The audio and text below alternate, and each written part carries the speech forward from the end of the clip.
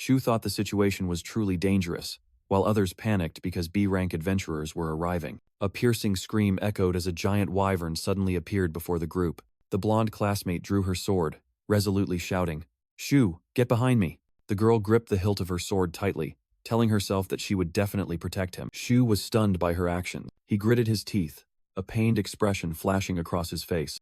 As Shu was about to step forward, a man in the group yelled loudly, ordering him to fall back, befitting his role as a porter. Someone explained that wyverns use fire orb skills in dive attack. They can shoot up to 5 fire orbs consecutively. The blonde girl looked at the situation before them with eyes full of anxiety. Shu's eyes suddenly glowed with a brilliant blue light as he roared, "Appraise class, come forth!" A giant, blazing fire orb was hurtling towards them. In the heart of the city, Shu suddenly remembered the number 1,000,000. He overheard 2 men boasting about selling monster items for a good price, thanks to having powerful classes. Shu was silent, his hand unconsciously reaching into his pocket. His phone screen displayed an account balance of only 12,035 yen. The story rewinds to 50 years ago, when those things began appearing all over the world. In Tokyo, the crowd still bustled on a peaceful afternoon. But then suddenly, that peaceful city transformed into a living hell. On that fateful day, a giant dungeon appeared. After that event, everyone's lives began to change, as they could all see their class abilities. All thanks to one of the tools the dungeon created, called a skill book. People could unlock abilities by touching and absorbing the book, and so, many people used their mysterious new powers to begin conquering dungeons. Shu Amasora was also among those who gained class abilities. But then the ground suddenly shook violently. Giant tree roots began to emerge from the paved ground. A colossal wood golem roared, towering before him. Shu didn't flinch. He gripped his sword tightly and took a stance to face the monster. The wood golem immediately swung its rock-sized fist down. "Watch this," Shu said calmly. "Make sure." His eyes flashed with an ethereal blue light. To appraise it thoroughly, a circle of energy emanated from his body. Immediately, an information panel appeared, detailing the wood golem. D-rank durability. Weaknesses are its head and fire element. Attack types are root entanglement and fist swings. Shu thought to himself, its speed isn't high. Although strong, it can only perform basic attacks. He easily dodged the golem's devastating punch. Since it's made of wood, its durability. Shu continued to analyze. He drew his sword from its sheath. Dealing with it with a sword should be easy. He swung his sword in a decisive arc. The colossal wood golem was sliced in half, collapsing in astonishment. Shu Amasora decided to target the golem's weakness, shouting that it was its head. With his brilliant blue eyes, he poured all his strength into the final sword strike. A system notification appeared. He gained 30 experience points and leveled up by 1. Plunging his sword deep into the fallen enemy, Shu Amasora quietly affirmed his victory. He collapsed to the ground, panting from exhaustion. Suddenly remembering, Shu Amasora quickly took his phone out of his pocket, thinking he needed to stop recording if he didn't want the battery to die. He quickly stopped the video recording the scene of the golem's defeat. Shu Amasora smiled contentedly, both pleased with the good quality footage and relieved that his phone wasn't damaged. Suddenly, he realized he had leveled up and immediately called up his status screen. The information panel appeared. Shu Amasora, 20 years old, appraiser, level 2. Shu Amasora mused, telling himself that his appraisal skill was neither powerful nor valuable. Until now, appraiser was a class that had never existed. Shu Amasora thought about being able to use the skill to view others' statuses, but then ran into ethical issues. His train of thought was interrupted when he discovered items dropped from the golem's corpse. The wooden golem shattered into fragments. He picked up a fragment, thinking to himself that the best thing about this skill was the ability to view item information. But in reality, appraisal scrolls with similar functions were very common in dungeon. Shu Amasora bitterly realized that when a scroll only cost 1,000 yen, his value in the eyes of the world was only that much. Furthermore, people often preferred to use scrolls to appraise items discreetly. Stepping towards the light, Shu Amasora wondered why he, who had always admired adventurers since childhood, possessed such a useless skill. Life can be so ironic sometimes. At the Tokyo Adventurers Guild, a voice rang out, "I'm here for appraisal." Shu Amasora gazed thoughtfully at the cluster of sparkling crystals in his hand. 2 other adventurers began to whisper, "Appraisal? Who's that guy, a new adventurer? Oh, he's just one of those part-timers." They continued to gossip, assuming his ability was to appraise items without needing a scroll. The man in the sweater scoffed. "That's all? Then he's completely useless in a dungeon." Shu couldn't take it anymore, growling, "I heard all of that." He told himself that he was a true adventurer with all the necessary qualities. Nevertheless, Shu had to admit that this part-time job was not a bad way to make a living, especially when he identified it as mithril ore. A woman wearing glasses explained that the guild was always overflowing with items. and using Shu's appraisal skill would be much more efficient. Shu calculated silently that each of his appraisals cost about 700 yen, 300 yen cheaper than using a scroll. At the counter, a receptionist handed him his pay envelope for the day. He thought bitterly that he had been an adventurer for a month, yet his main source of income was still this part-time job. As Shu left, the receptionist cheerfully greeted him. "You worked hard today, Mr. Appraiser. Remember not to get hurt in the dungeon." That encouragement only made Shu sigh heavily. He looked at the 7,700 yen and bitterly realized that it was the pay for 1 hour of work, but it took 10 hours to recover his mana. Despite his annoyance, Shu hurried home, determined to focus on that thing. Night fell over the old apartment complex. Back in his room, Shu quickly operated a device. "All right, setup complete." He picked up his phone, muttering, "Now, which video should I upload?"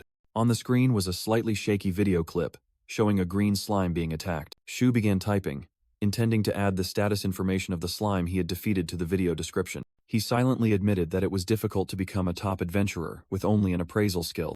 That's why he decided to earn extra income by uploading videos to his newly created Sora's Monster Appraisal channel. Shu was confident that even though anyone could find information about slimes, a video demonstrating effective tactics would be very useful.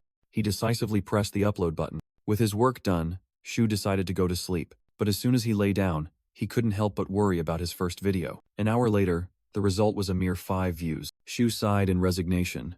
After all, it was only the first day, and he had no subscribers yet. He reassured himself that perhaps the views would increase by morning, then drifted off to sleep. Unbeknownst to Shu, something strange was happening as he slept soundly. Notifications of received 1 EXP began to appear continuously. At the same time, his video's view count had risen to 9. As the views increased, the EXP gain notifications appeared more rapidly. Before long, the video had reached 38 views. Suddenly, a bright notification appeared. Level increased by 1. Shu woke up with a start due to the strange sound. He was bewildered, not understanding what was happening. Immediately after, another level up notification appeared. Shu remained in bed, completely stunned by the unbelievable event. Shu jolted awake in bed, unconsciously uttering a "huh?" He sat up, confused, asking himself, "Did I just hear a level up notification? But how could I level up while sleeping?" Still groggy, he placed his bare feet on the cold floor. To be sure, Shu decided to summon his status window. His eyes focused on the information panel that had just appeared. The status panel clearly displayed Shu Amasora, Appraiser, Level 3. He stood frozen before the virtual screen, unable to believe his eyes. Did I really level up? What the hell happened? The question echoed in his mind as the words Level 3 hit his eyes. Shu ran his hands through his hair, muttering that he hadn't fought any monsters since yesterday, then wondered if his job book was bugged. With a bewildered expression, he decided he needed to investigate this thoroughly to be safe. A flurry of keywords was hastily typed. Auto level up bug, auto EXP gain. Sitting in front of the screen, he sighed in disappointment, finding no information whatsoever. Suspecting this was a unique kind of bug, suddenly remembering, he shifted his attention. Since I'm online, I should check on last night's video. Shu exclaimed in surprise when he saw that his first video had over 30 views overnight. He smiled contentedly, telling himself it was a pretty good start. Motivated, Shu excitedly decided to upload the remaining 6 videos immediately. But then the next day, an expression of utter horror appeared on his face. A cold system notification appeared. Level 5. Shu stood frozen in the middle of the room, asking into thin air, "What the hell is going on?" He couldn't understand why he had reached level 5 without doing anything, and his train of thought was interrupted by another ding. Shu was startled by the ding sound from his phone. The screen displayed a notification. "You have 1 new comment." Wow! My first comment. Shu rushed to his computer, exclaiming excitedly. A user named Ryan left a message. "Thanks to you, I defeated my first monster. Thank you, Sora. Shu blushed with emotion, thinking to himself, "No, I should be the one thanking you." He smiled, realizing that his appraisal skill could actually help others. With 7 videos uploaded, his channel had accumulated over 1,000 views. Shu contentedly thought that there must be many others like Ryan who had been helped by his videos. But then a question suddenly flashed in his mind. Huh? He froze, staring at the screen, an unbelievable hypothesis beginning to form. Don't tell me. Could it be that every time someone defeats a monster after watching my video, I receive a portion of their experience point? Just like in a game, when a warrior defeats a monster and is healed by a healer, that healer also receives a portion of EXP if the warrior feels grateful. In other words, viewers are using his videos to fight, and he is their supporter. Shu stood frozen in the screen's light, overwhelmed by this grand discovery. He clenched his fist, asserting, "Then I also receive a small portion of the EXP they earn." He paused, wondering if he was being too optimistic, but then concluded it was the only logical explanation. "All right," Shu declared, changing clothes and putting on his backpack, ready for action. He resolved, "I'll test it out." Shu arrived at a deserted dungeon near his home. He mused that since dungeons were everywhere, he chose the least frequented one to carry out his plan. He realized his viewers were mostly beginners, while websites only focused on monsters in popular dungeons. Therefore, Shu decided to provide information about low-level monsters that new players would be interested in. Inside, a horde of undead monsters consisting of skeletons, zombies, and slimes awaited. He turned on his neck-mounted camera, calculating that if he provided more free information about them, he could earn a lot of views. Shu fought while narrating about each type of monster for his video. First were the skeletons. Though they had no weapons, their bones were incredibly sharp. Next were the zombies. They were stronger than they looked, but their attacks were slow and predictable. Finally, the wraiths, a type that only took damage from magic, and was very difficult to deal with without magical weapons. After finishing filming, Shu pressed the button to upload the video. He confidently declared that he had completed the appraisal of the undead monster. Now, all that remained was to confirm if leveling up was related to views, and a series of received experience notifications answered everything. The status screen appeared, confirming that Shu Amasora had reached level 10. Shu joyfully exclaimed, "I was right, I'm level 10 now." He celebrated exuberantly right in the guild hall, startling those around him. A stern guild employee reminded Amasora to maintain order. Shu awkwardly apologized, then checked his phone and saw his video already had over 300 views. He smiled as he read the comments. Many praised the neck-mounted camera for making it easier to follow. Shu thought to himself, it was fortunate that his 300,000 yen investment in the camera had paid off. He furtively looked around, then decided to open his status screen. Shu discovered he had a new skill called storage, which was basically an inventory space the size of a large box. He exclaimed that this skill was too basic, though somewhat convenient. Shu pondered, since an appraiser's stats were inherently low, not leveling up quickly would make dungeon exploration too risky. He suddenly paused as he realized something. The screen displayed a series of comments suggesting that his videos needed narration and that he should find an editor. Shu looked up, muttering about the concept of an editor. He searched for free editing tools but wasn't confident in his own abilities. Shu sighed. He didn't know anyone who could help, had no money to hire someone, and his channel didn't have enough subscribers to monetize. Since he had leveled up, he decided to look for higher-paying part-time jobs in dungeons. Sitting before a pile of loot, he was suddenly startled by a piece of information online. His finger froze right on his phone screen. Shu joyfully exclaimed, convinced that this job was made for him. The Orderless Guild building appeared, towering into the sky and incredibly imposing. Shu looked up, overwhelmed by its grandeur. A week later, he received a message stating he had been accepted and was invited to an orientation at the Orderless headquarters. The part-time job was as a porter, and Shu timidly approached the reception desk to report. A friendly female employee confirmed his name, Amasora, then invited him to follow her. As he walked, Shu secretly guessed that the upcoming expedition would be quite large-scale, but also reassured himself that a job for a level 10 wouldn't be too dangerous. A creak echoed as the door to meeting room 1 opened. Inside was a group of formidable-looking individuals, their aura distinctly different from ordinary citizens. The room was packed with veteran adventurers, each unique, yet all exuding an air of danger. Shu broke out in a cold sweat, thinking to himself, they look terrifying. I have to make a good impression. He spoke loudly, bowing deeply. Hello, I'm Shu Amasora, a new porter. I look forward to working with everyone. His enthusiastic greeting was met only by suffocating silence. Immediately after, everyone completely ignored him, resuming their interrupted conversations. Shu awkwardly realized a harsh truth. Right, nobody cares about porters. Suddenly, a warm, deep voice came from behind. Hello, welcome, Shu. A burly, blonde-haired man smiled kindly, introducing himself as Shogo Kaizuma, the guildmaster of Ortolis. Shu, delighted, quickly took the guildmaster's outstretched hand. Shogo Kaizuma told him to go find a seat as the meeting was about to begin. Stepping inside, Shu was overwhelmed by the vast meeting room, where dozens of adventurers were already seated. He muttered while looking for a secluded spot. There are about 30 people here. I should sit somewhere inconspicuous. But then a crash interrupted his thoughts. Shu was startled to realize he had accidentally bumped into a girl, sending her sprawling onto the floor. I'm sorry. I wasn't paying attention. Are you okay? He stammered, reaching out to help her up. The girl's golden hair gently swayed as she looked up. The girl smiled kindly, taking Shu's hand. It's all right.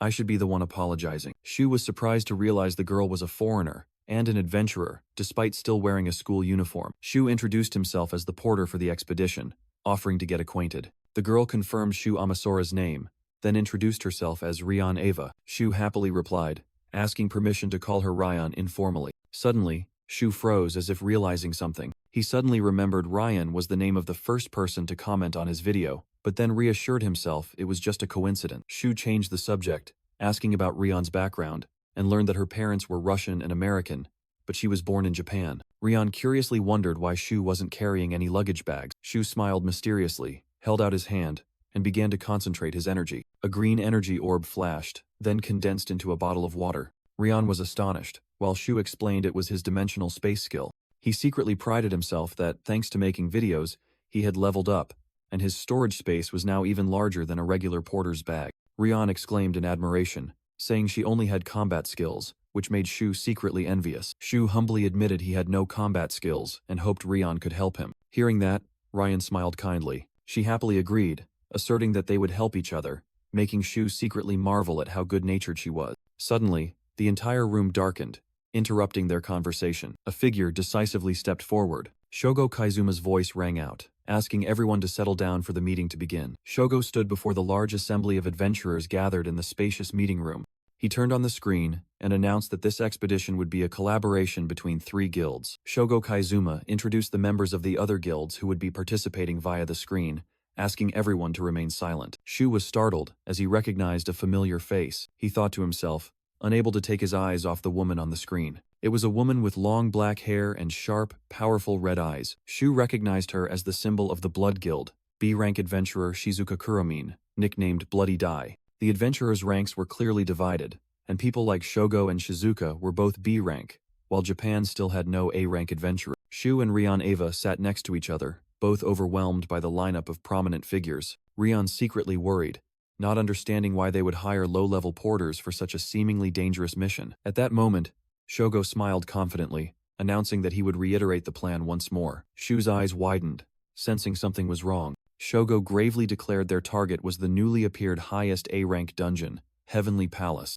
The scene revealed a colossal ruined structure, floating amidst the clouds. Shu broke out in a cold sweat, unable to believe his ears. He was stunned as the words A-rank echoed in his mind. Shogo continued, saying they had given this dungeon another name. He boldly declared it to be the Sky Fortresses. Shu could only scream in silent disbelief at this madness. Afterward, at the warp gate of the Sky Fortress, the adventurers had fully gathered. Shu thought back. He had wanted to shout that a weak appraiser like himself couldn't possibly enter an A-rank dungeon, but he couldn't bring himself to spoil Shogo's mood. He reassured himself that today's mission was only reconnaissance anyway, as Shogo hadn't mentioned conquering it. Shu listened, sweat trickling down his cheeks as he thought of the harsh truth. Historically, no individual or team had ever conquered an A-rank dungeon. Before the teleportation gate, Shizuka Kuromin declared, "Let's review the plan one more time before we enter." She outlined the objectives: establish a base camp, otherwise gather information, and ideally, fully conquer the dungeon. Amidst the crowd of elite adventurers, Shu and Ryan Ava felt completely overwhelmed. Shizuka Kuromin, the guildmaster of the Blood Guild, was the one leading this operation. She led a formidable force of over 80 adventurers, with her guild forming the core. All of them were fully equipped and seasoned warriors, ready to face any risks. The plan was clear. Shizuka would lead the vanguard through the teleportation gate, while other guilds handled logistics. Shu whispered to Ryan Ava, "An A-rank dungeon and the symbol of the Blood Guild. I feel completely out of place," and his friend agreed. Amidst the tense atmosphere, Shizuka spoke up. "I will now announce the members of the vanguard team." Shu thought to himself that low-level individuals like him and Ryan Ava would certainly not be on that list. However, Shizuka called out 2 names loudly: Shu, Amasura, Ryan Ava. Both froze. Shu stammered, "What? Me?" While Ryan Ava exclaimed in shock, "Really?" Shizuka coldly confirmed, "Yes, it's the 2 of you. I personally reviewed everyone's data here." Shu cried out in despair, "That's not the point. Why us? We're just the greenest rookies." Shizuka's voice echoed as images of other adventurers flashed by. "That doesn't matter. For an A-rank dungeon, anyone below C rank is the same." Shu suddenly realized why no one had said a word. Because no one wanted to volunteer for a death trap. Shizuka looked directly at the 2 of them, delivering an ultimatum. "Of course, you can still refuse." Shu's eyes narrowed, He stood before a decision that could change everything. Shu thought to himself about his childhood dream of becoming an adventurer and the golden opportunity to go with the best. He clenched his fist, making up his mind. "I'll go," Shu declared boldly. Ryan Ava exclaimed in surprise. "Asura." Shu smiled reassuringly at her, advising her to make her own decision and not to risk her life foolishly. Under everyone's gaze, Ryan stammered, hesitant. Finally, she made her decision. "I'll go too." Shizuka Kuramine approved. "Then both of you will join us." "Thank you." The narrator explained Stampede, terrifying attacks when monsters escape from dungeons. Shu realized that monsters in an A-rank dungeon were certainly very dangerous as well. Inside the dungeon, a knight in silver-white armor swung his sword valiantly. A female mage unleashed a fireball, incinerating her enemies. The members of the Icon of Blood Guild easily cleared out monsters, even though the dungeon's difficulty was far from low. Hiding behind a rock, Shu thought in astonishment that an A-rank adventurers guild truly was on another level. Rion turned anxiously and asked, "Aren't you worried, Amasora?" A blonde swordsman in the group turned back, cheerfully saying that he had been worried too, but now he felt fine. Shu maintained a serious expression, muttering about the dungeon having 6 floors and the difficulty steadily increasing. The scene inside the dungeon revealed corridors of stone pillars and dark abysses. Just as he thought they could conquer the entire palace at this pace, a black entity with a horrifying eye emerged from behind him. "Whoa!" Shu startled and turned around as the thing suddenly lunged to attack. Just as the monster was about to pounce on Shu, a single slash tore it apart. Rion Eva stood in front, asking in a panic, "Are you okay, Shu?" Shu sat on the ground, looking at the corpses of the 2 monsters and stammering, "Thank you, you saved me." To which Ryan simply replied, "Glad I could help." But then he noticed his friend's legs were trembling uncontrollably. Shu thought to himself, Ryan was also very scared, so why did she want to become a seeker? Suddenly, a voice rang out from ahead. "Hey porters," a knight in white armor warned, "we've stirred up a monster nest. If they come your way, run or do something." Shu panicked. What do they mean by "or do something"? While Ryan screamed as danger approached. A giant spider with glowing red eyes slowly emerged from the darkness. Despite her fear, Ryan yelled, "You should hide somewhere," then charged straight towards the monster. She swung her sword, striking hard at the spider's leg, as thick as a pillar. The blade clashed against the tough carapace. Ryan gritted her teeth, trying to hold her ground. The monster's power flung her away, sending her sword flying from her hand. "Rion!" Shu screamed in horror. The giant spider immediately spewed out a stream of white web. Rion was stuck to the wall by the spider web, unable to move. The hideous monster slowly approached its incapacitated prey. In Rion's tear-filled eyes, despair was evident. Shu could only watch helplessly. Oh no! At that very moment, all information about the super spider suddenly appeared in his mind. Weaknesses, attack patterns. Shu Amasora frantically opened his inventory, desperately searching for something he could use. He thought to himself that he had just haphazardly stuffed everything that seemed useful into it. Suddenly, Shu had an idea when he found an insect repellent spray and a lighter. He realized he could create a makeshift flamethrower. "Eat this!" Shu yelled, charging straight towards the super spider holding Rion Ava. With a determined look, he aimed his homemade weapon at the monster. However, when he pressed the button, only a weak puff of air came out from the empty spray can. His plan failed, leaving Shu standing alone before the giant monster. He suddenly remembered he had used up the entire can on a cockroach yesterday. Seizing the opportunity, the super spider brought a sharp leg down on the terrified Rion. "Damn it!" Shu roared, charging forward without hesitation. The spray can and lighter fell to the ground, and he told himself that an appraiser was one of the weakest professions. But despite that, Shu still used his body to shield Rion Eva. Rion Eva was stunned, tears welling up in her eyes at his action. She desperately screamed his name in that life-or-death moment. Immediately, a massive explosion struck the spider right above their heads. Both looked up, bewildered by the sudden change. A hand with crimson nails was manipulating shimmering streams of blood. A black-haired, red-eyed woman appeared with the skill Blood Bullet. She stood blocking the spider, blood bullets hovering, ready to attack. The volley of blood bullets pierced the super spider, causing it to explode. One of the monster's giant legs crashed down right next to Shu and Rion. As Shu helped Rion up, a mysterious female figure stood amidst the dried bloodstains on the wall. It was A-rank explorer Shizuka Kuramine, nicknamed Bloody Die. Escorted by guards, Shu admired, "Miss Kuramine, that was truly amazing." Rion turned, mumbling an apology, "I'm sorry. I still ended up needing your help." Shu quickly waved his hand. "No, Miss Kuramine saved both of us, but I promised to protect you." Moved by his self-reproach, Rion declared, "Next time, I'll definitely protect you." Shu thought to himself that this girl was truly kind, but also felt ashamed of his own helplessness. Seeing him silent, Rion worriedly called, "Shu?" He was still lost in his thoughts. Ryan asked, "Why did you decide to become an explorer? It's too dangerous when you have no combat skills." Shu hesitated.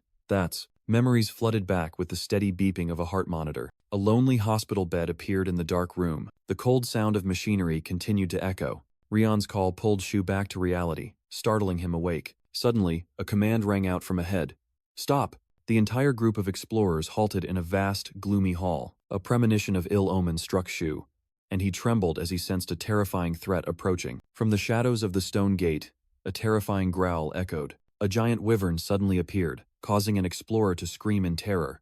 An info panel appeared, confirming it was a B-rank red wyvern, with no weaknesses. Shu was horrified to realize its stats were too high, an extremely tough opponent. He calculated that it would take 3 explorers of the same rank to defeat a monster like this. Fortunately, the team had a B-rank swordsman, a healer, and a supporter. Shizuka Kuramine confidently stepped forward, ordering everyone to retreat, but before she finished her sentence, a loud noise echoed from behind the group. Everyone turned back in shock, unable to believe their eyes. A second wyvern had appeared, and the jaws of death officially closed in. The entire formation panicked, unable to believe they had to face 2 high-level monsters at once. "Miss Kuramine!" Shu yelled as he saw her charge forward. With sharp eyes, Shizuka declared she would handle one. Then she turned and assigned him a task. "I need you to buy us some time, Shu Amasora." Rion was stunned, calling Shu's name, not understanding what was happening. The remaining wyvern immediately attacked, its massive tail slamming down, separating the two. It let out a roar of intimidation, ready to tear them apart. Just then, the B-rank swordsman clicked his tongue and slid across the ground, blocking their path. His sword burst into blazing flames. He let out a battle cry and bravely charged at the monster. Shu realized fire attacks would be useless and was determined to buy time until Shizuka Kuramine returned. He suddenly snapped awake, seemingly having thought of a way, but still hesitated. Suddenly, Ryan Eva rushed forward, shouting, "Shu, hide behind me!" Though trembling with fear, she resolutely declared she would protect him. Shu was stunned by Ryan Eva's courageous act. He gritted his teeth, feeling helpless and angry at himself. Shu inwardly scolded himself. "This is not the time for this, Shu Amasora." He stepped forward, shouting out information about the wyvern. It had fireball and charge attack skills. Shu continued to explain that it was resistant to both magic and fire, and could only be damaged by physical attacks or special skills. He thought to himself, with this information, the veteran adventurers could devise a strategy. The problem was, in this critical situation, Shu didn't believe they would listen to a rookie porter like him. "Understood."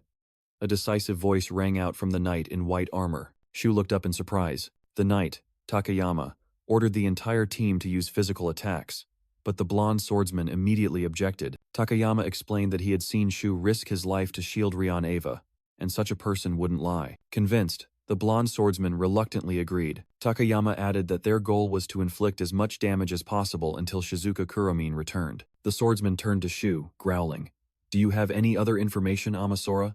The wyvern roared, condensing magic in its mouth. Shu frantically yelled, realizing it was concentrating energy to fire a fireball. 2 support mages immediately acted, erecting a giant ice shield. The blazing fireball shot forward, violently colliding with the defensive barrier. The attack's terrifying destructive power knocked both of them back, shattering the ice shield. In the midst of the crisis, Shu's eyes lit up as he activated his new skill, observation. This ability allowed him to see through magical and muscular movements, predicting the target's next attack. Shu immediately warned the team about the upcoming charge attack, a magically enhanced lunge that could break through any barrier. Instantly, the wyvern folded its wings, plummeting from above like an arrow. The heavy tanker formation quickly established a solid defensive line, ready to alter the monster's trajectory. The beast slammed into the wall of spiked shields with terrifying impact. Fresh blood splattered, the sharp spikes on the shield successfully injuring it. Struck by the sudden pain, the wyvern staggered back, a deep wound appearing on its neck. Shu breathed a sigh of relief, thinking to himself that enough time had been bought for Shizuka Kuramine. Just then, a cold voice rang out. "That's right.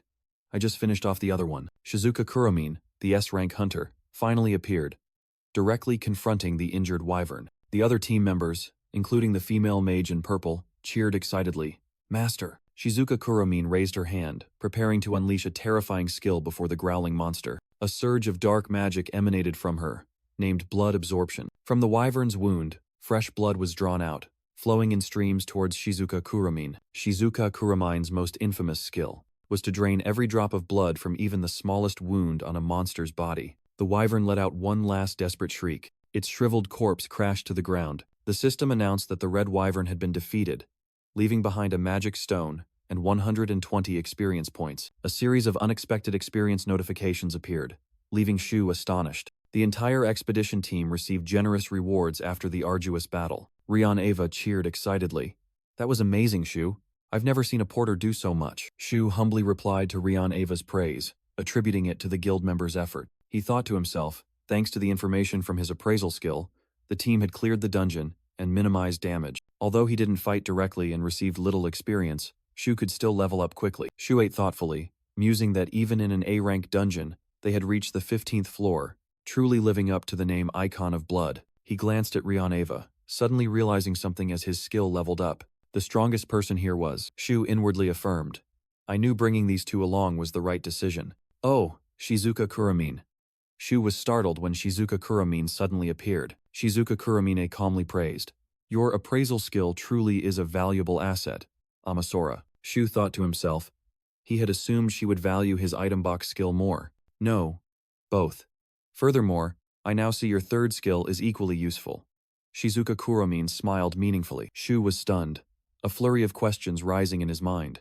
Could she have seen my potential, and known Rion Ava's strength too? Rion Ava struggled, carrying a giant backpack. Shu suddenly realized an astonishing capability about his entire team. Meanwhile, a wolf monster was struck down by a single slash. A series of experience point notifications appeared before Shu. He realized he received the same amount of experience as if he had defeated a monster by himself. Perhaps his role in the team had been elevated. Takayama and a blonde swordsman cheerfully came to praise him, ruffled Shu's hair, and offered to exchange phone numbers. Shu awkwardly thought about the leveling mechanism. For every 5 skill levels, a skill tier would increase, and every 10 levels would grant a new skill. He recalled Rion always going ahead to protect him, while he could only secretly wish his 4th skill would be a combat skill. Suddenly, Shu was startled by a sense of danger. A giant ogre was stealthily lurking behind the pillar. It suddenly appeared with a boulder in its hand, terrifying the whole team. An ogre? Rion frantically turned around, not understanding why it had appeared here. The ogre growled, raising the giant boulder high. Shu screamed as he saw it hurl the boulder directly at Rion. He desperately realized he couldn't block that attack. A direct hit meant death. Looking at Rion, a reckless decision flashed through Shu's mind. So that's how it is. He roared, activating his inventory skill, purple energy swirling in his hand. Shu put all his strength into pushing forward. He used all his might to push Rion out of the boulder's path, while he himself was thrown back, slamming hard into the pillar. Rion turned back in shock, blood splattering onto her terrified face. An ogre horde suddenly appeared. A female swordsman shouted a warning while her teammates frantically called Shu's name. Blood, from Shu's severely injured arm, dripped onto the cold ground. He collapsed against the wall, thinking to himself that he hadn't been able to fully block the attack, and his arm felt shattered. Despite the pain, the first thing Shu did was struggle to ask, "Are you okay, Rion?" A furious roar erupted from Rion. "I will not forgive you." Rion stood up straight, her eyes hidden behind her hair, her entire body radiating intense, killing intent. From afar, Shu noticed a golden magical aura gathering on her sword. That was Ryan's class skill. With her glowing sword, she charged straight towards the nearest ogre. A powerful slash tore through the air in an instant. The monster's body was cleanly sliced in half. Rion stood still, her eyes reflecting a cold determination after retaliating. Meanwhile, in another corner of the dungeon, a mysterious group was also fighting. A black-haired woman with sharp red eyes was silently observing everything. Shu activated his skill, and Rion Ava's information appeared in his vision. Age 17, level 16, and her profession is a fiery divine beast in the form of a golden dragon coiled majestically around Rion. Divine beast summoner. Shu was astonished to realize that Rion wasn't just enveloping her body, but using the divine beast to enhance her weapon. He analyzed that thanks to his skill, he understood, but Rion still couldn't fully control this power for fear it would go out of control. Just then, Rion's call of Shu pulled him out of his thoughts. Rion frantically yelled about Shu's arm, insisting it needed immediate treatment, but he gently reassured her. Suddenly, a red potion was thrown towards them. Shu was startled and caught it, not understanding what was happening. Shizuka Kuramine spoke, stating it was a high-grade potion that would help his wound. He hesitated, asking if it was okay to use something so valuable, to which Shizuka pragmatically replied that if he died, all the items in the inventory would be lost anyway. Shu drank the potion, thinking to himself that this was her reason for caring. While Rion was still bewildered, Shizuka added, "But, that's not all. We also need your skill," she said, deftly opening the potion bottle. Silently marveling at Shizuka's ability to win people over, Shu heard her announce that they would both have to stay for another day. The team continued into the dungeon, and Shu then asked again about staying to continue the expedition. He humbly told Shizuka that it was all thanks to her, as a guild of Icon of Blood's caliber wouldn't need him. Shizuka immediately denied it, asserting that the trip had never been as easy as today, and this wasn't their first time at Sky Fortress. She recounted that during their first expedition, the team suffered heavy losses and had to retreat early, even though their overall strength was comparable to now. You clearly made all the difference, Amasora, Shizuka concluded, leaving Shu stunned. She made an enticing offer. After they left, she would personally invite him to join the guild and told him to think it over carefully. Rion cheered joyfully beside Shu, unable to believe that he was being recruited by Icon of Blood. Shu walked silently, telling himself that he would be the weakest among them, but being recognized by a top explorer made him so happy that he seemed to have forgotten the tragedy of yesteryear. But then the ghost of the past reappeared, always showing up at times like these. The narration stated that they had successfully delved deeper into the labyrinth and soon reached the 25th floor. Shu thought to himself, here it is. A member of the Icon of Blood exclaimed in surprise. We actually made it all the way to the Labyrinth Master's room. The entire group stood frozen before the colossal golden door. Takayama remarked, so this is the door inside an A-rank dungeon. We've reached this point without much difficulty. Shu observed and realized that all the explorers knew the importance of this door. He knew that behind it lay the strongest monster in the entire dungeon. Once the Labyrinth Master is defeated, the dungeon will be considered cleared. To conquer the dungeon, one must activate the self-destruct mechanism inside its room. Once the mechanism is activated, the entire structure of the dungeon will collapse. Shu speculated that perhaps they would preserve this dungeon, since it was the first time an A-rank dungeon had been conquered. But what bothered him more was whether the Icon of Blood's plan was to fight the boss from the very beginning. Defeating an A-rank Labyrinth Master was unprecedented. Countless had tried, and not a single one returned alive. Based on past data, the success rate of entering this room was a solid 0. Shizuka Kuromin decisively ordered, "We'll come back here. There's no need to rush." The blonde-haired swordsman nodded in agreement. "Yeah, she has a point," Takayama cheerfully added, suggesting they should learn more about Shu Amasora's skills to utilize them. Shu smiled in response. "Yes, that's right. Let's go back and..." Suddenly, an eerie and provocative voice echoed, "What's this? Aren't you going inside?" Shu flinched, cold sweat breaking out at the unforeseen turn of events. Shizuka Kuromin maintained a cool expression while Rion Eva panicked at the mysterious voice. From behind the colossal golden door, a voice rang out, stopping the entire raid team in their tracks. The team members whispered, unable to believe that something was speaking from inside the boss room. A young warrior shouted, demanding everyone get into combat positions immediately. The heavily armored tanker didn't hesitate, raising his spiky shield high. Another female swordsman quickly drew her pair of curved scimitars, ready for battle. Shu and Rion anxiously looked at the door. Shu thought to himself that the monster must be behind it, but how could it hear them? The entire Icon of Blood formation deployed, ready for the most intense confrontation. Shizuka calmly took a step forward. She spoke, asking directly at the door, "Who are you?" The voice replied defiantly, inviting them to open the door if they wanted to know the answer. Shu bitterly realized he couldn't use his appraisal skill without seeing the target, and the enemy was clearly mocking them. "Sorry, but we have no intention of going in there right now," Shizuka coldly refused. She explained to the team that the Labyrinth Master couldn't leave the room, so they were safe as long as the door remained closed. "Is that so?" The eerie voice echoed amidst a spiderweb image. "Then I guess I'll come out." That declaration filled both Shizuka and Shu with extreme dread. The colossal door began to shake, and slowly opened amidst a surge of purple magical energy. Deep darkness and a terrifying pressure poured out from within. A dark-skinned figure stepped out from the shadows, smirking. "Hello there." A dark-skinned man with pointed ears appeared, smiling in greeting. "Pleasure to meet you." He smirked, his eyes radiating arrogant confidence. Shu froze, sweat pouring down at the overwhelming presence of the stranger. Shizuka Kuromin cautiously asked, "What are you?" but only received the enigmatic reply, "Who knows?" "No, I'm not kidding," he said casually. "I genuinely don't know who I am. However, there's one thing I can tell you." His gaze turned icy. "And that is the undeniable truth that I will kill you all." In a flash, blood splattered as the heads of 2 armored warriors flew into the air. Shu and Rion Eva could only stare, utterly horrified by the scene that had just unfolded. The entire formation erupted in chaos, a desperate scream echoing amidst the shock. "What? What the hell just happened?" Shizuka roared, trying to rally her teammates. "Everyone, calm down!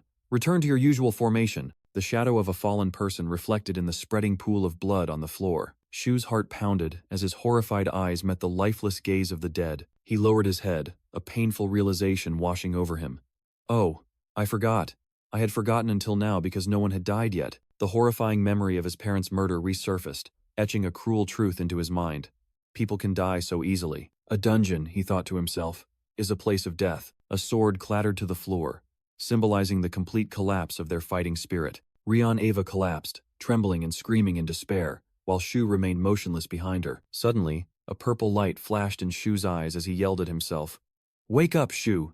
You still have work to do." Amidst the chaos, Shizuka turned, placing all her hope in him.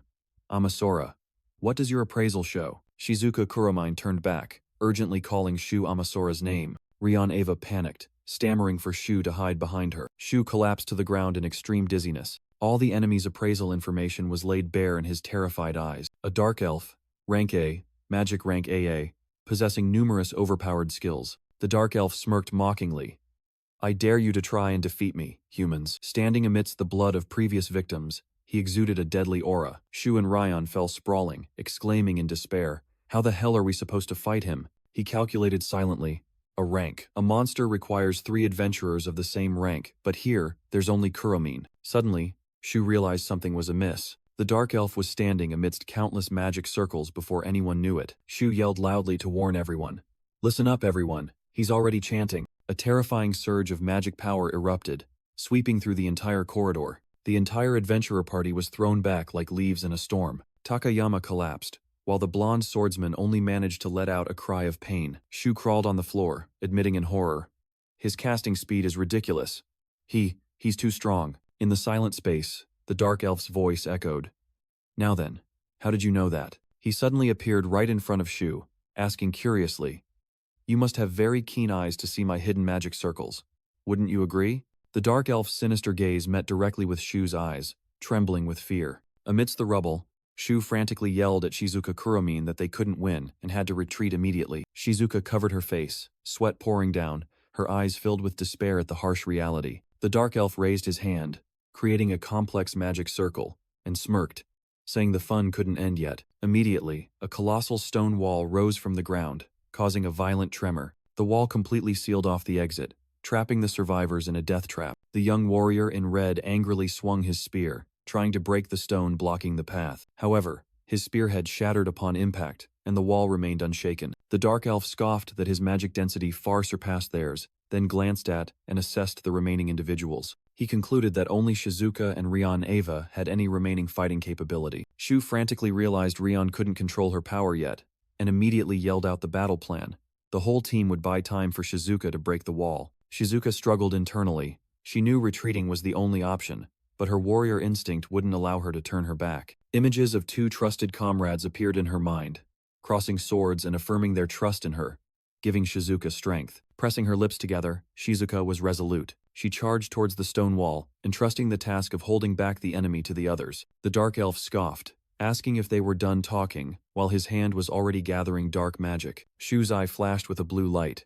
He yelled out a warning about an intermediate-level water spell about to be unleashed in 3 seconds. Hearing the command, the remaining mages immediately coordinated, creating a defensive magic circle. A colossal wooden wall rose up, blocking the incoming surge of water magic. The dark elf roared in frustration because his surprise attack had been thwarted. The dark elf targeted Shu, deciding to take him down first. He chanted a spell. A colossal magic circle appeared to summon monsters. From within the circle, hideous carnivorous dragonflies emerged. An entire swarm of monsters charged straight towards Shu with terrifying speed. Shu's eyes widened in horror, realizing their speed far exceeded his expectation. Suddenly, Rion Ava lunged forward, summoning a divine scythe and slicing a monster apart. The girl was stunned, unable to believe she had just done that. Witnessing the scene, the dark elf smirked unpleasantly, seeing that Shu's bodyguard was also no pushover. Shu yelled loudly, warning everyone about an incoming intermediate-level fire spell. The dark elf merely uttered a sarcastic remark, considering it a deduction for his plan being exposed. A colossal sea of flames engulfed the entire team, but something unusual happened. Right in the middle of the sea of flames, a sudden whirlwind erupted, surprising even the dark elf himself. Shu frantically realized this was a dual attack, a wind element spell hidden behind the flames. He desperately thought to himself that the elemental shield erected against fire would be useless against wind. Just then, a shout rang out, activating the defensive skill Layered Armor. The attack was blocked, and the dark elf was stunned to find a scratch on his face. Behind the defense, the red-clad swordsman spoke up, reprimanding Shu for his lack of trust in them. The smoke cleared, revealing Takayama and his comrade standing firm behind a colossal wing-shaped shield. That was layered armor, a cooperative skill exclusive to 2 knights. The sturdy shield had completely nullified the attack, safely protecting the mages behind it. The 2 knights happily high-fived, celebrating their feat, while Shu breathed a sigh of relief. Suddenly, a desperate scream calling Takayama's name rang out, making the blonde swordsman turn around in shock. In a flash, his head was severed from his neck. Before Takayama could even comprehend what was happening, a fatal slash tore through his chest. Through his fading eyes, the last image he saw was the horrified faces of his comrades. Shu stumbled, stammering in panic because he couldn't sense any magic power.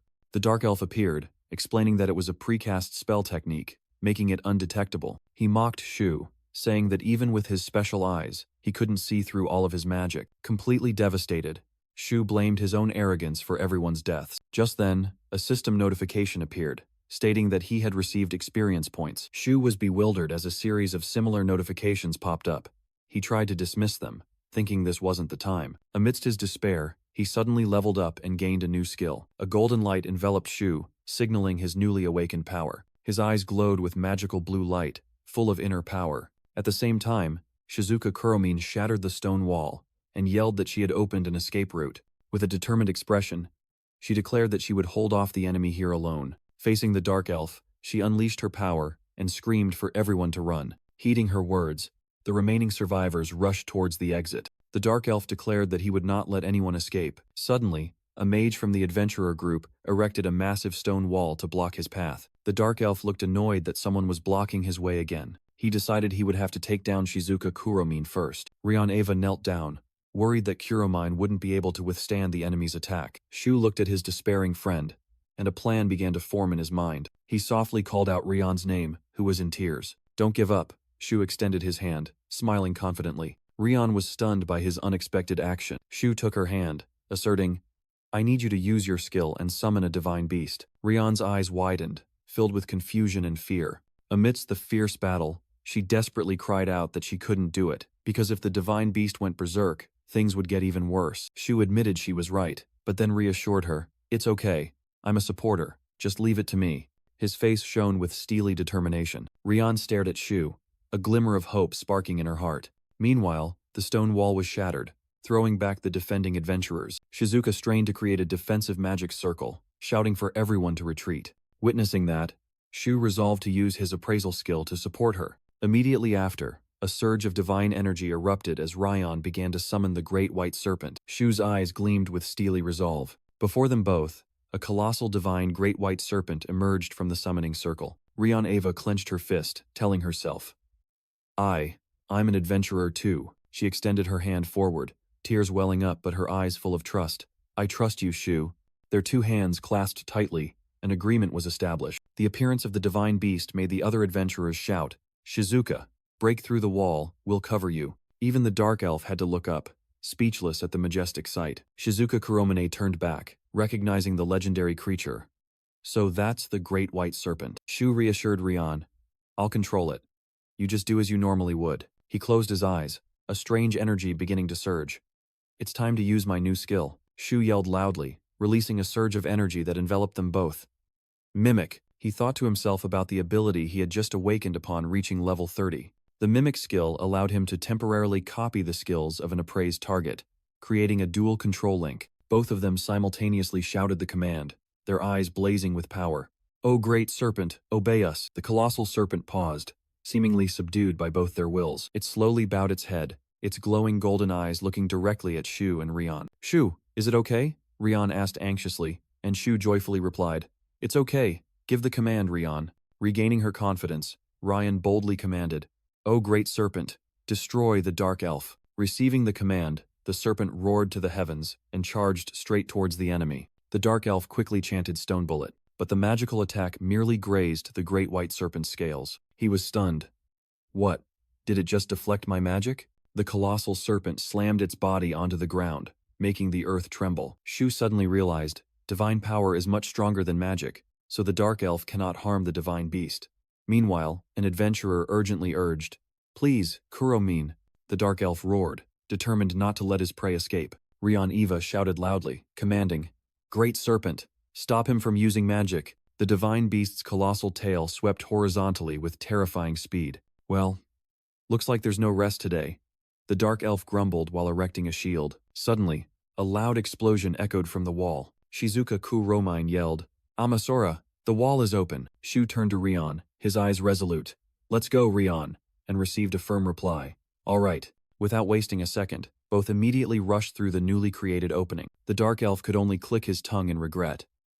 They got away. He deftly dodged another attack, muttering, oh dear. Another figure suddenly appeared, making the dark elf ponder, what should I do with you now? A whistling sound tore through the air. The red-haired female dark elf made her move, a lightning-fast slash coming down. In an instant, the great white serpent was dismembered, lying in a pool of blood. The red-haired female dark elf smirked and asked, you guys were struggling with that thing while I was napping? The male dark elf scratched his head. Oh, right. Physical attacks must be effective. Unbelievable. He urged, come on, let's go inside, and both vanished into thin air. Meanwhile, as the group of adventurers was leaving, a voice echoed in the air. That human, will he return? The thought was directed toward Shu, who looked back with a meaningful gaze. Returning from the dungeon, a transfer notification appeared. 1 million yen from the Icon of Blood Corporation. Shu lay on his bed, looking at the reward money. Before, I earned 150,000 a day. Now suddenly it's 500,000. 1 million yen for 2 days of work. He pondered deeply, unsure if he was overpaid or underpaid for such a bloody mission. Because the brutal truth was, 4 people had lost their lives. The A-rank dungeon expedition to Sky Fortress concluded with the sacrifice of 4 veteran adventurers. Amidst whispers of missing bodies, the portrait of a fallen comrade lay amidst a sea of white flowers. At the funeral, Shu Amasora, Rion Eva, Shizuka Kuromine, and Shogo Kaizuma stood silently, their faces heavy with grief. Shu clenched his fist, resolving, I will challenge Sky Fortress once more, and I will personally kill that dark elf. Elsewhere, a click echoed. The video of the Labyrinth Master of Sky Fortress was uploaded, quickly garnering millions of views. The footage of the dark elf generated a fierce backlash and spread like wildfire. Countless people were astonished and shocked by the existence of such a powerful entity. Little did people know that the ill-fated expedition team had faced 57 different types of monsters inside that deadly dungeon. Shu realized that the 57 types of monsters he had faced were a goldmine for content creation. Thanks to the viral dark elf video, his channel qualified for monetization, and he invested all his capital to hire a video editor. New videos, such as the Wyvern video, continuously attracted viewers, causing his channel's subscriber count to skyrocket. In other words, the more people watched his videos, the more experience points he gained. The status window reflected in Shu's eyes, confirming he was an appraiser level 77. Sweet, Shu was thrilled by his increasing power. The detailed status window appeared, showing that a series of his skills had also been upgraded. He calculated that his leveling had slowed down, but in return, his appraise skill had become stronger, and his inventory was as vast as an arena. Furthermore, with the scan skill, he was confident he could appraise even the Labyrinth Master, even if he was behind a door. Not to mention, he had just acquired a completely new skill. Shu boarded a train, heading towards a predetermined location in the city. He resolutely stepped towards his destination. It was a B-rank dungeon in Shinjuku, a place that was theoretically cleared. He knew the structure of this place well. Monsters would get stronger every 100 floors. Shu used all his strength to push open the heavy dungeon door. He stepped into the darkness, secretly thinking about the sole reason he was here. It was to test his new elemental skill. Shu extended his hand, his eyes gleaming as he summoned.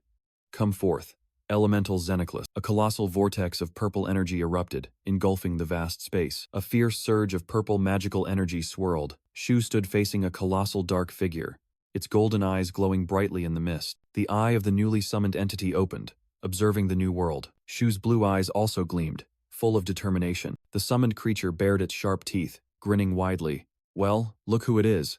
It was the elemental skill, allowing the user to summon an elemental, similar to the summoner class. Shu secretly assessed that this Xenoclus wasn't as strong as a divine beast, but still very good.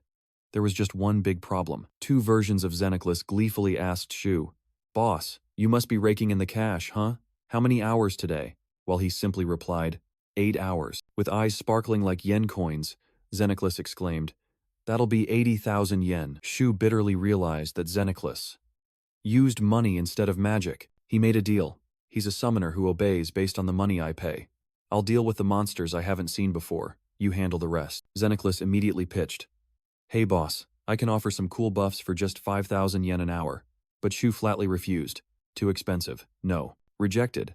Xenoclus clicked his tongue loudly, which even surprised Shu. Suddenly, a reptilian clawed foot stepped out from the shadows. An army of lizard monsters brandishing weapons appeared, signaling for silence. Xenoclus turned to Shu and confidently said, "All right, boss, watch closely. This is the power of an A-rank spirit." At the same time, elsewhere, a mysterious blue-haired young man was also enveloped in a similar energy flow. Purple magical aura violently erupted. Xenoclus roared triumphantly, releasing a surging wave of dark magic. Immediately, purple energy tentacles swept across the room, flinging the lizard monsters away. The monsters shrieked in despair as they were devoured by the malevolent energy. Not a single one could survive against the overwhelming power of the A-rank spirit. The battle ended swiftly, leaving only Shu and Xenoclus standing amidst the spoils. At the same time, the blue-haired man mused about his plan, comparing himself to the dark elf, and resolving to become even stronger. It was all for a girl lying on a hospital bed.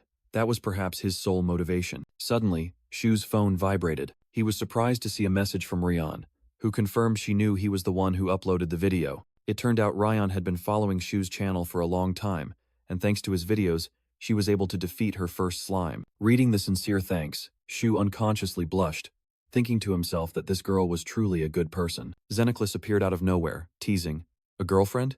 Being famous must be nice.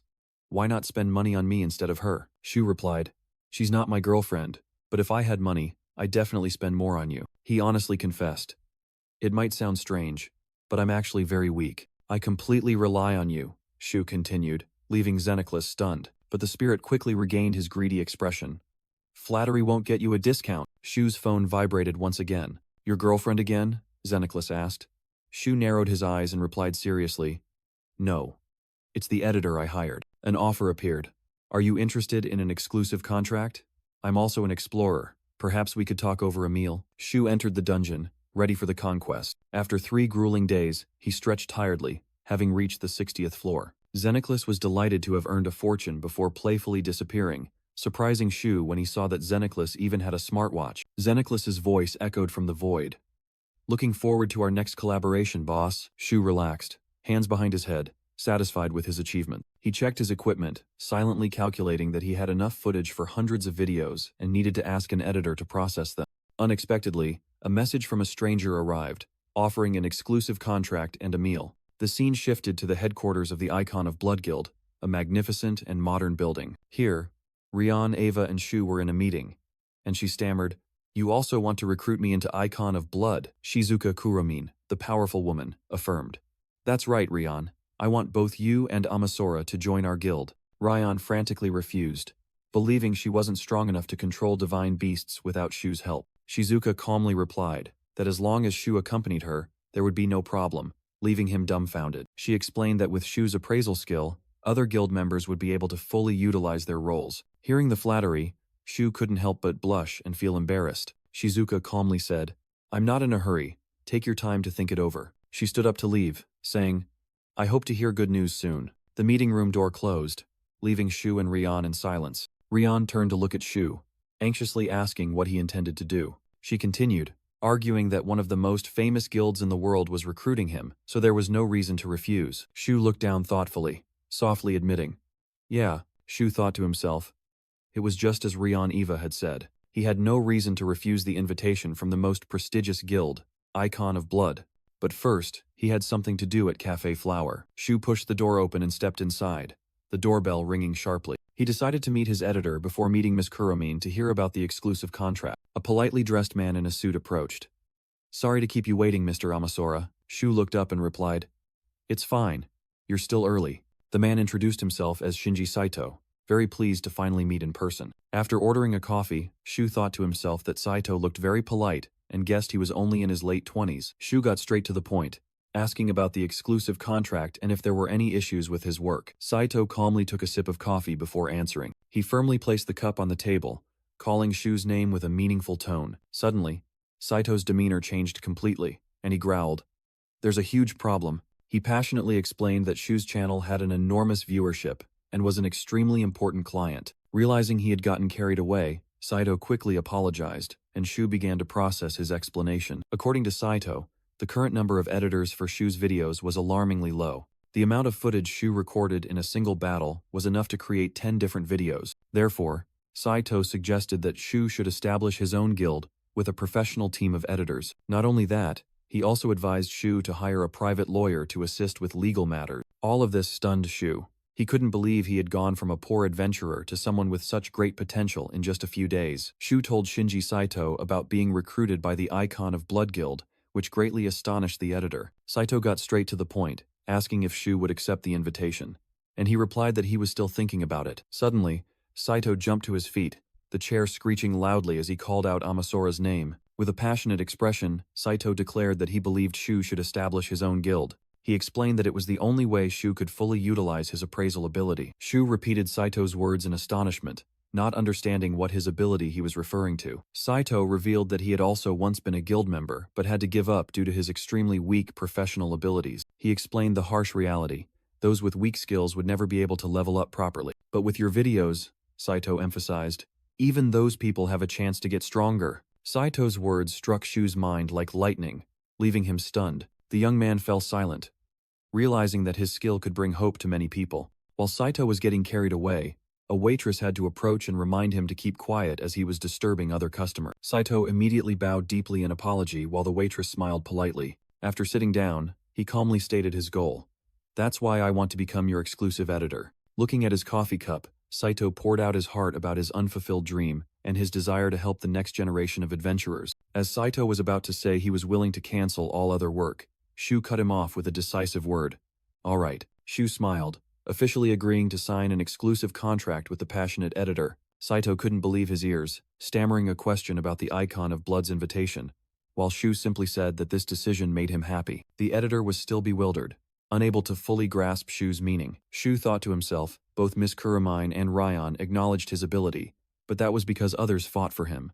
Saito, however, saw his own innate talent. Shu shook Shinji Saito's hand, boldly stating his decision. I will establish a guild. Saito immediately reminded him that the first thing to do was find a lawyer. He explained in detail, advising Shu to find a lawyer specializing in appraisal and digital content. Following the advice, Shu scrolled through his phone, muttering that a large law firm was probably best, and so, he began to act. Shu sought out Taika Law Firm, one of Tokyo's 2 leading firms. He was greeted by Chief Lawyer Kitakabe and another female lawyer named Sakura Shimizu. Shu awkwardly confessed he didn't have a business card, while Shimizu invited him inside. In the meeting room, he began to explain his appraisal skill and the nature of his content creation work. Shu clearly laid out his business plan. He revealed that his channel had earned over 10 million yen last month, making the 2 lawyers listen intently. After Shu detailed his revenue streams, time simply passed. Lawyer Kitakabe smiled, deeming Shimizu the most suitable person for the job. He patted her shoulder, confidently entrusting the entire case to her. Shimizu replied seriously,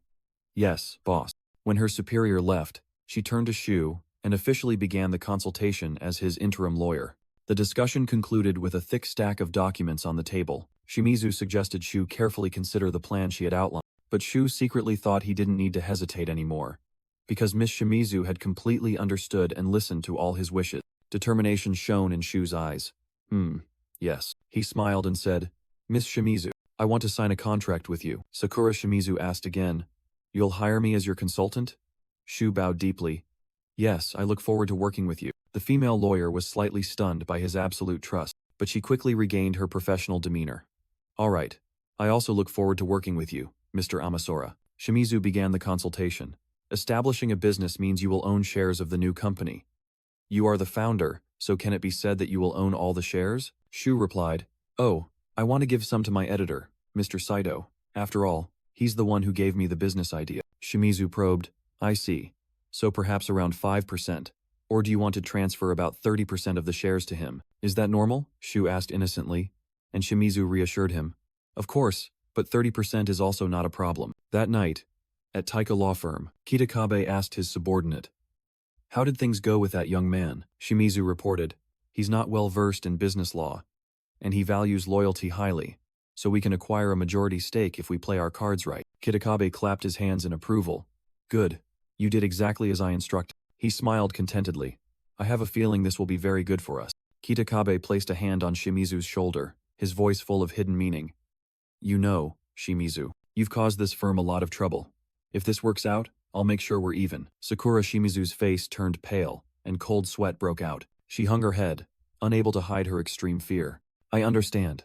Sir, Shimizu whispered, her voice trembling. The dry click of high heels echoed on the floor. Sakura Shimizu strode down the deserted office corridor. She turned into the women's restroom. Huddled in a stall, she desperately wondered, what should I do? Shimizu's anguish was clear on her face as she thought about the work pressure and the risk of being fired. Stumbling out of the stall, her mind was in turmoil. Shimizu faced her own haggard, tired reflection in the mirror. You look pathetic, she told herself, addressing her own name, Sakura Shimizu. She recalled the meaning of the name her mother gave her, a name as precious as a flower. It was a name she had once been so proud of. Meanwhile, in another office, Kitakabe was on the phone discussing the situation of adventurers in Japan. He admitted that they couldn't do anything about the largest guilds. On the other end of the line, a woman with orange hair reported, while a monstrous noble entity sat beside her, listening to Kitakabe's plan. Kitakabe continued, speaking of our plan, I believe I found a very promising guild. A sinister smile appeared, and he vowed to do everything to seize it. The scene shifted to Shu's modern guild headquarters. Shu asked Shimizu in surprise, you suggested I transfer 30% of the shares to someone else? Shouldn't I hold the majority of the shares? Shimizu skillfully persuaded him that sharing shares with a trustworthy person would help manage the guild better. Shu put down his teacup, seemingly having made a decision. With complete trust, he looked directly at the stunned female lawyer and said, I will transfer that 30% to you, Miss Shimizu. Sakura Shimizu was stunned. Me? But why? We only met a few days ago. Shu smiled confidently. I am quite confident in my judgment of people. The female lawyer could only remain silent, her expression complex at his naivety. She thought to herself, still unable to comprehend how someone like Shu Amasora, the only explorer with appraisal skills, was preparing to start a business this way. Is he out of his mind? Shimizu panicked mentally. In the restroom, she agonized. There's no way I'd give 30% of the shares to a stranger. Does he really trust me that much? Now, all she needed was Amasora's signature on the contract. She and editor Shinji Saito would jointly own 60% of the company's shares. In other words, if they combined their shares, they could take over the entire company. Amidst immense pressure, Shimizu plunged her face into the cold water basin. Her reflection in the mirror showed a tear-streaked face, full of anguish and helplessness. But it was too late. She had already started to involve Saito. At an office building, Shu looked bewildered. He asked in surprise, Why are you here, Mr. Saito? Shinji Saito smiled and replied, Miss Shimizu said she needed my signature for a few things. The two entered together, the atmosphere somewhat formal. Shu innocently added, Oh, right. I've connected Miss Shimizu with the other staff. As they entered the room, lawyer Kitakabe eagerly greeted them. We've been waiting for you. Please, have a seat. He continued, once everyone was seated, that the managing lawyer would also be present. To get straight to the point, Kitakabe said, I need your signatures on the documents before you. Kitakabe joyfully announced that, with just a signature, Shu Amasora would become the founder and CEO, with Sakura Shimizu as the advisory lawyer. He urged them, pointing to the prepared documents on the table and asking about Shu's contract. But the only reply was a blunt refusal from Shu. The atmosphere in the meeting room immediately froze after that unexpected statement. Kitakabe was stunned, spinning around to look at Shu with an incredulous gaze. What? Suddenly, Sakura Shimizu stood up and bowed to her superior. Sir, I am deeply sorry. She offered not an explanation, but a letter of resignation. Kitakabe flew into a rage, shouting, What the hell are you doing in front of a potential client? Ignoring him, Shimizu turned and bowed deeply to Shu, apologizing tearfully. She confessed in pain that she had been ordered to deceive him to take over his guild from the start. Shu listened in silence, his azure eyes showing no surprise whatsoever. I know, he calmly replied. I had a feeling. Sakura Shimizu looked up sharply, completely bewildered by Shu's reaction. Shu stood up, beginning to explain that his appraisal skill could also determine a person's worth. He revealed that when his appraisal skill reached level 10, it unlocked the ability to detect good and evil. This ability allowed him to see auras of goodwill or malice emanating from the person opposite him. Shu explained that, from the very beginning, he had seen Kitakabe enveloped in a dark aura, while Shimizu was completely pure. With a radiant smile, he affirmed, That's why I knew Mr. Kitakabe wasn't a good person, and I could trust you, Miss Shimizu. Sakura Shimizu's eyes welled up, her heart deeply moved by that unconditional trust. From behind, a voice full of indignation and skepticism rang out. Right, don't make me laugh, Kitakabe roared, pointing at Shimizu's face. Do you know how many times I've overlooked your mistakes? He threatened. If you quit, I'll sue you for damages worth at least a year's salary. Unexpectedly, Shu interjected casually. Oh, I can pay that. The entire room fell silent, Kitakabe stammering. What? Shu smiled and declared, Miss Shimizu will be our advisory lawyer, so I'll just advance her salary, he further explained, while Shimizu listened in stunned silence. Trustworthy people inherently have their own value, but Shimizu hesitated to refuse, making Shu gape in astonishment. But I was going to decline this opportunity. She confessed that she had intended to set a trap for him, but Shu simply replied decisively. But you didn't, Saito then explained to Shimizu. That's just how he is. He even turned down an invitation from the icon of Blood Guild just because he believed in my idea. Saito's words left Shimizu completely stunned. Shu extended his hand, formally offering, Miss Sakura Shimizu, will you agree to become the lawyer for our company? Shimizu bowed her head, unable to hide the surging emotion. She cried tears of happiness, taking Shu's hand. I'd be delighted. Kitakabe was furious. Ridiculous. Have you forgotten how influential our law firm is? He growled, beginning his despicable threat. Just a few messages and I can make sure you never practice law again. As he spoke, Kitakabe rummaged in his jacket pocket, intending to pull out his phone. Suddenly, a voice echoed from somewhere. I believe I have found a very promising guild, the voice continued. Even if I have to force it, I will make it ours. Kitakabe froze, recognizing the familiar voice. That's… Shimizu coldly raised a voice recorder, playing back Kitakabe's own conversation. Yes, the guild we took over before, Sakura Shimizu coldly questioned. A lawyer admitting to defrauding clients will surely lead to serious consequences, don't you think so? She continued to expose him. Furthermore, you repeatedly invited me to a hotel despite being married. This is more than just sexual harassment. Or do you want to try your luck with the justice system? Kitakabe was speechless, sweating profusely, only able to stammer in horror. Shu politely opened the door. Excuse us, Mr. Kitakabe. The group calmly departed, leaving the old lawyer frozen in place. After resolving everything, the three of them strolled together down the bustling street. Shinji Saito sighed. What a long day. All we wanted was to establish an adventurer guild. Suddenly, Sakura Shimizu called out loudly, Mr. Amasura, making Shu turn back in surprise. She bowed, her voice full of enthusiasm. To thank you and also to apologize. I promise to work myself to death to build a wonderful guild. Witnessing Sakura Shimizu's determination, Shinji Saito could only smile and remark, Oh, Miss Shimizu is truly an enthusiastic person. Sakura Shimizu eagerly suggested. The immediate task, we should rent a space for the guild office, she continued while Shu pondered.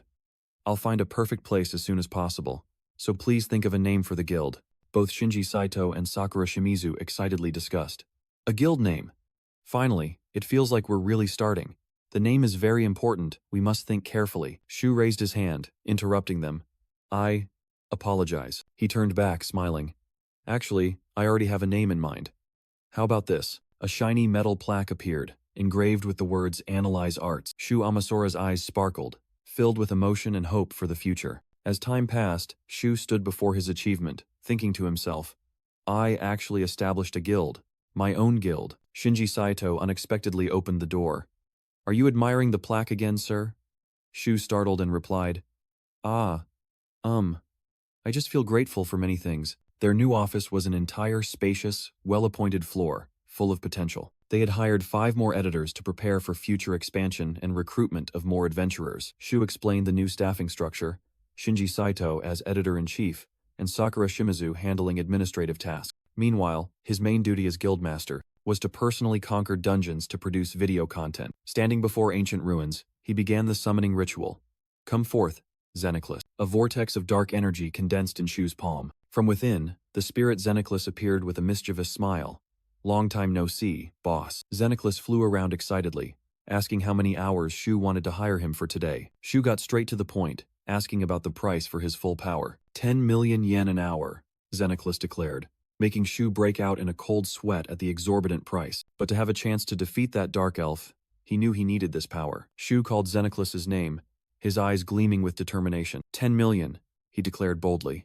Show me your full power. Xenoclus was stunned by Shu's generosity, but he merely explained that revenue had been very good recently. Besides, I told you I was counting on you, didn't I? Shu gently reminded him. Those words were like an electric current running through Xenoclus. I have never met a human like you, boss, he whispered, his voice full of gratitude. Then suddenly, Xenoclus burst into joy, patting Shu's head and shouting that everyone else complained about the price. Shu thought to himself, The feeling of being trusted and relied upon by others was truly wonderful. The full power of an A-rank spirit, Xenoclis.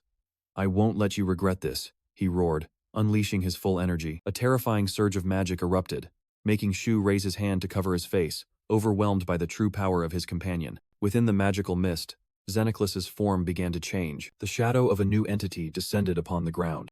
Xenoclis appeared in a completely new form, an elegant noble with silver hair, pointed ears, and fangs. He smirked, his eyes full of self-satisfaction. Shu's jaw dropped in astonishment, stammering, "Who are you?" Xenoclis smiled gracefully. "Haha, did I surprise you, master?" Making Shu even more confused by the change in his tone. Shu questioned his vampire-like appearance, and Xenoclis began to explain that he was once cast out by God, forced into his previous grotesque form. Spreading his colossal black wings, he declared himself a fallen angel. Xenoclis gently flapped his wings, and black feathers softly drifted. Shu could only exclaim, "Wow, incredible." Xenoclis suddenly leaned in close, asking worriedly, "Master, are you all right? You look so weak," making Shu jump and shout. Too close. Shu regained his composure, challenging, "All right then, show me your power. It's not just for show, is it?" "Of course," Xenoclis replied with a promising smile. Amidst the falling black feathers, he thought to himself, "Thank you for letting me regain my true form, even if only for a moment. I will repay you with all my effort." Xenoclis raised his hand to the sky, summoning a series of intricate purple magic circles. Shu watched as a fierce vortex of energy erupted from Xenoclis's position. Gathering a dark magic orb in his hand, Xenoclis declared, "Shadow Authority. This is the prophetic power that dominates the world, the power to command the world itself." Shu took a step back, overwhelmed. Xenoclis listed his powers: mana detection, capable of finding even hidden wraiths, and teleportation, easily bypassing goblin defenses, or even dimensional blade, powerful enough to intervene in a fierce battle. In a flash, Xenoclis dissolved into black feathers, leaving Shu screaming alone. Shu was utterly bewildered, calling out the name of the vanished spirit in vain. Immediately after, a series of system notifications appeared, signaling his level up. Shu couldn't believe it.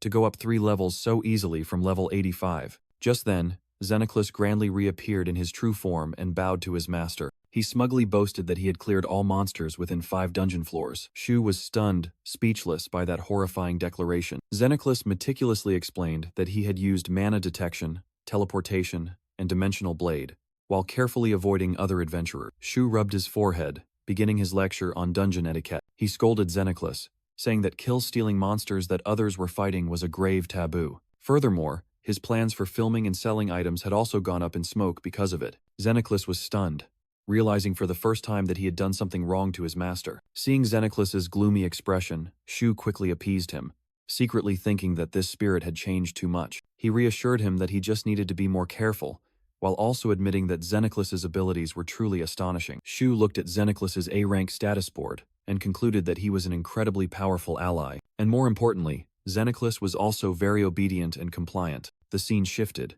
Rion Ava suddenly appeared, yelling at Shu, "Why did you form a guild without telling me?" Shu awkwardly tried to explain, but she brushed him off, saying he was too late. In another development, an office worker panicked when someone suddenly burst in. It was the guildmaster of Icon of Blood, Shizuka Kuramine, the woman known as Bloody Dye. Shu somewhat awkwardly greeted Shizuka Kuramine, who had just come to visit his guild. Shizuka smiled powerfully, praising the nascent guild Shu had built. She remarked that she could see everyone here was giving their all to support him. Shu asked in surprise, "You think so?" Shizuka explained that most guilds, including hers, usually only focused on their most elite members. "But if you succeed," she said, "people of my caliber will soon join your guild." Shizuka turned to Rion Ava and asked, "Isn't that right, Rion?"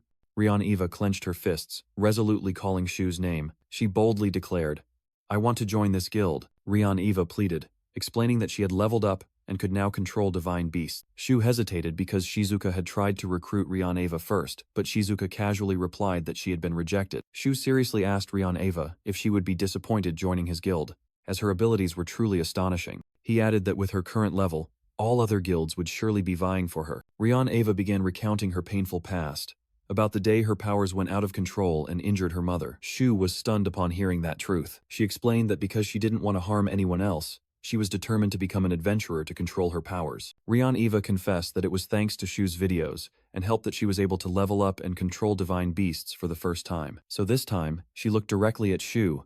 "It's my turn to help you." Rian Ava's heartfelt confession made the entire room fall silent. Realizing she had spoken out of turn, Rian Eva awkwardly apologized profusely. Shu thought to himself, summoning divine beasts was a high-level ability, and he knew Ryan was a good person without needing to use his skills. He decided to extend his hand. "I look forward to your help from now on," Shu said, and Rian Eva happily replied, "I'll do my best." And just like that, the guild gained another adventurer, and Analyze Arts had a smooth start. And today, at the new headquarters of Analyze Arts, Shu sat in the spacious CEO's office, feeling a bit awkward.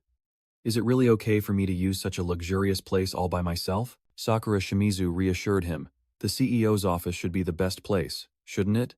But Shu still wondered, as he mostly operated outside. The staff member suddenly remembered that and smiled. "Sir, I'd like to ask you to stay a little later today," Shimizu suggested, surprising Shu. She explained that 2 potential adventurers would be visiting. Shu's eyes lit up, excitedly thinking to himself, 2 more people after Ryan? Hearing a knock at the door, Shimizu smiled. "They must be here."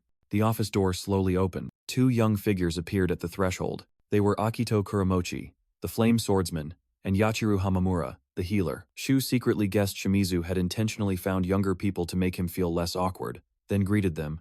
"I am the founder, Shu Amasora." Akito Kuramochi cheered excitedly upon recognizing his idol. He enthusiastically declared, "I decided to join this guild precisely because of your amazing videos." Yachiru Hamamura also timidly added, saying that she became an adventurer thanks to Shu. Their sincere words deeply moved Shu. Shu thought to himself, "Mr. Saito looks very pleased."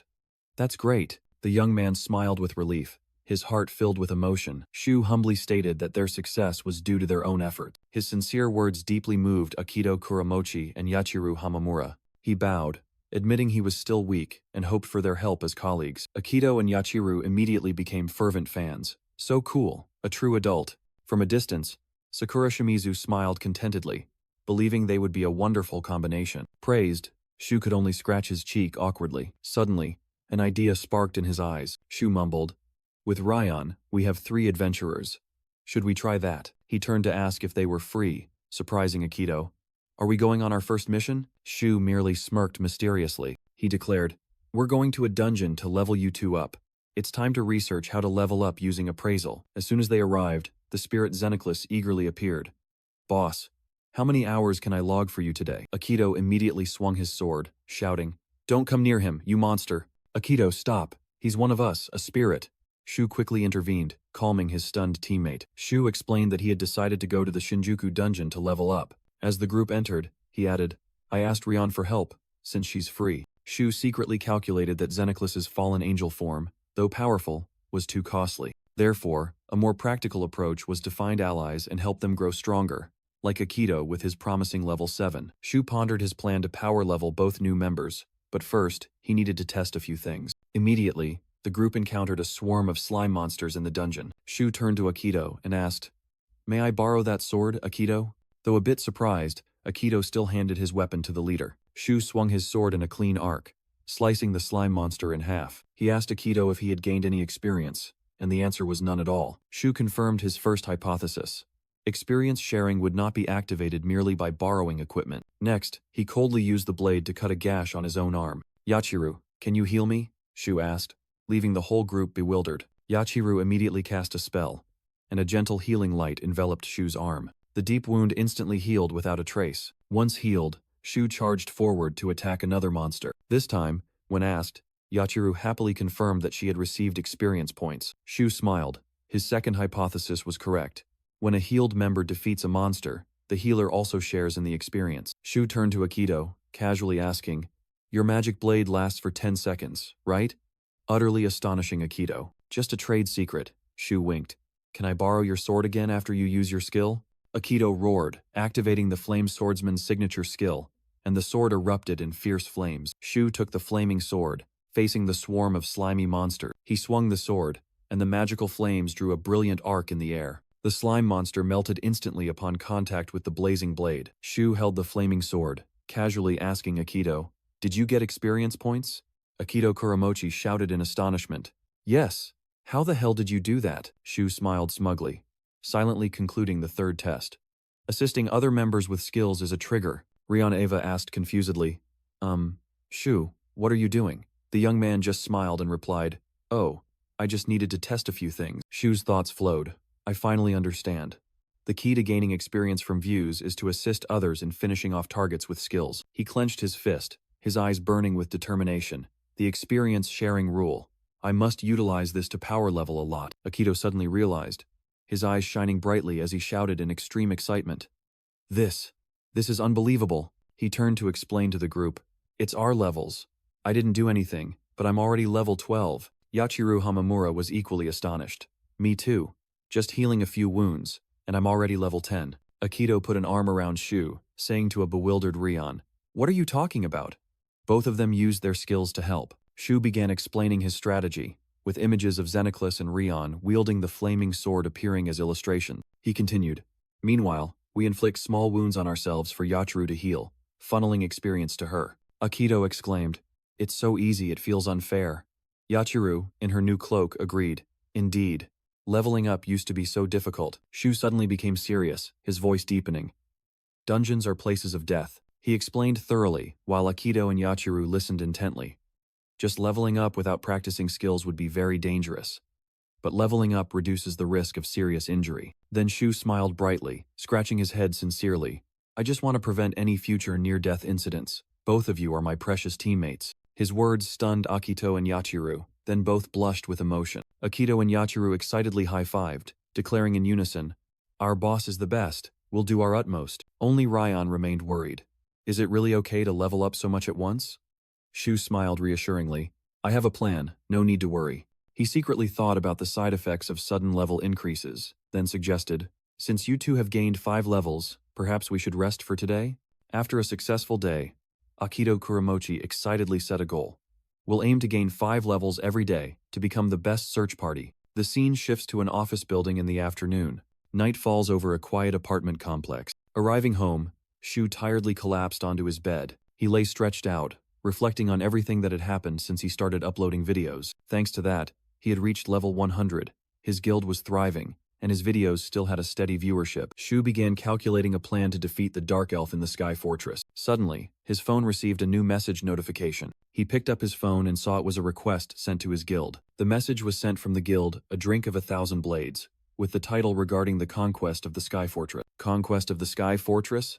Shu shot up, unable to believe his eyes. It was an A-rank dungeon, known as the most difficult to conquer in Japan. It was home to powerful monsters like the Red Wyvern and other legendary creatures, all yielding an enormous amount of experience. Shu realized that anyone who conquered it would receive an unparalleled reward. Meanwhile, news reports began covering an upcoming expedition to the Sky Fortress. A spokesperson announced that the guild leading this effort was A Drink of 1,000 Blades. Shu sat silently, intently watching the news report on TV. His serious expression suddenly broke into a radiant smile filled with excitement. After the dungeon trip, a series of experience and level-up notifications appeared.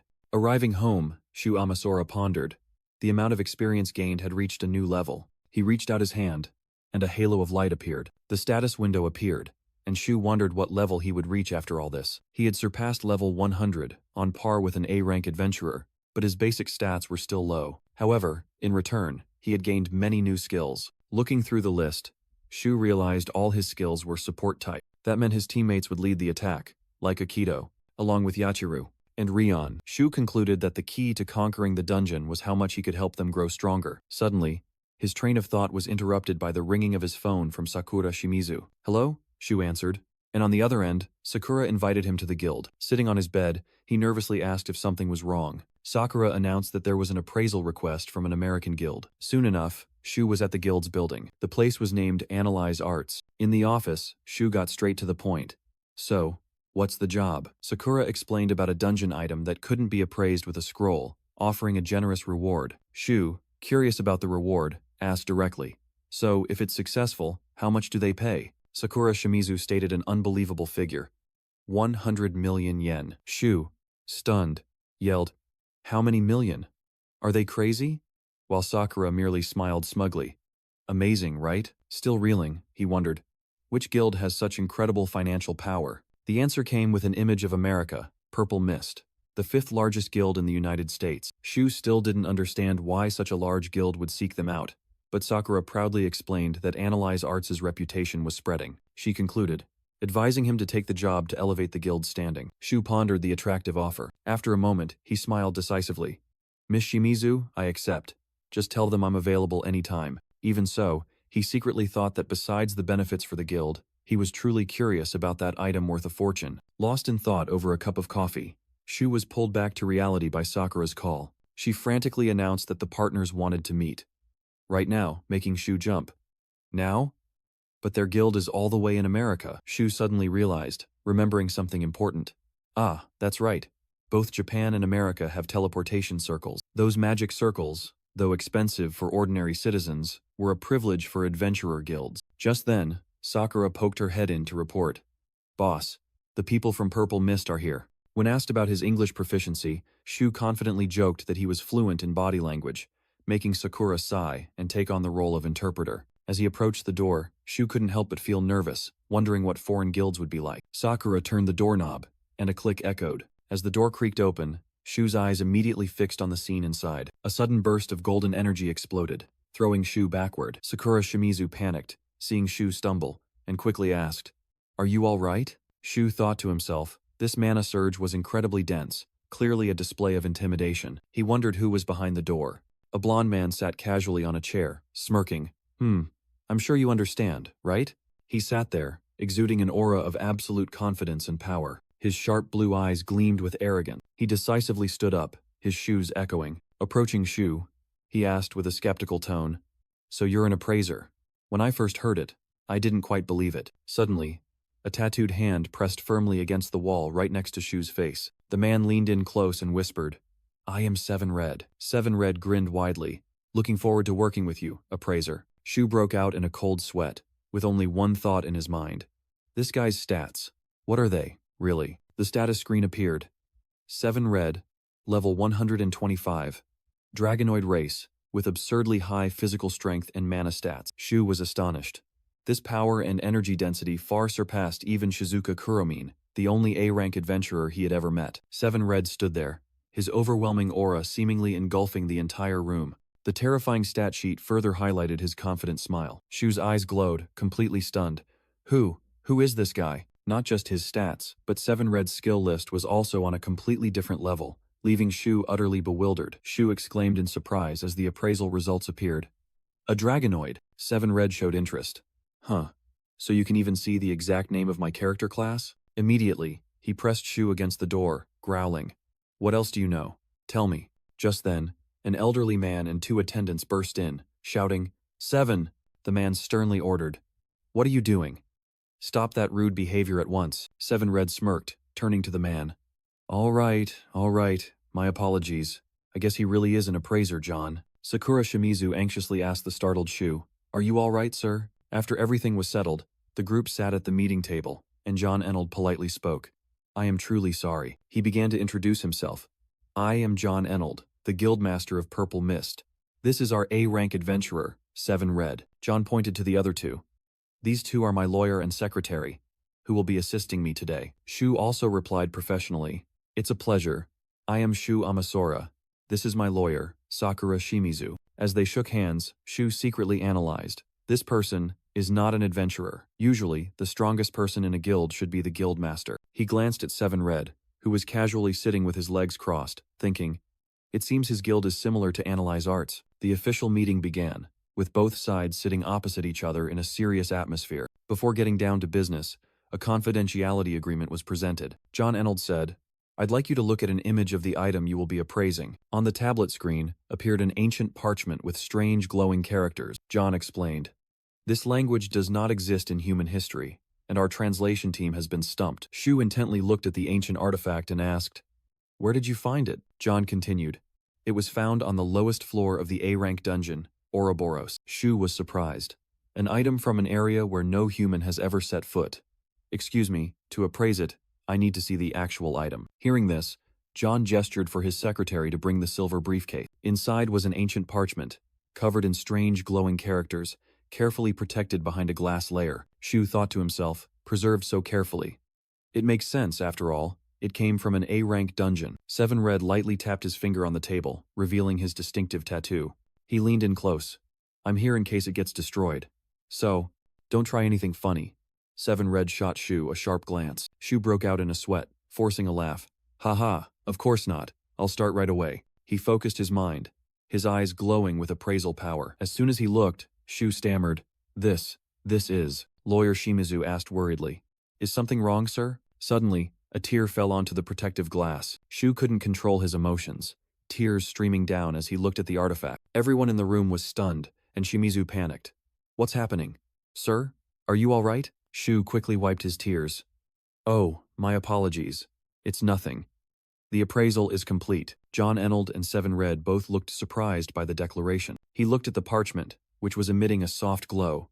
This item can be used as a panacea, healing all wounds and illnesses. Shu explained that it was the formula for an elixir, with monster blood as the main ingredient. To concoct it, blood from 7 types of monsters is needed, including dark elves and an unfamiliar name, Revire. The old lawyer gasped at the name Revire, then turned to look at Seven Red. John Enold reassured his subordinate, deciding to tell Shu about that monster. He recounted that on the lowest floor of Ouroboros, they had encountered a mighty aquatic dragon, and the name Revire perfectly suited it, as Seven Red had defeated it. Seven Red merely smiled confidently at his achievement. Hearing this, Shu's eyes widened, and sweat began to pour out in astonishment. He thought to himself, Seven Red was truly monstrously strong. Clenching his fists, an idea began to spark in Shu's mind. The guildmaster expressed satisfaction, deeming the formula worthy of an A-rank dungeon reward, and expressed his desire to maintain a good relationship with Shu. Shu sat there silently, while the bald secretary waited behind him. As per the agreement, John Enold signaled the secretary to open the briefcase full of cash. I don't need it. Shu's voice rang out decisively. The lawyer Sakura Shimizu sprang up in shock, unable to believe her ears. What, sir? Shu made his offer. In return, could you lend me Sir Seven's strength? Seven Red smirked, his eyes gleaming with amusement.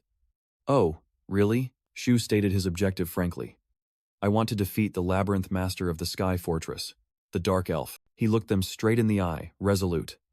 And to do that, I need Sir Seven's help. Images of Xenoclus, Rion, Eva, and Seven Red appeared, signaling the key figures for the upcoming battle. In Shu's mind, a powerful lineup was envisioned, led by Shizuka Kuromin. His eyes gleamed with ironclad determination. Their target was the Dark Elf, who was smirking savagely amidst a pool of blood. Shu believed that only such a team could defeat him. He laid out his plan.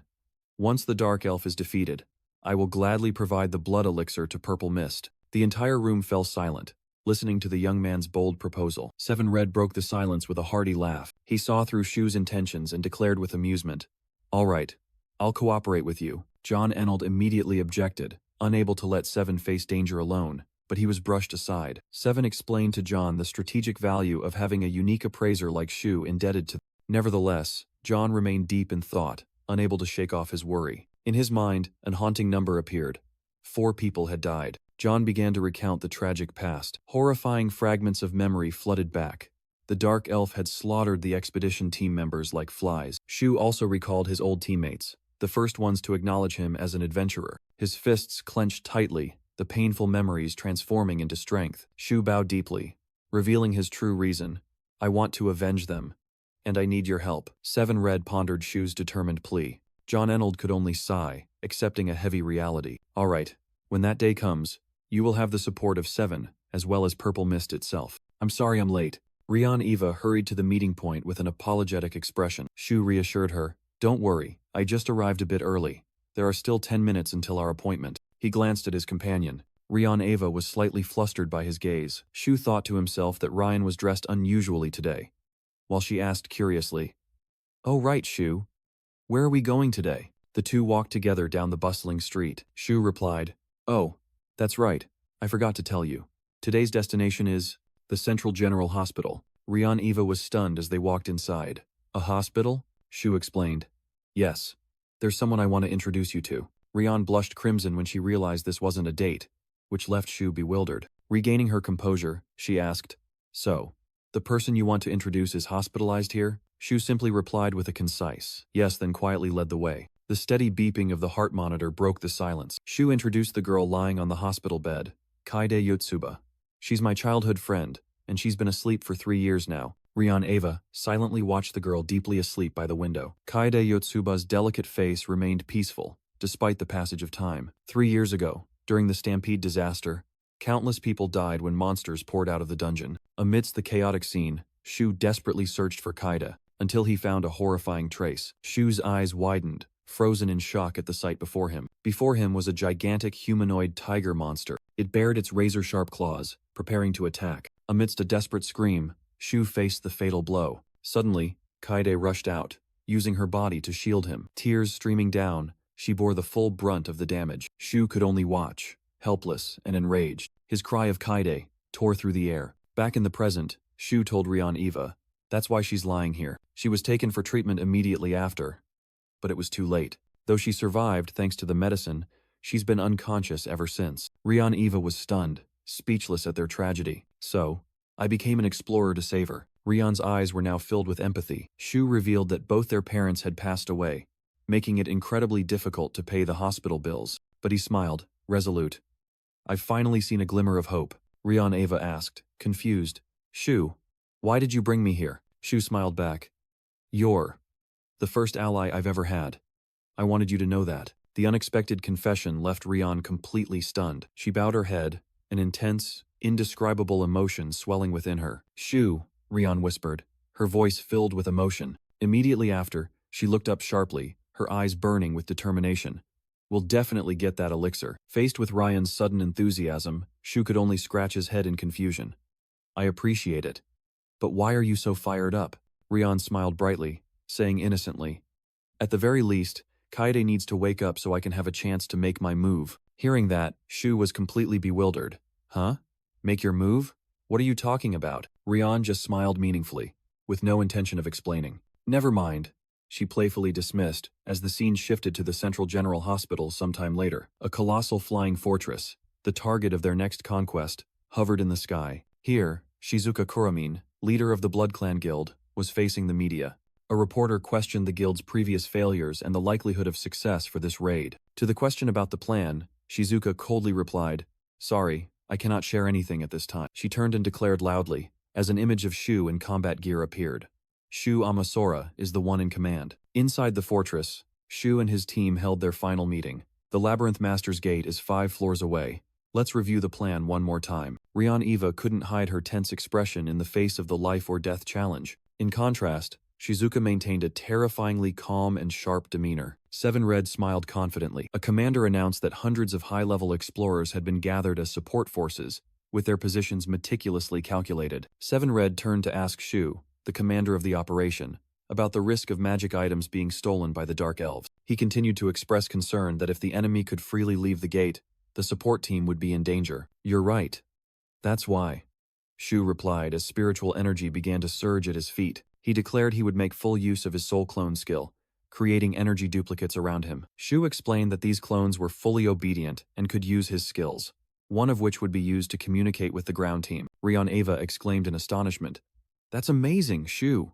While Seven Red also whistled in admiration at this unique skill. Shizuka Kuramine calmly interjected, requesting a detailed plan to defeat the Dark Elf, as the enemy's power remained an unknown. "Regarding that," Shizuka said, then pointed towards Shu, "I'm giving him full authority." Shu gathered all his strength and roared, "Spirit Xenoclus, I summon you with your full potential." Amidst a shower of black feathers, Xenoclus appeared in his true form, a fallen angel with colossal wings. Xenoclus's jet-black wings beat once with immense power. The mighty being knelt on one knee before Shu, respectfully awaiting orders. "Master, I await your command." "Impressive. He's truly strong," Seven Red acknowledged, while Shizuka confirmed it was an A-rank spirit and wondered about Shu's command. Shu began to present the plan to the entire team, declaring that the operation would consist of 2 main phases. He explained the first phase.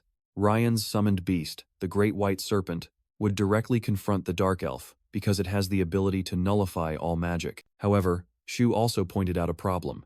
The enemy had fought this serpent before. He might know that physical attacks enhanced with magic are still effective.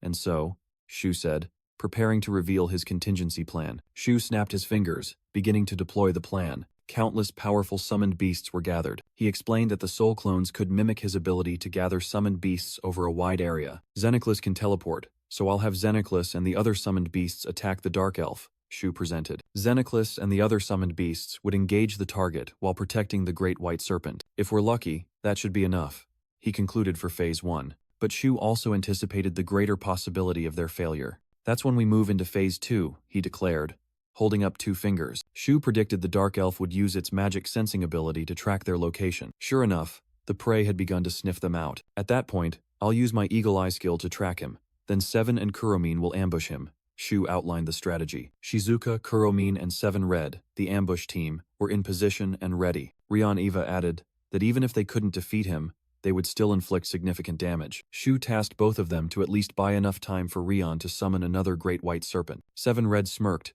clearly delighted as he had always wanted to face this dark elf himself. Suddenly, Rion Eva's face showed horror. "The great white serpent is down," she screamed, signaling that Phase 1 of their plan had failed. Without hesitation, Shu immediately activated Eagle Eye, his eyes glowing with blue flashes. "Found him. He's looking for us," Shu thought to himself. "I've got a clear grasp of all his physical abilities." Shu turned and shouted, urging Shizuka and 7 Red to get ready. With glowing eyes, he announced, "He'll be here in 2 minutes and 30 seconds. But a red-haired female dark elf suddenly appeared right before their eyes. A sound like tearing wind echoed. "Master!" Xenoclus hastily manifested, spreading his black wings to shield Shu. A terrifying explosion shook the entire area. Xenoclus held his master tightly as both were flung into the air. Shizuka and Rion Eva struggled to brace themselves against the aftershocks and flying debris. 7 Red also dropped to one knee, astonished by the attack's terrifying power. Amidst the rubble, Xenoclus steadfastly protected Shu. The female dark elf rose from the epicenter. The ground beneath her feet cracked after shattering the gate. "I thought I had you," she muttered with a hint of regret. "I told you so, Har." A voice echoed from behind. The dark elf leisurely descended, calmly remarking, "That human has some decent bodyguards." He stood next to his accomplice, scoffing. "That's how weak creatures survive." Shu broke out in a cold sweat, his face paling with terror. The female dark elf glared at them with sharp eyes. Meanwhile, the male dark elf merely smirked arrogantly. "Now there are 2 of them?" Shu thought in despair. The red-haired dark elf asked her companion, "Are these the humans you spoke of, D? They don't look very strong." The dark elf sneered. "I never said they were strong. I merely let them pass by chance." Facing Shu's group, he declared, "There won't be a second time." Shu was stunned. "I didn't even consider this." He realized in horror, usually there's only one labyrinth master. Is she as strong as him, and a melee warrior too? Shu despaired. "What do we do?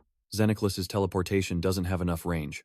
It takes at least 3 A-rank explorers to take down 1 A-rank monster, and we don't have enough people." Suddenly, the female dark elf spoke up. "Hey, you, I'm annoyed at being disturbed," she growled, "so I'll kill you first." A dark energy orb shot straight towards Shu. Shu could only exclaim in horror in his mind. Too fast. At that very moment, a shout rang out. "Earth Dragon!" A gigantic fist of earth and rock descended from the sky, blocking the female dark elf's attack. 7 Red roared, his body beginning to transform, skin cracking like magma. He transformed into a dragonoid, with tough rock scales and surging power. The Earth Dragon skill significantly enhances the user's physical attack and defense. Shu stared in shock at his transformed teammate, 7. 7 Red turned, a confident smile on his face. "Hey, Shu, run or fight. Pick one. I'll handle it." A clack echoed as Shizuka Kuromine stepped forward. She corrected him. "You mean we will handle it." Her blood magic surged. "I trust your judgment, Mr. Amasora." Rion Eva cried out in panic. "What should we do?" 7 Red, in his dragonoid form, stood in front, having just blocked a fatal blow for the entire team. Shu looked up, his eyes flashing with determination after the moment of shock. His expression hardened. A decision had been made. Xenoclus was about to call out Master, but Shu raised a hand, signaling silence. He took a deep breath, calming his mind. Then Shu boldly declared, "We'll take down these dark elves. Xenoclus and Miss Kuromine handle the man, while 7 and Rion deal with the woman." The entire team responded in unison, full of trust. "Understood, Captain." Across from them, the male dark elf remarked, "A few of them look new. Do you have any thoughts, Har?" Har snarled, her face darkening with anger.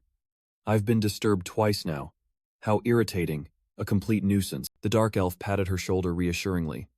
"That bodyguard just got lucky, Har." Then he smirked cruelly. "Now, let the slaughter begin." Shu flinched, a terrifying surge of magic power gathering, putting him on high alert. Full power fire magic is coming. "Xenoclus, teleport," he yelled. Xenoclus immediately obeyed. "As you command," then spread his colossal wings, enveloping his teammates. The moment they vanished, a terrifying sea of flames engulfed the spot where they had just stood. The group safely landed elsewhere, still sheltered beneath Xenoclus's wings. The dark elf watched them, clicking his tongue in annoyance. How troublesome. They're coordinating better now. Shu wasted no time, issuing a new command. 7. Protect Ryan until she resummons the Great White Serpent. We need to split them up. Understood. 7 Red replied and immediately charged forward. 7 Red roared, unleashing a devastating punch that shook the entire hall, sending both dark elves flying. The female dark elf scornfully asked, Are you really trying to stop me? Her eyes blazed with hatred. This is why I despise humans. Ignorant fools who don't know their place. Dark magic energy surged and gathered around her feet. Instantly, the female dark elf unleashed a powerful roundhouse kick. The dangerous attack landed squarely on 7 Red's face, creating a deafening explosion. The rock scales on 7 Red's face cracked open, and he was stunned. What? The dark elf smirked. It seems. I'll tear you apart right now. Suddenly, a streak of light shot towards 7 Red. A stream of turquoise liquid shot directly into his wound. It was a high-grade healing potion thrown from a distance. Shu stood firm from above. He was the one who had thrown the potion to support his teammate. He confidently declared, Thanks to the supply team, we have plenty of potions. Even if my appraisal skill isn't for combat, my physique is still on par with a professional athlete. Shu shouted, ordering. 7. Leave the healing to me. Go all out. His wound completely healed. 7 Red clenched his fist, letting out a joyful laugh. He provoked, Heard that? Come at me, you insolent brat. The female dark elf froze. What did you call me? Ominous killing intent erupted from her. Truly. Indescribably annoying. At the same time, Shizuka Kuramine appeared, sharp blood magic swirls surrounding her. The male dark elf immediately erected a magic shield, blocking Shizuka's attack, while Xenoclus charged from behind. He retaliated by using dark magic to shatter the ground beneath his opponent's feet. Xenoclus dodged, while Shu secretly analyzed. His casting speed is too fast. I can only use teleportation to evade attacks. His defense is also too solid. Shizuka's attack was completely ineffective. The entire group, consisting of 7 Red, Rian Eva, Shizuka Kuramine, and Xenoclus, realized the disadvantageous situation. Shu gritted his teeth, sweat pouring down. The power gap is too wide. Our attacks are completely blocked. The situation will only get worse. The longer this drags on, the higher the chance of defeat. Suddenly, Xenoclus shouted Shu's command. Xenoclus, teleport everyone but me to another floor. Shu began to unleash the suppressed power of a dragonoid. A destructive surge of energy erupted from his mouth. Both dark elves were startled. What? Where did that magic power come from? A wide-area sonic attack. Shu was thrown backward by his own power, while the enemies realized they couldn't escape without using spatial magic. He roared, unleashing his ultimate technique. Dragon's Breath. The colossal energy surge swept through, blasting both dark elves into the air. The male dark elf immediately acted.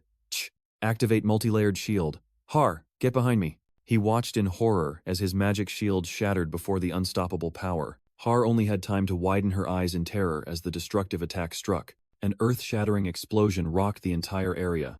The ground cracked open, and debris flew everywhere. Amidst the smoke and dust, a pool of fresh blood splattered. The male dark elf stared in shock at the scene before him, stammering his comrade's name. Har? Har's silhouette gradually faded within the destructive light. A memory suddenly flooded the male dark elf's mind, of the days they always had each other. He recalled her smile when she said Har and Dar were the names they had given each other. In a distant memory, Dar smiled, thinking to himself that was all they ever had. Back in the cruel reality, Har screamed in agony as her body was torn apart by a surge of energy. She collapsed, lying motionless in a pool of blood at the feet of a stunned Dar. Dar's eyes widened in horror, his pupils contracting as he witnessed the scene before him. From a distance, Shu coldly uttered, "One down." He thought to himself, now she can no longer fight. The balance of power has been restored. Immediately, Xenoclus appeared, using his wings to shield his master and comrades for retreat. As soon as they landed, Xenoclus angrily scolded Shu, but he only gave a wry smile and patted his spirit's head. 7 Red turned with a serious expression and asked, "What the hell did you just do?" Shu smiled and explained, "I imitated your ability, Sir 7. Dragon's Breath is 7 Red's strongest attack skill, a technique with sonic properties, with a range wide enough to cover the entire arena." Shu had secretly accumulated enough mana to pierce through the Dark Elf's defenses, deliberately making the opponent think they were at a disadvantage. "Sorry, everyone. To deceive the enemy, I had to deceive my allies first," he confessed, scratching his head. Shizuka Kuramine calmly replied, "I have a mountain of things to say, but for now, let's focus on the battle." On the battlefield, only one Dark Elf remained, cradling his dying comrade. A sharp shard had deeply embedded itself in Har's neck. "Why did you protect me, Har? Defense was my job, Dar asked in pain. Har whispered her last words. I'm sorry, Dar. I couldn't do anything else. Clinging tightly to her cold body, Dar whispered with hateful eyes. Disgusting. Just like humans. Dar's eyes burned with extreme pain and resentment. He thought to himself, no, we are not like humans. Facing Shu's group, Dar growled, all of you are fools. If you had just let us slaughter you, you could have continued living peaceful lives, he said with a crazed expression. Dar condemned. You always invade dungeons just to kill. But Shizuka stepped forward, cutting him off. Enough, Shizuka retorted. Innocent people die because of the monsters that come out of the dungeons. And you personally killed 4 of my people. I am here for them, she declared sharply. Dar sneered. As if you're the only one who's lost something. There's nothing fair in war. Recalling the moment Har took her last breath, he said, Har and I both despise your kind, but let me give you a piece of advice. Even if you kill me, humanity has no hope. Shu stood silent, his gaze firm, looking directly at the enemy. He asked in confusion, what are you talking about? A memory flashed. Dar whispered to a dying Har that he killed people for her sake. Amidst the memories, Shu's voice rang out, no matter how foolish you are, we will stop you. In the past, Dar gently asked, Har, will you be okay? Har weakly smiled and replied, yes, Dar. Their hands clasped tightly in that moment of parting. Her last words echoed, I love you. Back in the present, Shu shivered as he realized the painful truth. Meanwhile, Seven Red shouted, everyone, attack them with everything you've got left. Otherwise, a blinding light exploded, throwing the entire explorer group back. Shu, dazed, thought to himself, such terrifying mana, even Appraisal can't discern it. His eyes widened in horror at the immeasurable power. A desperate cry echoed.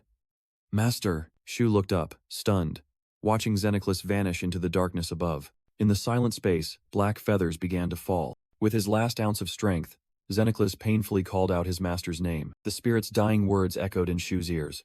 Run, Shizuka Kuromin shouted from behind, pulling Shu back to reality.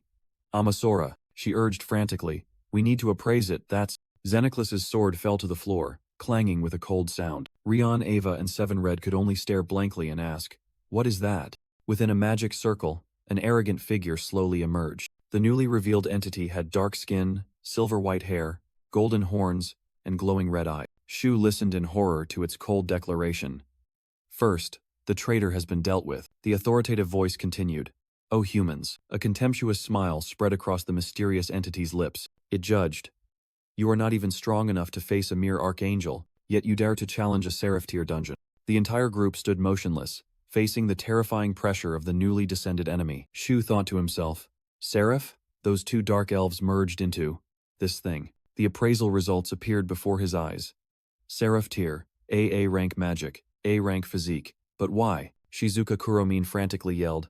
Shu, what did you find out? I don't know, Shu replied hopelessly, thinking to himself, I can't see any of its abilities. A powerful voice echoed from the opposite side. No need to be surprised. The white-haired entity smirked. After all, you yourselves said that magic has no effect on a god. Naturally, your petty abilities cannot affect one who wields the power of a god. It continued to mock the stunned Shu. Do you finally understand the difference between us? Have you felt your own helplessness and arrogance yet? Come, let me show you how utterly overwhelmed you are. It raised its hand, and a gigantic pink magic circle glowed brightly, summoning the divine weapon. A magnificent sword with a crystal blade appeared in its hand. Shu realized the enemy's target. It's aiming for me. At least I can use foresight. I need to dodge and buy time. The enemy charged with terrifying speed, the divine sword raised high. Huh? Shu was astonished as a figure blocked his path. Slash! A spray of blood splattered in the air. A severed arm, hard as stone, fell to the floor. Seven Red had stood in front of Shu, his hands already turned to stone, but his right arm had been severed. Damn it! Seven Red gritted his teeth. I've already transformed into my strongest form, yet. The entity looked down condescendingly. Interesting. A quick reaction, little one. However, it sneered, its sword still gleaming. There is nothing my divine sword cannot cut. Now then, perhaps I should deal with the left arm too? Suddenly, a voice rang out. Spirit summon, divine weapon manifestation. Clang! Rion Ava rushed forward, using her summoned weapon to block the fatal attack. Seven Red growled. I will protect Shu. While the enemy merely sneered arrogantly. Overwhelmed, Shu slumped to the ground, desperately wondering, what is all this? He was consumed by guilt. I'm just a burden. My comrades are fighting, and Xenoclus is all ready. Shu bit his lip, beads of sweat rolling down his cheeks in utter helplessness. Suddenly, a familiar voice echoed in his mind. Master. Xenoclus? Shu was astonished to hear the spirit's message, explaining that he could be re-summoned if there was enough time. A glimmer of hope sparked, dispelling the despair on Shu's face. He clenched his fist, thinking to himself, there's still a chance. Shu's gaze became resolute. He had found a way to turn the tide. If Xenoclus can teleport, we can still use that plan. Seeing Shu regain his composure, Seven Red smiled reassuringly. There's nothing to worry about, he roared, activating his hidden power. Dragon transformation. Earth Dragon. Seven Red's arm began to transform, enveloped by a layer of diamond-hard stone scales. The transformation complete. His arm was now a gigantic stone weapon, bristling with sharp spikes. Seven Red explained his regeneration ability to the enemy. It's like a lizard's tail. So, from now on, I'm going all out, he declared, his eyes blazing with fighting spirit. Seven Red let out a sky-shattering roar and charged straight forward, swinging his stone arm with terrifying power. However, the enemy easily blocked the attack and retaliated with a sharp slash. Fresh blood spurted, and Seven Red stared in horror at the deep wound on his chest. Seizing the opportunity, Shizuka Kuromine swung her blood sword, rushing in to assist. But the enemy simply swung its sword, easily shattering Rion Eva's summoned weapon. The enemy's sword pierced Shizuka Kuromine in an instant. She coughed up a mouthful of fresh blood, her eyes wide with horror. Her body limp, Shizuka collapsed onto the cold stone floor. Lying there helplessly, she could only look at Seven Red, who had already fallen. The enemy raised their hand, destructive magic gathering, and sneered. Now, turn to dust. A dazzling light suddenly flashed, blocking the attack. Amidst the light, a voice rang out. Summon the divine beast, great white serpent. A colossal python appeared, its pure white body coiling into a sturdy shield. The enemy merely glanced at the divine beast with indifference. Rion Eva roared in anger, charging straight forward. Two swords clashed, sparking, creating an uneven battle. He smirked, seeing Rion struggling to defend herself. So, only you can still fight. But, from afar, Shu witnessed everything, his heart heavy. If this continues, we will lose. Sweat poured down, and he gritted his teeth at the precarious situation. A glimmer of hope flickered in his mind.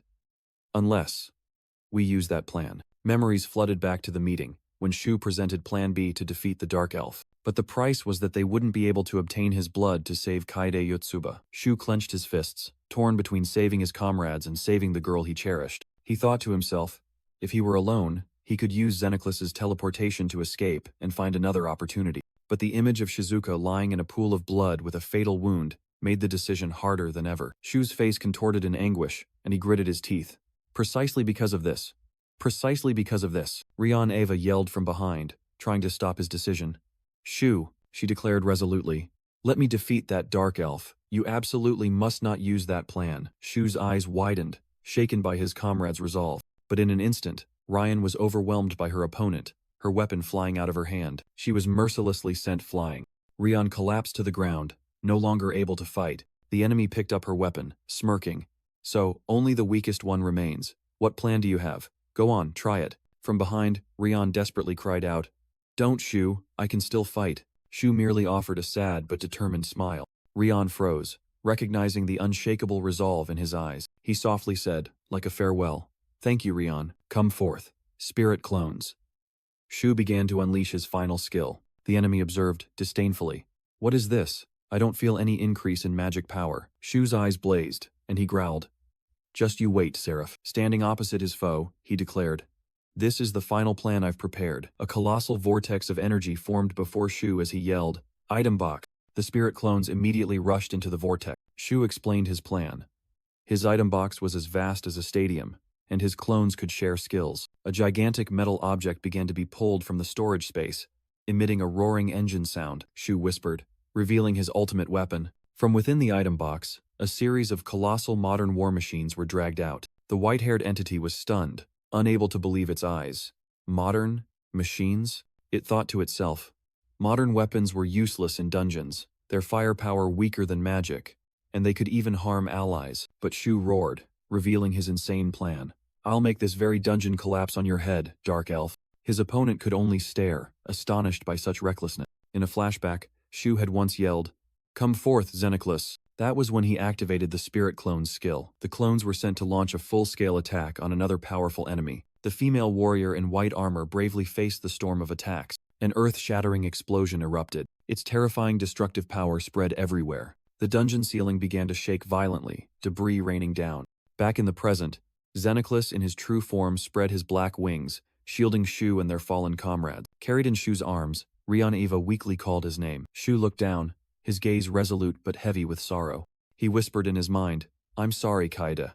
I'll need more time to wake you." The scene shifted to a beautiful town of the elves. Here, typical fair-skinned, blonde elves lived harmoniously, but some were different. They had dark skin, stark white hair, and were born without a specific gender. The story turns back to the past, to a greatest concern, but their magic had far surpassed their kin. They were called Dark Elves, exiled from their homeland, beginning a solitary journey wandering across the world. Stigma and the open road became their companions, save for one thing: loneliness. In the dead of night, the entity sobbed.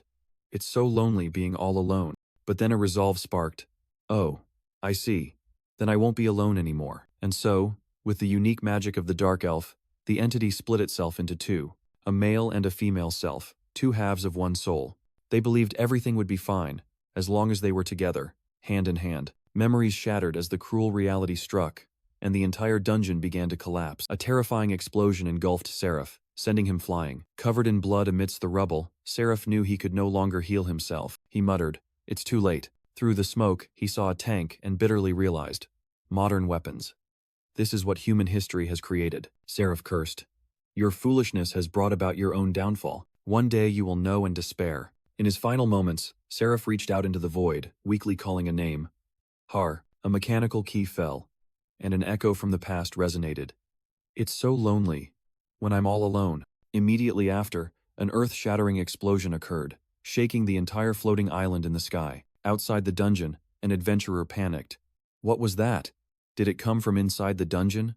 While another cheered, "Hey look, they're back." Through the dust and smoke, Shu led his group out, followed by Seven Red, Shizuka Kuromine, and Rion Eva, all bearing injuries. Shu boldly declared to the cheering crowd, "We have defeated the Dark Elf." He turned to a medical staff member, requesting, "Please treat the three of them first," and received a firm reply, "Right away." Just then, a voice rang out from behind.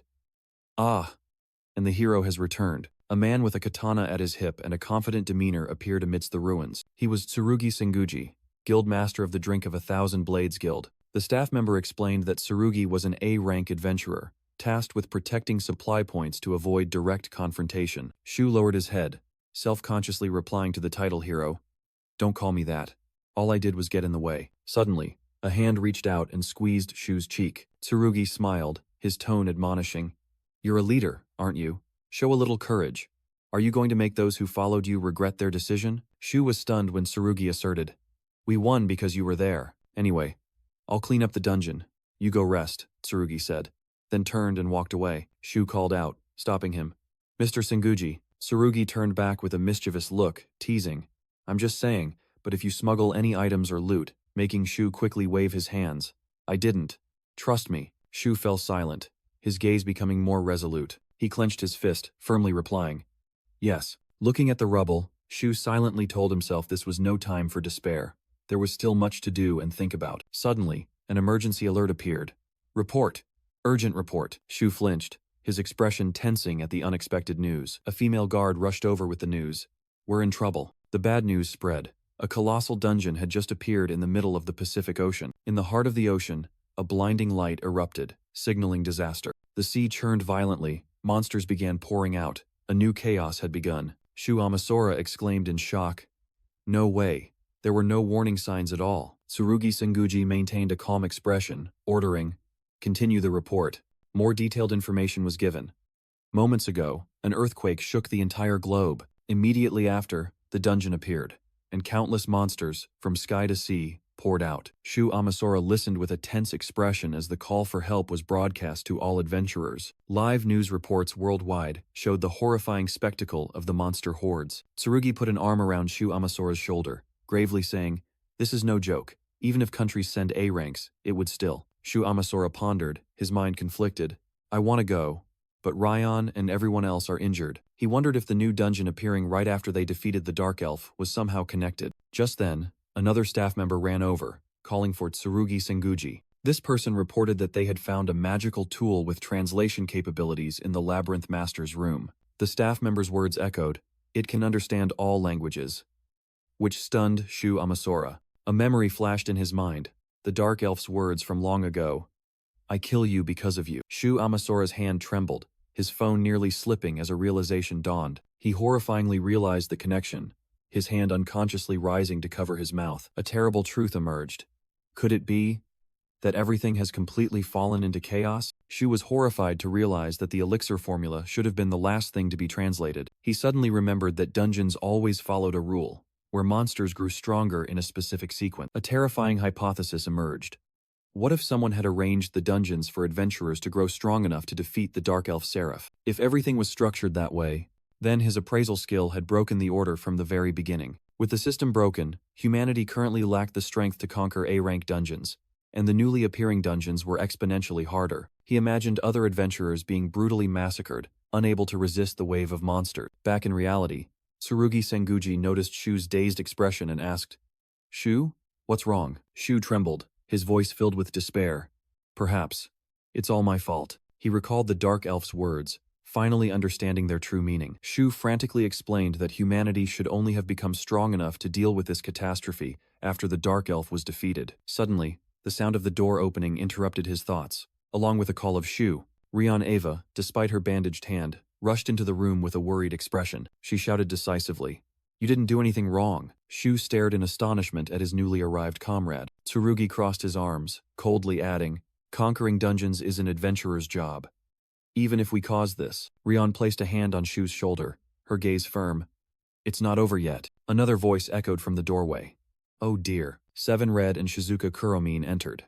The blonde man spoke teasingly, while the black-haired woman commented on Shu's sense of responsibility. Rion looked toward Shizuka, softly saying, "You're being too soft on him." Shu gritted his teeth, his eyes gleaming with steely determination. He declared loudly, "Come on, let's go stop this riot. I need everyone's help again." Shu secretly calculated that since he couldn't communicate with the monsters, there was only one path left. At sea, a fierce battle erupted as adventurers on the battleship confronted a swarm of flying monsters. A warrior with dreadlocks charged forward to face the roaring giant sea monster. The sharp axe blade swung up, cleaving through the monster's body in a crimson streak. Meanwhile, the heavy cannons on the battleship simultaneously rotated their barrels, aiming at the sky. A barrage of cannon fire was unleashed, tearing through the air. An unlucky wyvern was hit and exploded into a brilliant fireball. From behind, an adventurer observed that they were repelling the enemy, and it seemed no individual monster was too strong. Tsurugi Senguji crossed his arms, a smirk on his face as he watched the battle, silently praising the effective battle plan. He ordered the entire team to continue sweeping, while he and Xenoclus would teleport closer to the dungeon. Xenoclus mischievously leaned close to Shu's ear, whining about the mana consumed, and Shu coldly responded with an order to use his full power. "Many thanks," Xenoclus cheerfully replied as black feathers began to fall. Immediately, a gigantic whirlpool formed in the middle of the ocean, furiously sucking all the flying monsters inward. Xenoclus, in his fallen angel form with majestic black wings, teleported with Shu directly above the center of the whirlpool. Shu felt a terrifying source of magical power from within, far exceeding the combined strength of the entire monster horde. His eyes flashed with blue light as he focused on the epicenter of that energy. The water's surface churned violently, signaling a terrifying presence about to rise. From the depths, an ancient entity in the form of a majestic sea god slowly emerged. The ancient god with stark white eyes and a trident mark on his forehead appeared, his gaze full of judgment. Shu shivered, feeling a pressure even more terrifying than the Dark Elf, and realized the biggest problem was that he absolutely could not appraise this entity's skills. The god raised his hand, summoning a technique called high-tier water wave. The sea surface began to shake violently. A colossal magical tsunami rose, ready to swallow the entire fleet. "This is bad," Xenoclus exclaimed in horror, but Shu decisively ordered, "Teleport to the battleship." Immediately, Xenoclus spread his black wings and carried Shu to the bow of the ship, where Rion Ava frantically shouted, "Shu, a giant wave!" Before their eyes, the colossal wall of water roared, threatening to crush everything. Shu charged forward, yelling, "That's caused by magic. If we can reduce its effect, then we can still do something." He poured all his energy into his hands. Without hesitation, Shu and the other adventurers charged straight onto the ship's deck, directly confronting the ocean's wrath. He activated his item box. "Spirit clones, devour the wave!" Shu roared, summoning colossal energy entity. Rion Ava didn't stand still either. She channeled power into her sword with her spirit armament skill. Seven Red, in his Earth Dragon form, roared Dragon's Breath, while Shizuka Kuramine also utilized blood magic. Seeing this, the other adventurers were also emboldened, deciding to fight with all their might. Tsurugi Senguji clicked his tongue, muttering, "Damn it, I shouldn't have come here." But the title, Holy Sword, Tsurugi Senguji, did not allow him to retreat. "I'm going in."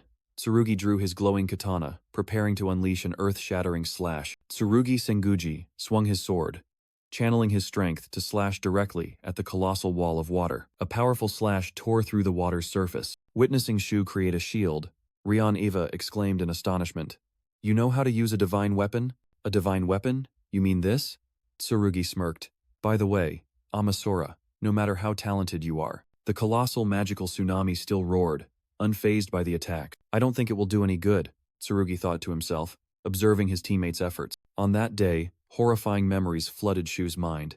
Damn it, damn it. The devastated scene of a village after the disaster appeared. Ruined buildings were submerged in the vast expanse of water. An entire railway line was completely destroyed, a testament to the horrific, destructive power. The female news anchor announced, "The tsunami caused severe damage. The monsters have retreated into the dungeon." Shu silently rewatched the news report on his phone, his face heavy with anguish. "Boss is watching that news report again?" Akito Kuramochi and Yachiru Hamamura entered, asking worriedly. Yachiru cautiously called out, "Sir, you don't need to feel responsible. You've already donated and done everything you could," she earnestly advised. Akito fiercely declared, "It's not even certain that the riot was caused by defeating the Dark Elf.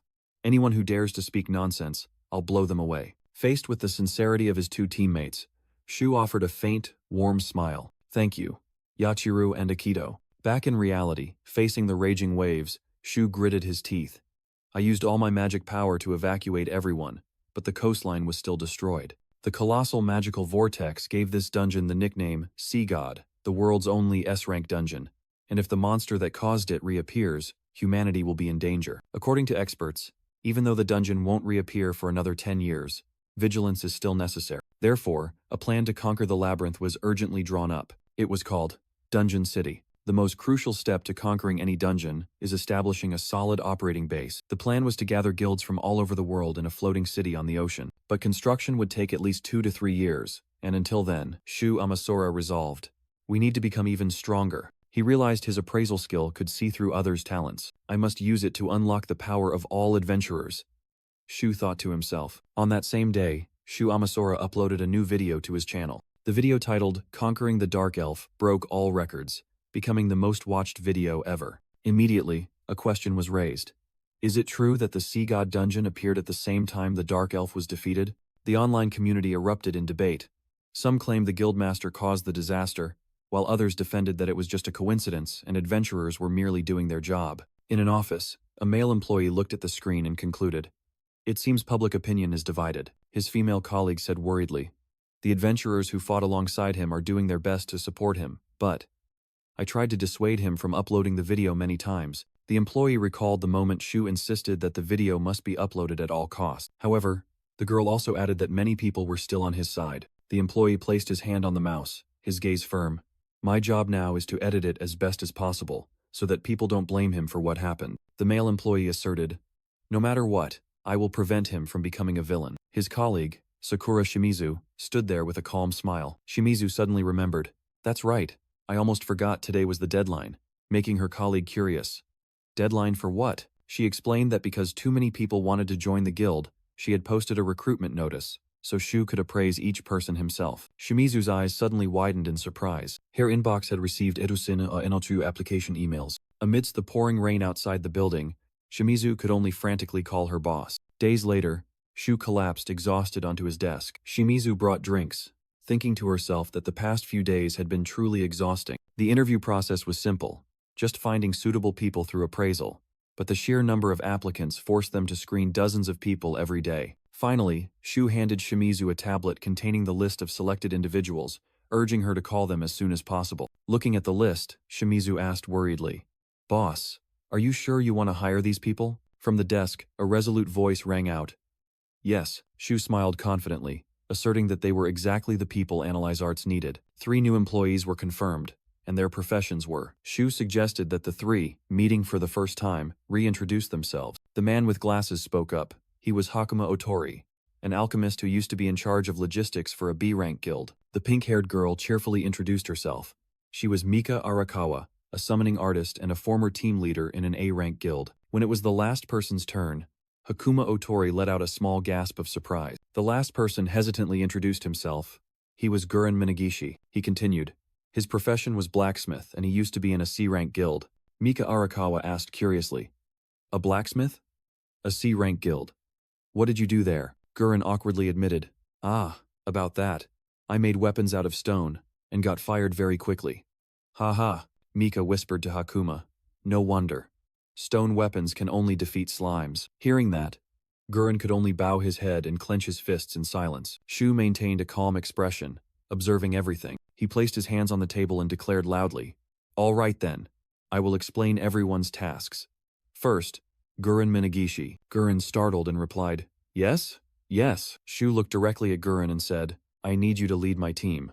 In other words, you will be the captain." Guren was stunned, unable to believe his ears. "What?" A painful memory flooded back, with cold words echoing, "You're fired." The former guildmaster explained, "A small guild like ours doesn't have enough resources to invest in someone who can't be deployed in a dungeon." Guren didn't even dare to ask why. He knew he was a blacksmith who could only craft equipment from stone, and weak weapons were useless in dungeons, leaving him desperate to find a new job, even just an office job. Sadness and helplessness were evident on his face in the dark night. Then he saw the recruitment ad for Analyze Arts, secretly thinking he had no chance but decided to try his luck anyway. Back in the present, Mika Arakawa exclaimed in shock, "What? The blacksmith is captain?" She slammed the table angrily.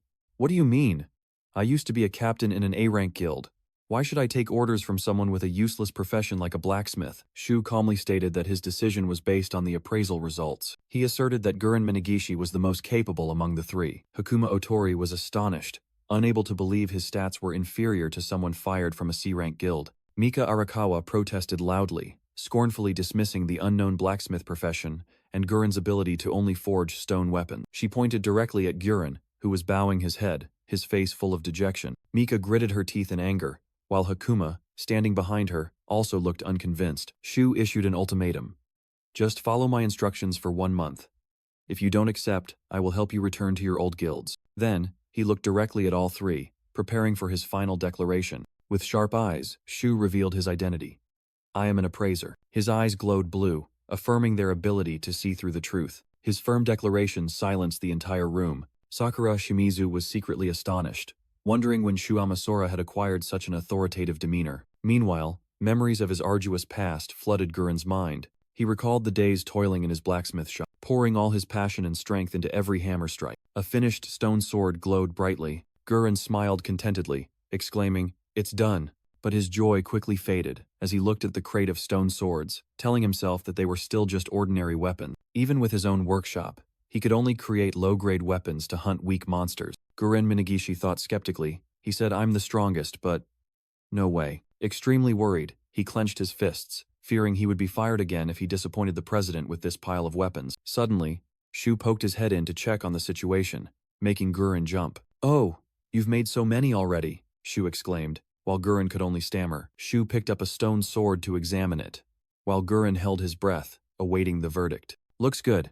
Just keep making swords like these," Shu said with an encouraging smile. Guren sighed in relief and happily replied. Shu suddenly remembered and asked about the other two teammates, and Guren hesitated. He sadly confessed that both Hakuma Otori and Mika Arakawa had resigned. "I tried to convince them, but they wouldn't listen," Guren explained in disappointment. "How irresponsible," Shu frowned, then said, "But as long as you stay, that's what's important to me." Guren was stunned by Shu's confident affirmation. "I'll take these swords," Shu declared, then lifted the entire crate of weapons. Guren quickly spoke up to dissuade him. "Why do you put so much faith in me? As a blacksmith, I can only create useless weapons." Shu turned back, asserting, "Minagishi, the blacksmith profession is not weak at all. Perhaps you don't feel strong now, but I can see many things with my appraisal skill. I have high expectations for you, Minagishi," Shu declared, completely overwhelming Guren. In the blacksmith's eyes, a spark of hope began to ignite. A painful memory flooded Guren's mind, beginning with the cold pronouncement, "You're fired." The harsh criticisms about only being able to forge useless stone swords cut deep into the young blacksmith's pride. The humiliation made Gurren unable to hold back tears, marking a past full of failures. Meanwhile, in a dark dungeon, a plan was being executed. Goblins fell before brutal slashes from what was considered a useless weapon. Xenoclis grinned, reporting, "Boss, it broke in half." Shu calmly replied to Xenoclis's confusion that it was fine, as he had placed a large order. Shu's plan was clear: help a rookie level up while also creating the best weapons. He explained that the blacksmith class has the highest experience distribution rate among support classes. Shu knew that currently Gurren could only forge with stone, but once he leveled up, he would be able to use better materials. And as Gurren's abilities evolved, he would be able to create the strongest equipment. Back at the forge, Gurren was exhausted after depleting all his mana to complete the massive order. He stumbled from exhaustion, his body almost at its limit. But thinking of the trust the president had placed in him, Gurren told himself to try his best. Suddenly, a series of experience notifications began flooding his account.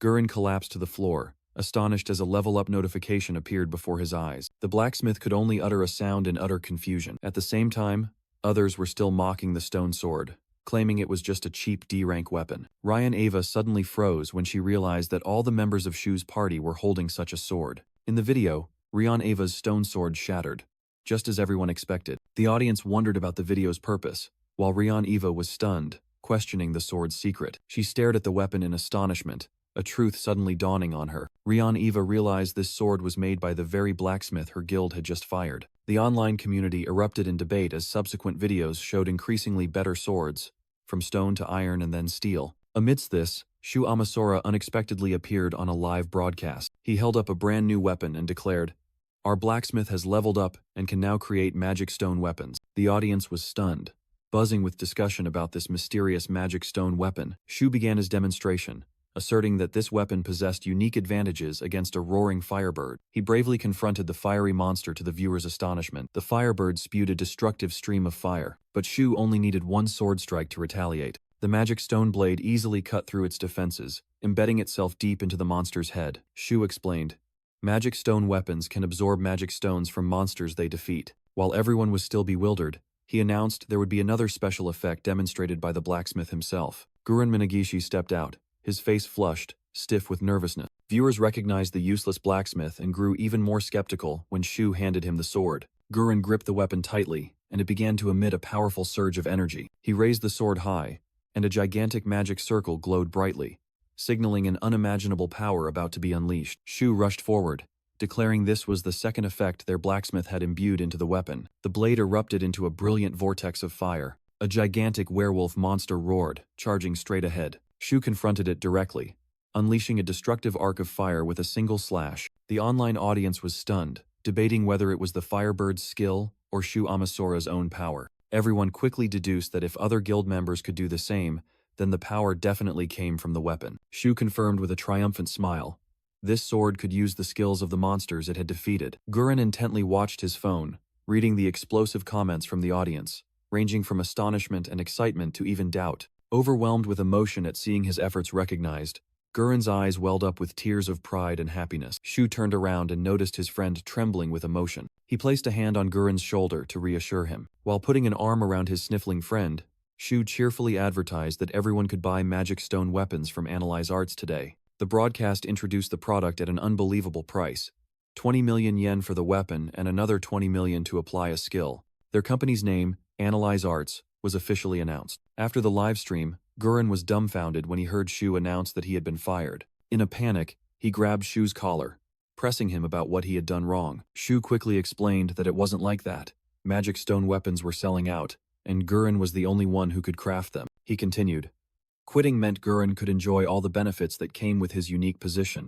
Understanding the situation, Gurren bowed his head, sighing in relief. Shu explained, "My goal is to make all adventurers stronger. So even if you leave the guild, we will still set up a website to sell weapons for you." Gurren Minagishi frantically yelled, "What are you talking about? I'm not quitting. I am Analyze Arts' exclusive blacksmith." Shu smiled contentedly at Gurren's loyalty, as he was secretly calling him sir. "Just call me Gurren, don't be so formal," Gurren awkwardly suggested. Shu clasped the blacksmith's hands tightly. Gurren emotionally said, "You're the first person to recognize and trust me. I am who I am today because of you." With a radiant face, he declared, "Anything. Just tell me what to do." He was so enthusiastic that he created after images, asking, "Sir, do you find this chair uncomfortable?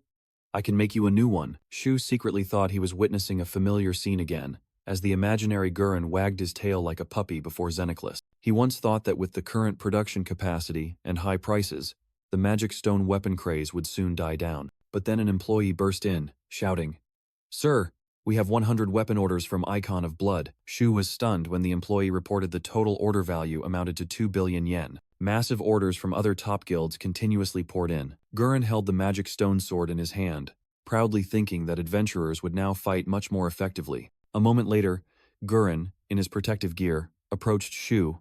"Sir, there's something I'd like to discuss about my skills." He presented his hypothesis. "I think the function of magic stone weapons changes based on the grade of the magic stone used." Gurren explained that C-grade magic stones only create one skill slot, but through testing, he discovered that higher grades yield more skill slots. He looked directly at Shu, pleading, "Please give me the magic stone from the Dark Elf. A magic stone from an AA grade monster will create a weapon with 4 skill slots.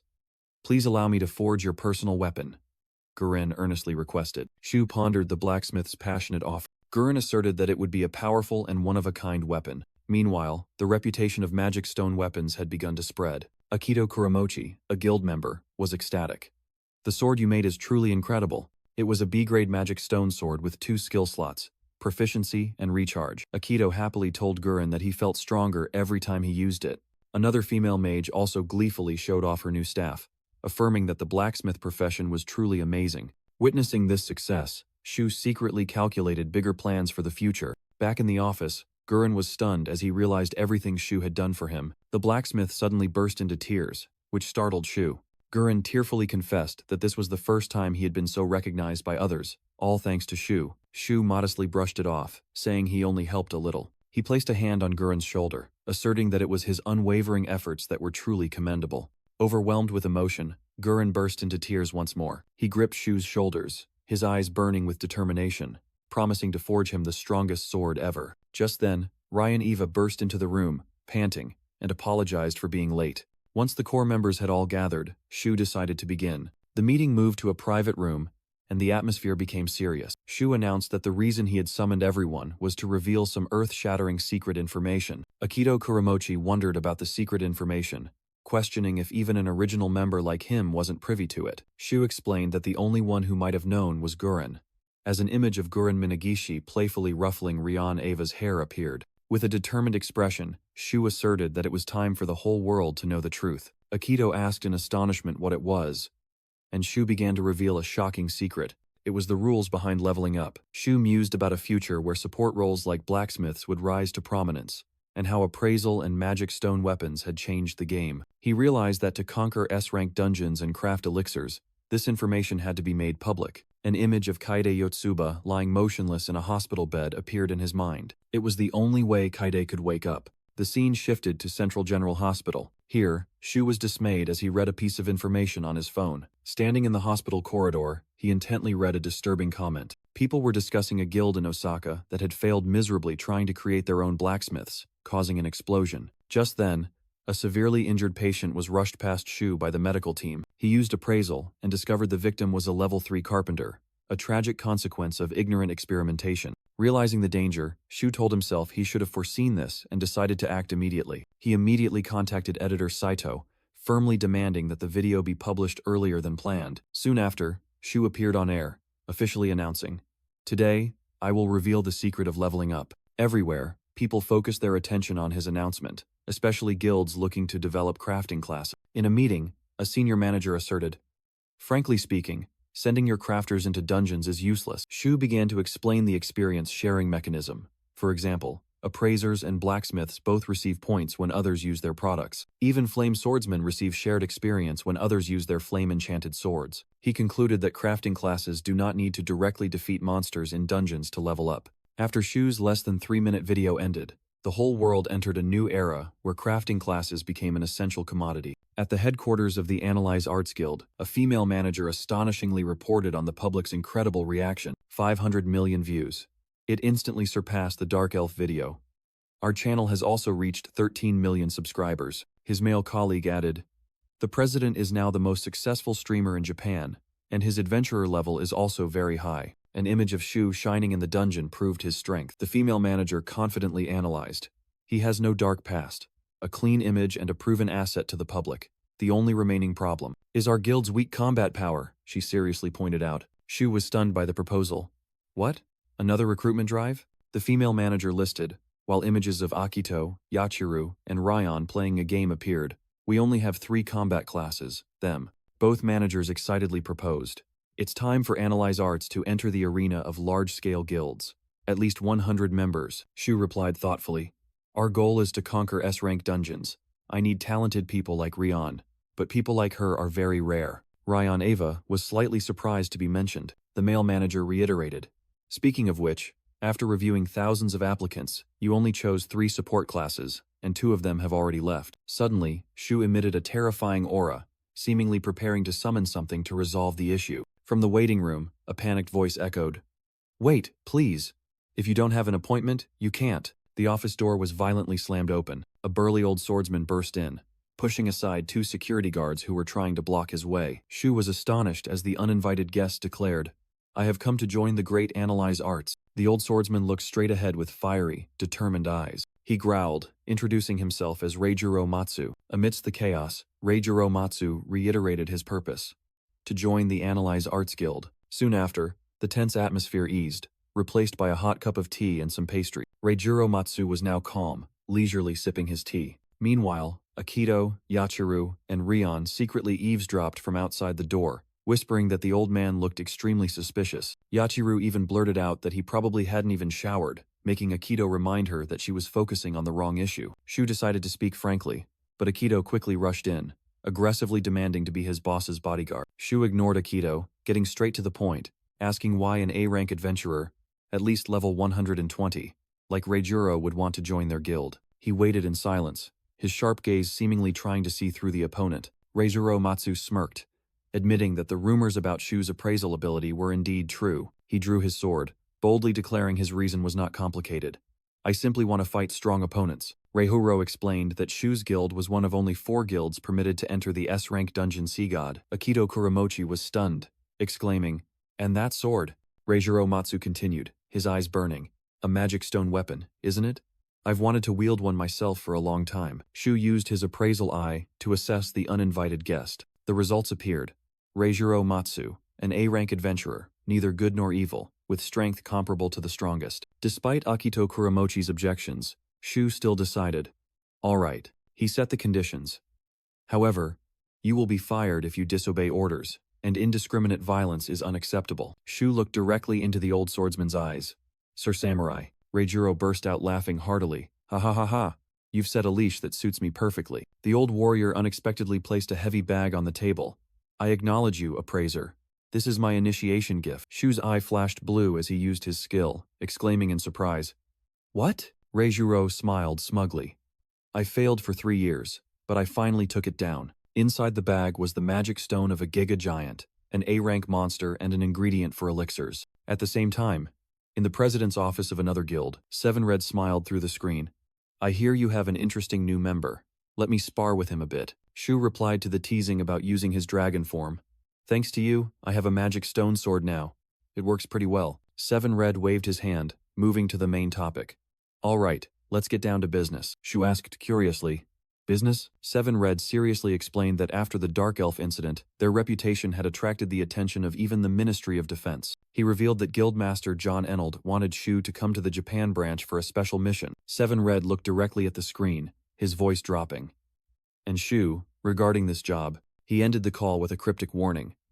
I advise you to be careful. Shu walked alone, heading towards the secret meeting. As instructed, he arrived at the meeting point, where a black car was waiting. He wondered to himself, what is it that Seven had to keep secret, but wanted to share with me? The car stopped, waiting as the traffic light turned red. The driver unexpectedly spoke up, asking, You look like you're having a tough time.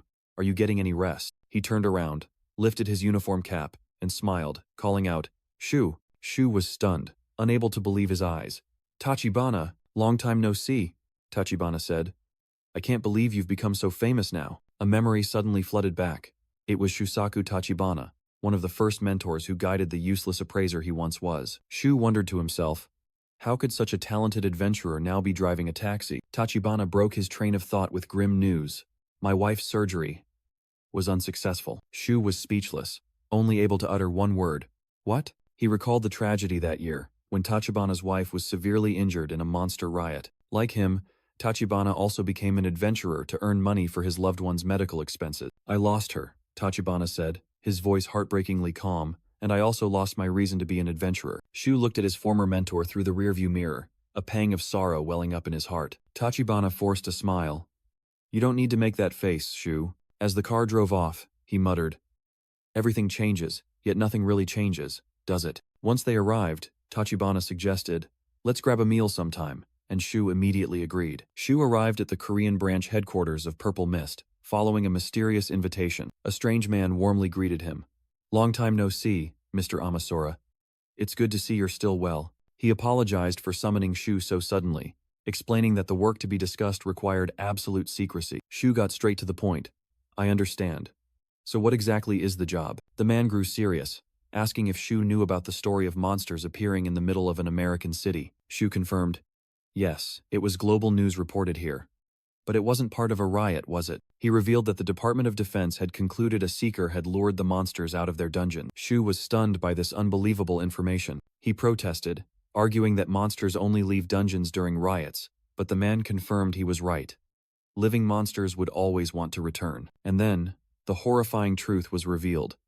All the monsters in that incident had been dead for weeks. This is what gave the culprit their moniker. The necromancer, someone who controls undead monsters. We've narrowed down the suspect to just one person. The atmosphere in the room grew heavy, leaving only silence. Shu's eyes widened as the man prepared to utter the fated name. His name is Shusaku Tachibana, a name and face painfully familiar. Elsewhere, John Enold's ID card lay on a car seat. The man with the eye patch smirked to himself. I've met the one who made me hesitate. Now I can do what needs to be done. In his painful memory, the doctor's words echoed. I'm sorry. We don't think your wife can wake up anymore. It all started with a sudden riot in the middle of the night. The desperate man recounted. My wife, Remy, was trapped under the rubble of the house. He became a seeker to earn money, hoping a state-of-the-art hospital abroad could save her. But then, the surgery failed. Remy lay there, motionless with bandages wrapped around her head. The husband collapsed, screaming in pain. Remy, please, wake up. Tears streamed down his face, filled with despair. His eyes were wide open, empty from the pain of loss. Suddenly, as he collapsed by the bed, Remy's body stirred slightly. She slowly opened her eyes, but inside was only a dark, soulless socket. He gasped in horror, stammering, Remy, are you really awake? Her face remained expressionless, one eye bandaged, the other a terrifying void. The man trembled, calling his wife's name with extreme doubt. He was stunned, realizing, she's not breathing. Her heart isn't beating. She's dead. So what's happening? He suddenly held his breath, a horrifying thought flashing through his mind. He remembered his profession was puppeteer. Could his ability to control inanimate objects have been activated? Because a corpse is technically an inanimate object. He clutched his head, screaming in agony. Damn it, Remy, you're not alive. Just let me hear your voice one more time. In response to his desperate plea, Remy's corpse parted its lips and let out a soulless ah sound. Remy's corpse emitted soulless sounds under her husband's control. He was stunned, wondering if she was truly responding to him. Looking at his wife's body, he pondered his abilities of control and manipulation. A crazy thought emerged.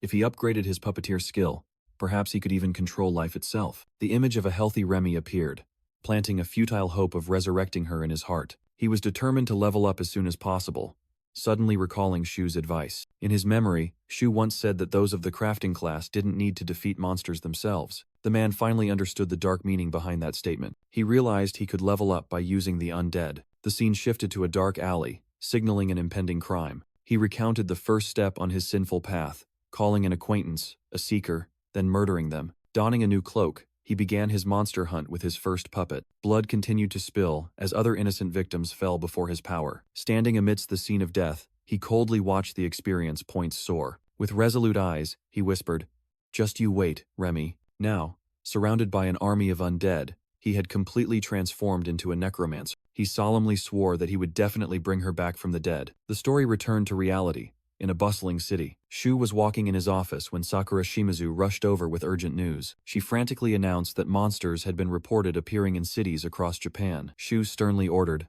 I need you to summon all guild members right now. In the meeting room, Shu explained. It's unbelievable. The person who helped you all is the one who released monsters into the city. The TV news confirmed his words, with the headline Monsters Appearing in Cities. Shu analyzed. He doesn't need the monsters that are appearing. He wants the adventurers to defeat them by releasing them in conspicuous places. He revealed the true motive. Shusaku's goal isn't to create chaos, but to level up and resurrect his deceased wife. Akito Kuramochi was astonished. You already know his motive? Yachiru Hamamura added. How can you be so sure when no information has been made public? Shu was silent for a moment, his face heavy. Then he sadly confessed. If I were in his situation, I would also think of doing the same thing. Rian, Ava, and the others were stunned by Shu's empathetic words. He continued. I'm sure he's targeting the S-rank dungeon, Water God. That place can yield a huge amount of experience. He will try to infiltrate the dungeon city. Rian Ava asked worriedly.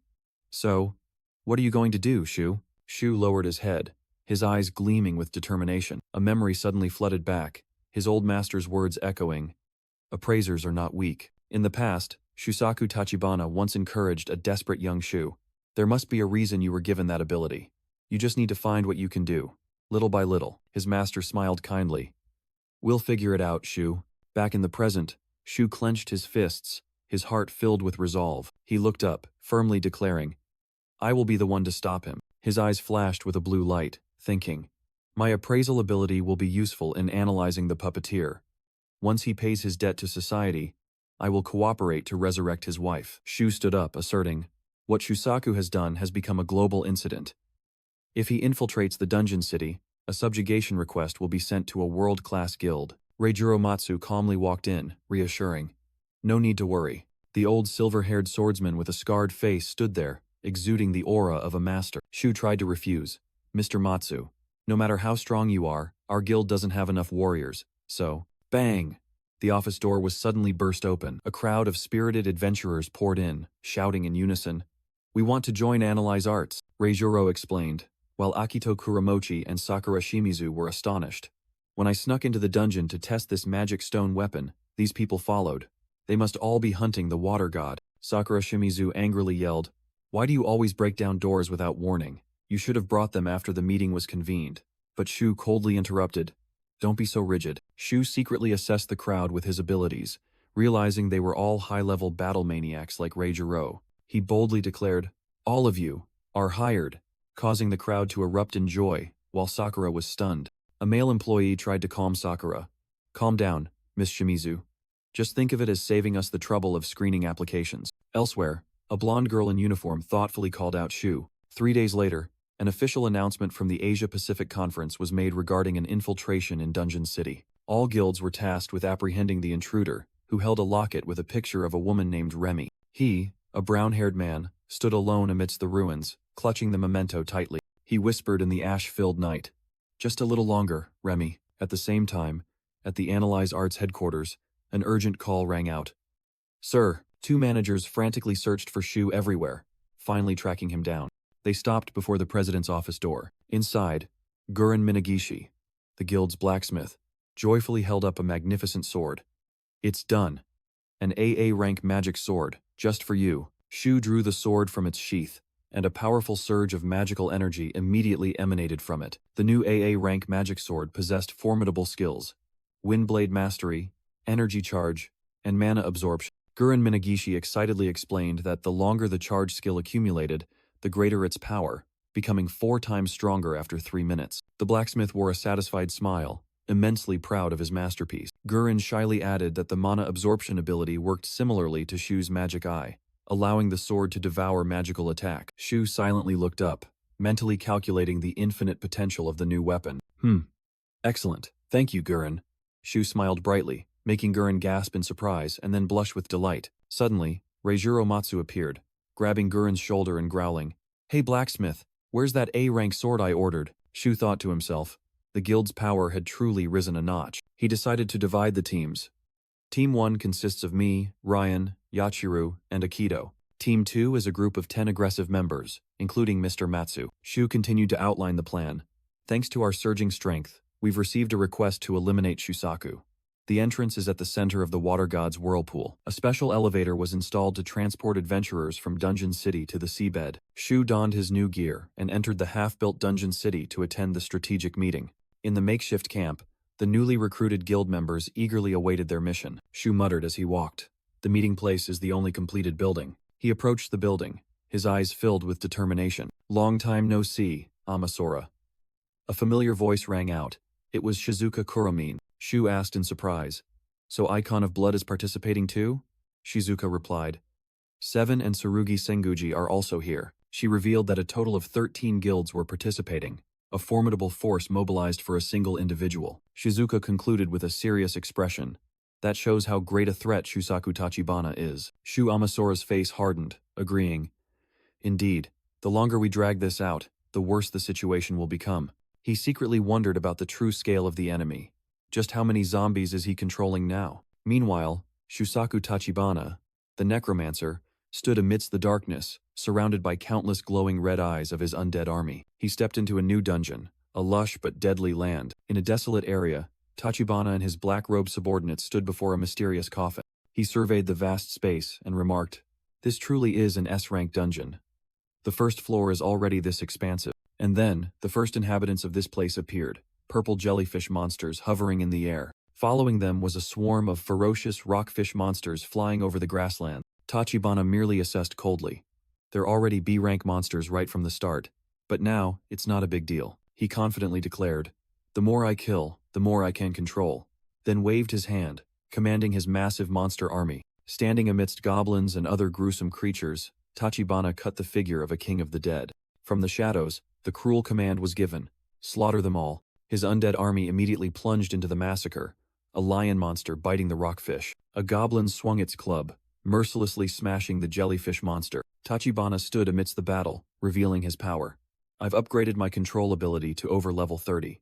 Currently, I can control 150 monsters simultaneously." His eyes gleamed with a terrifying calmness. Soon, the battlefield was littered with corpses, and he declared, "Anyone who dies will join my ranks. This is just a one-sided slaughter." After clearing the area, Tachibana turned away. "Anyway, I should find the entrance to the next floor. The other pursuers must be arriving soon." Suddenly, he froze, his eyes showing clear surprise. A swarm of gigantic and terrifying seahorse monsters unexpectedly appeared from thin air, blocking his path. Fierce seahorse monsters blocked the way, Shusaku Tachibana muttered. So the monsters on this floor move in herds.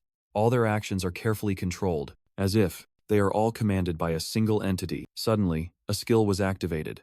Advanced Tsunami. The ground shook violently. Shusaku and his undead army calmly faced the danger. A colossal tsunami crashed down, sweeping away all the monsters. The power of the wave swept away everything in its path. After the deluge, only a flooded battlefield remained, littered with monster corpses. Shusaku and his subordinates still stood firm behind the large stone pillar, unharmed. A bizarre foot with sharp claws slowly emerged from the water. An ancient water deity appeared, growling, "The enemy of my comrades. I will show you no mercy, human." The declaration of war echoed, "The enemy of my comrades." The water deity faced Shusaku, repeating his threat. In contrast to that fury, Shusaku merely responded with a cold, indifferent gaze. The water deity's eyes flashed with murderous intent. The fierce currents gradually receded, leaving behind a desolate scene. Amidst the ruins, a bloody monster arm began to twitch. Shusaku Tachibana thought to himself. The recent tsunami had wiped out almost all of his undead army. Facing him, the water deity challenged, "Do you think merely controlling corpses is enough?" Shusaku sighed, admitting, "Indeed, the situation is not good. We've wasted too much time." With a sharp gaze, he decided, "I must clean all this up now." Immediately, the head of one of the black-robed subordinates exploded. Shusaku stood motionless, coldly watching his loyal subordinates being torn apart. The water deity was stunned by his opponent's cruel and incomprehensible action. Streams of flesh and blood from the sacrificed subordinates swirled and converged towards Shusaku. Standing before the colossal biomass, he began his monologue. "I fear no them, king." The colossal mass of flesh and blood contracted, then violently exploded. Horrific tentacles wrapped around Shusaku's body, beginning the painful fusion process. This was a forbidden skill, called mutation, merging the user with their subordinate.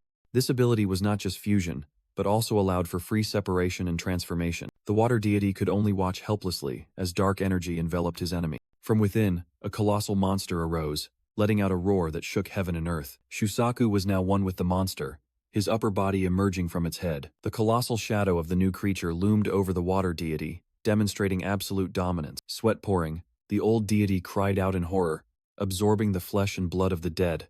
"Are you even human anymore?" At the same time, in a modern building, the adventurers' conference was about to take place. Shu Amasura strode down the hallway, pondering the colossal scale of the upcoming expedition. This was an international-scale operation, bringing together top guilds from Japan, the United States, India, and China. Suddenly, he stopped short as an elegant figure appeared before him. It was a woman in a stylized kippao, exuding an aura of power. She smiled confidently. "I look forward to working with you." Shu politely replied and extended his hand, about to introduce himself. "Me too. I am Analyze Arts." "I know who you are, Shu Amasura," she interrupted. "You're quite famous, after all." With that, she turned and walked away, waving goodbye. "See you tomorrow." Shu watched her retreating back, muttering the name he had just learned. Su Yuran. Just then, Tsurugi Senguji unexpectedly put an arm around his shoulder, saying, "She's the guildmaster of a rather well-known A-rank guild." He snapped his fingers and smirked. "Well, being too famous can be tiring, right?" A blonde man rushed over, exclaiming, "Hello, Mr. Amasura. I'm a huge fan of your videos." His appearance immediately drew a crowd of curious adventurers around them. Shu was completely overwhelmed by the sudden attention, stammering, "What's going on?" A moment later, he slumped into a chair, exhausted. "So tired. I feel like I've become some big shot." A cold can of coffee was suddenly offered to him. "You've had a tough time." It was Seven Red, a high-ranking adventurer with dashing blonde hair. Shu took the can and asked, "Thank you. Why is everyone greeting me?" Seven Red took a sip of coffee and replied, "That's because you'll be in charge of this expedition." Shu was completely stunned by the shocking revelation. What? At a secluded cliff, the battle had just ended. Fresh drops of blood fell, soaking the green grass. Shusaku Tachibana, exhausted and bruised, gasped for breath after the deadly battle. He muttered with bloodied hands, "I wasn't careful enough." Oh well. At his feet, the old water god lay defeated in a crater, utterly vanquished. Putting on his eye patch, Tachibana raised his hand, dark energy surging forth. "This is a worthy pawn. Awaken." In the darkness, the water god's body writhed in agony. The old god let out a mournful cry as blood gushed from his eye socket. Now, Tachibana stood there, and the phantom of the water god, his new minion, loomed behind him. He smirked. "Shall we go?" At the same time, Shu exclaimed in surprise, "I'm going to be in command? But there are so many A-rank adventurers, why me?" Seven Red crushed a can, explaining, "Most of them are on the front lines. The ability to accurately assess the strength of allies and enemies is paramount." He continued, "Isn't someone who can do that from the rear the perfect leader?" The meeting room door opened. A voice rang out, "Very well." Around the long table were the most powerful figures, including Shu, Seven Red, Tsurugi, Senguji, Shizuka, Kuromine, and Su Yuran. The blonde man chairing the meeting asked, "I trust no one objects to entrusting leadership to Mr. Amasura, right?" Shu broke out in a sweat, thinking, this is really happening. He couldn't believe that Tsurugi, Senguji, and Shizuka Kuromine themselves had nominated him for this position. As his hand slammed onto the table, a female voice echoed, "Nervous?" It was Su Yuran, the guildmaster of an A-rank guild, looking at him with a meaningful gaze. Su Yuran warned Shu, "If there's even a shred of doubt, you should withdraw immediately. A half-hearted commander only leads their subordinates to death." Seven Red spoke in his defense. "I can vouch for his abilities, especially after witnessing how he handled things when we took down the Dark Elf. Isn't that enough?" But she remained firm. "I don't doubt his appraisal skills. I just don't want to entrust my life to someone who's easily swayed by temporary situations." Shu listened in silence, then interrupted. "So if you're not confident, Miss Su Yuran." He decisively stood up, placing his hand on the table. "I'll do it." Shu confidently declared, "I can provide the most accurate and up-to-date information to those who need it. I can do it." His blue eyes flashed with lightning, filled with determination. Seven Red whistled in approval while Shizuka Kuromine smiled contentedly. Su Yuran smirked in approval. "Very good." The rallying cry echoed as a giant whirlpool opened the dungeon gate. "Shall we begin?" To the S-rank dungeon Ocean God, a place never conquered by humanity. Inside the dungeon, an otherworldly landscape appeared with a clear blue sky and lush trees. Guren Minagishi exclaimed in astonishment, "A plane inside the dungeon? I've never seen this before. It's so vast, even though it's only the first floor." Shu immediately activated his skill, a blue symbol flashing in his eyes. He noticed the ground was unusually damp and thought, "It's not rain. We need to hurry." Shu stood up straight, sensing the imminent danger. The battle plan was laid out.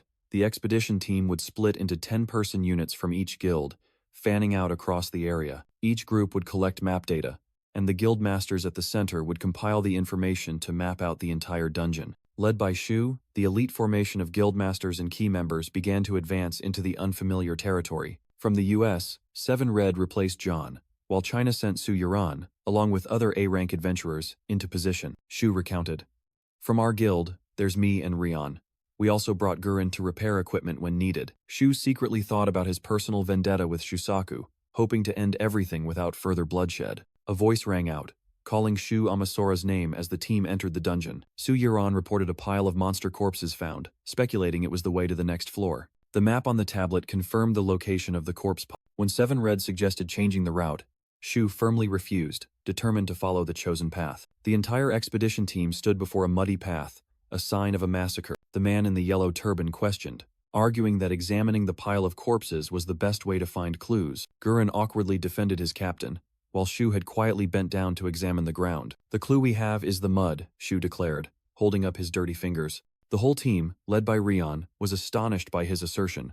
Mud? Shu explained in his mind that the deeper they went, the wetter the ground became, and the water droplets on the leaves were created by magic. He deduced that whoever could control such a large amount of water was the one who caused the tsunami and wiped out Tachibana's undead army. Shu turned to ask Su Yuran, Miss Su, are most of the corpses those of the undead? After rechecking, Su Yuran confirmed in surprise. Just as you said. Guren beamed with pride, while the man in the yellow turban marveled at the appraiser's ability. Shu secretly worried. If Shusaku had defeated that monster, his power might even surpass that of the Dark Elf. We'll follow the muddy path, Shu ordered. We must hurry. The team descended to the second floor, a jagged, gloomy, rocky area. The intricate cracks on the ground and cliff faces were evidence of a horrific battle. 7 Red spoke up, his eyes sharp. There are traces of a battle. Shu's eyes gleamed with determination as he faced the new danger. From the cracked ground, a terrifying sound echoed as a colossal entity rose. A towering mithril golem appeared, its entire body composed of azure crystals, stunning the entire team. The woman with glasses and the man in the turban exclaimed in horror, unable to believe such a monster appeared on the second floor. But Shu quickly analyzed. An A-rank mithril golem. This is a monster we can defeat, he confidently declared. We can quickly deal with it using elemental skills. The colossal golem roared, swinging its massive crystal arm. It brought down a devastating blow to the ground, forcing the team members to quickly dodge. Shu's eyes flashed, and he declared, I've found its counter skill. I'll direct the timing of the attack. 7 Red smiled resolutely, and the entire team responded in unison.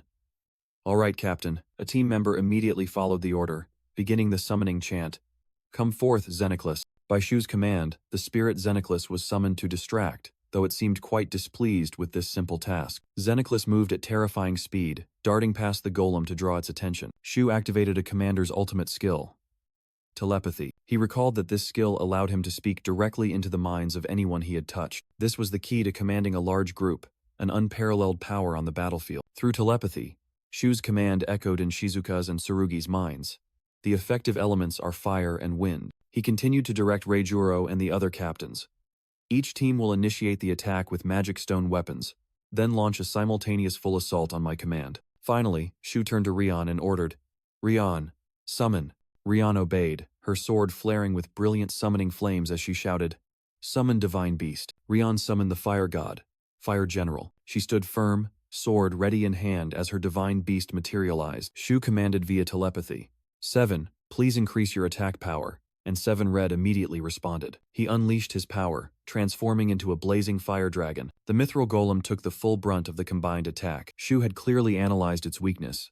Despite its magic resistance, it had a surprisingly low melting point. He roared the final command. All teams, prepare. All team members simultaneously gathered their strength, preparing for the finishing blow. Attack. A barrage of attacks from the most elite adventurers rained down on the golem. Its core violently vibrated under the overwhelming power. The entire colossal body of the mithril golem shattered into pieces. The entire team was stunned, unable to believe they had defeated an A-rank monster so easily. All thanks to accurate information and command. Shu smiled confidently. His plan had been a complete success. Under his command, they continued to sweep through other A-rank monsters without any difficulty. Several days passed, and as the team set foot on the third floor, A source of dark energy suddenly erupted from the ground. Another golem rose from the rubble. Shu's appraisal skill immediately showed this was a controlled mithril golem. The appraisal skill confirmed the new enemy was indeed a controlled mithril golem. Amidst the rubble, Shu resolutely informed the team, "Shusaku is on this floor." The man in the yellow turban remarked, "By now, he must have reached a very high level." Tsurugi Senguji analyzed that if Shusaku were allowed to advance further, he would become an immeasurable threat and must be stopped right here. Su Yuran agreed with that assessment, but her sharp gaze was fixed on Shu. She questioned directly, "You seem quite close to Shusaku Tachibana. What is your relationship?" Shu admitted, "I worked with him about a year ago as a seeker," causing Rion Eva to exclaim his name in surprise. Shu's confession caused a stir among the team. Their relationship was clearly more than just acquaintances. The man in the yellow turban and the female swordswoman with glasses began to doubt, wondering if Shu should continue to command. Shu calmly replied, "If you're unsure, I'm willing to hand over command. Just please let me talk to him." Tsurugi pressed, "What do you intend to say to him?" But Shu refused to answer as it pertained to his skills. The man in the yellow turban angrily grabbed Shu's collar. "Is this a joke? How can you guarantee you won't betray all of us?" Quick as a flash, a sharp blade was at the man's throat. It was Reijiro Matsu's katana. The old swordsman growled, "I apologize profusely, but I cannot tolerate anyone showing disrespect to my lord." Seven Red also interjected, pushing the man's hand away. "How dare you? Do you know how he risked his life to stop the tsunami?" Tsurugi also spoke in defense. "Would someone intending to betray humanity share such useful information with the entire world?" The man in the yellow turban remained stubborn. "That's the problem. If he decides that exploiting Shusaku would be more effective, who will be responsible if we're stabbed in the back?" Seven Red offered a simple solution. "Then just let him contact Shusaku in front of us, all right?" The man in the yellow turban said bitterly, "Unlike you global superpowers, we cannot survive without dungeon resources." Seven Red was stunned. "Wait, what are you talking about? Aren't we all here for the greater good of humanity?" A decisive clap echoed. Su Yuran cut off the argument. "Enough." She turned to Shu, smiling meaningfully. "You have many allies, Shu Amasora." Taking Shu's hand, she declared, "I'll keep an eye on him. I promise not to let him out of my sight." Satisfied? The man in the yellow turban spoke up. "No, we will too. We'll compromise, so all three of us are assigned to the same team." After the disagreement subsided, the group ventured deeper into the desolate ruins. The man in the yellow turban approached Shu. "Shu Amasora, I must apologize. I was too hot-headed and treated you as if you had betrayed us." He continued, "I'll keep an eye on you, but consider it a way to prove your innocence." Shu smiled back. "It's fine. If I were in your shoes, I'd be suspicious too." He looked down at the dark dungeon entrance ahead. "We should hurry." Suddenly, an image flashed in Shu's mind, and he exclaimed, "I found Shusaku." Clutching his head, his eye blazing with blue fire, he warned, "He's somewhere not far from this floor. We might be detected if we get closer, so be careful." The man in the yellow turban and the female swordswoman asked in confusion, "What is he doing? How many zombies does he have with him?" Through his clairvoyant eye, Shu reported, "I detected 2 humanoid monsters and some scout zombies accompanying them. I detected a crowd of at least 300 individuals." The number 300 horrified everyone. But Shu added, "Yes, but they are in the middle of a battle." Shu revealed the scene of Shusaku single-handedly confronting an army of undead. He identified the enemy. The opponent is a female humanoid monster, the Undead Queen. Her skill is Sorceress, a skill that allows her to control the undead just like Shusaku. Shizuka Kuromine asked worriedly, "Is Shusaku losing?" Shu firmly replied, "No. Although their abilities are similar, Shusaku's control is stronger. The ability to control the monsters he has defeated will give him an advantage." In Shu's vision, Shusaku Tachibana stood firm amidst the darkness, his sharp gaze commanding his own army of monsters. Shu analyzed the situation, warning that if this was a war of attrition, Shusaku's forces would only grow due to his puppet mastery ability. Tsurugi Senguji proposed, "If there's a perfect time to attack, it's now, while he's weakened after the battle with the female sorceress." He decided to form a team of A-rank adventurers to confront him directly, while others dealt with the undead horde. But before all that, Shu requested, "I need to speak with him alone." Su Yuran confirmed their promise. "We already promised. The 3 of us will go with you." Seven Red and Tsurugi Senguji also unanimously volunteered to join. Shu was stunned when everyone, including Rion Eva and Reijiro Matsu, decided to go with him. He proposed a plan, and the scene shifted to a ruined, gloomy hall. A crash echoed as the last skull was smashed. Shusaku Tachibana tiredly declared, "That was the last undead controlled by the enemy." He bitterly spoke into the void, "But that woman escaped. made a fool of by humans, and now by monsters. You think so too, don't you, Shu? Just then, Shu and Rion Eva boldly entered the hall. Shusaku recognized them, asking, "Only two of you came here?" Shu replied, "I asked everyone to give me some time to talk to you. The others will arrive here in 5 minutes via teleportation." Shusaku smiled sadly. "You're still as naive as ever, Shu. That's why I can't leave you alone." Shu clenched his fists, his voice resolute. "Shusaku, I don't want to fight you. Please, surrender," he pleaded. "My appraisal skill has told me everything I need to know about you." Shusaku remained silent, his gaze heavy. Shu thought to himself, revealing the core truth. The puppet master cannot resurrect the dead. A fleeting expression crossed Shusaku's face upon hearing that. Shu and Rion Eva faced their enemy, both looking extremely tense. Shusaku Tachibana sneered, coldly retorting, "That's a lie." Immediately, a hideous gray hand emerged from the black mud beneath his feet. An ancient water deity with a flowing white beard materialized, cracking his knuckles menacingly. Shu realized in horror. That's the humanoid monster that caused the tsunami. The ancient water deity swung his hand, condensing water into a sharp trident. Rion Eva didn't flinch. She roared, "Divine weapon, fire god, fire general." With her blazing sword, Ryan charged to block the water deity's attack. In the midst of battle, Shu desperately yelled, "Shusaku, listen to me." But Tachibana only thought to himself that he had gone too far. The water deity knew Shu's weakness, mentioning his quest to find an elixir for Kaide. "I'll help you. I'll find a way," Shu shouted, promising to bear the burden with Tachibana. But Tachibana roared in anger. "How long? Can you guarantee it? Remy's body can't wait any longer." He screamed the painful question about Remy's dwindling time beside the cold coffin. Shu earnestly pleaded with his former comrade. "Shusaku, please come with me," Rion also implored. "Mr. Tachibana, you must believe him." She pointed her sword towards Tachibana, asserting that Shu had always tried to help him. Tachibana's gaze wavered for a moment, a glimmer of hope appearing. He turned his back, his hand touching the coffin, and seemed to relent. "All right, if that's true, maybe I should accept the help." But suddenly, the ancient water deity's head exploded, leaving Rion stunned. Blood and gore splattered, staining the silent girl's body red. Rion Eva screamed in pain as the dark curse spewed from her mouth. "Ryan!" Shu yelled, frantically rushing towards his fallen comrade. Shusaku Tachibana's cold voice echoed, "What I just placed in her is a curse drawn from the dead." He continued to provoke the stunned Shu. "I wonder how long she'll live. I promise she won't make it until your comrades arrive." Tachibana crushed all hope. "She will die here." Shu's eyes widened, filled with horror and helplessness. "But there is a way to save her." Tachibana unexpectedly offered an escape. The shield in Shu's hand dropped to the ground in utter shock. A faint glimmer of hope flickered in his desperate eyes. Tachibana looked directly at Shu. "Come on, Shu. Can you tell me?" He was talking about the S-rank elixir, an item that could cure all ailments and restore the body to perfect condition. "Can you choose to sacrifice someone close to you?" Tachibana pointed at the dying Rion. "If you don't use the elixir on her, she'll die in a few minutes." He forced Shu into a cruel choice. "So, Asura, will you save her or your childhood friend?" Shu struggled to his feet, questioning. "Why? Do you have the elixir?" Tachibana casually explained. "It seems the boss of each floor in Watatsumi drops one. I'm sure the monster I just fought will drop another." Shu asked again, disbelieving.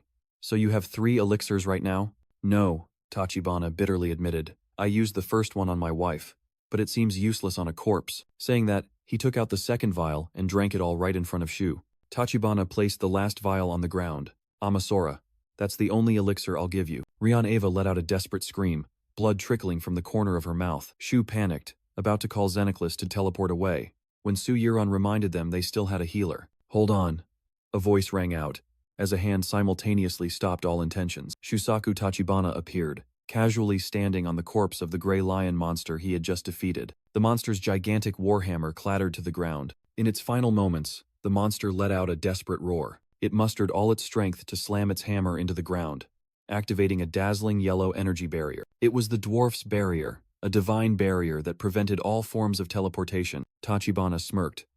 "That's the second-floor boss's skill. Now no one can save you. Show me." He mentally tortured Shu. "Who do you love more? And who will you sacrifice? Will you awaken Kaide, who fell into an eternal sleep protecting you?" Shu froze, drenched in sweat before the cruel choice. In his mind, an image of his mother's gentle smile briefly appeared. Shu squeezed his eyes shut, trying to suppress the overwhelming emotion. Hearing Rion faintly call his name, Shu began his confession. "Rion, son, I killed my mother." With a resolute yet pained gaze, Shu continued to recount his tragic past. I lost control and inflicted a fatal wound upon her. Rion's memories also flooded back. The day her father fearfully rejected her power. But, you accepted me. She recalled the moment Shu reached out to her. Finally, I feel like I belong somewhere. Ryan Eva whispered through tears and blood. So, Shu's eyes gleamed with determination. Now, I can repay you. Her hand weakly reached out. Smiling peacefully, she made her dying wish. Please save Kaide-san instead of me. The pain surged. Ryan collapsed while Shu writhed in despair. Shu bowed his head, his face heavy with sorrow. His hand trembled as it reached for the elixir vial. Shu stood up and turned his back, offering an apology. Rion-san, I'm sorry. From a distance, Shusaku Tachibana smirked, observing the drama. But then, Shu gently lifted the dying Rion into his arms. He brought the precious vial to her lips. Shu-kun. Rion called his name, while Shu continued his apology. For hesitating, he confessed, the torment clear on his face. A tear rolled down Rion's cheek as she realized the truth. Shu smiled gently. I need your strength. I need you. It would be terrible without you here. The sincere confession made Ryan burst into happiness. He gently embraced her in an emotional moment. Ryan collapsed into his arms, sobbing. I'm sorry. Shu thought to himself, using appraisal. The poison was immediately neutralized. She's fully recovered. It's the real deal. So that's your choice. Tachibana's voice echoed, full of malice. From the shadows, Shusaku Tachibana strode forward, confronting an exhausted Shu and Rion Eva. I see. Just as I thought, Tachibana said coldly. We will never share the same choices. A brutal vision flashed. Tachibana's undead army was blown to smithereens in a horrific explosion. Amidst the ruins, the image of a fallen Tachibana appeared, his desperate voice echoing, You cannot save me. Despite the danger, Rion Eva struggled to her feet, shielding Shu and shouting, Get back, Shu. Master, Shu cried out in horror, stunned by Rion's action. Suddenly, a summoning circle glowed brightly, and Shu's elite comrades appeared. Thanks to the elixir, both my mana and stamina have fully recovered, Tachibana confidently declared. Now let's see who is truly right. At the same time, elsewhere, the sound of a heavy door opening echoed. Shu activated appraisal, calculating inwardly. Tachibana is over level 300. Nearly 100 levels above me. He desperately pondered. And only he can dismantle the dwarf barrier. What should I do? Suddenly, a faint but familiar voice echoed. My love. A shadowy figure of a woman in a kimono emerged from the door, radiating a purple dark aura. My love. The voice echoed again as the woman stepped forward. Both Shu and Tachibana turned around, one bewildered, the other frozen. The mysterious woman fully revealed herself in the shadows. Her face appeared with an eerie smile, her purple eyes lifeless. Tachibana trembled, sweat pouring as he stammered a name. Remy? He rushed forward, grabbing her shoulders in frantic hope. Remy, do you recognize me? Could the elixir have worked? Shu narrowed his eyes, his pupils flashing with blue light as he analyzed the suddenly changing situation. Shu yelled in despair.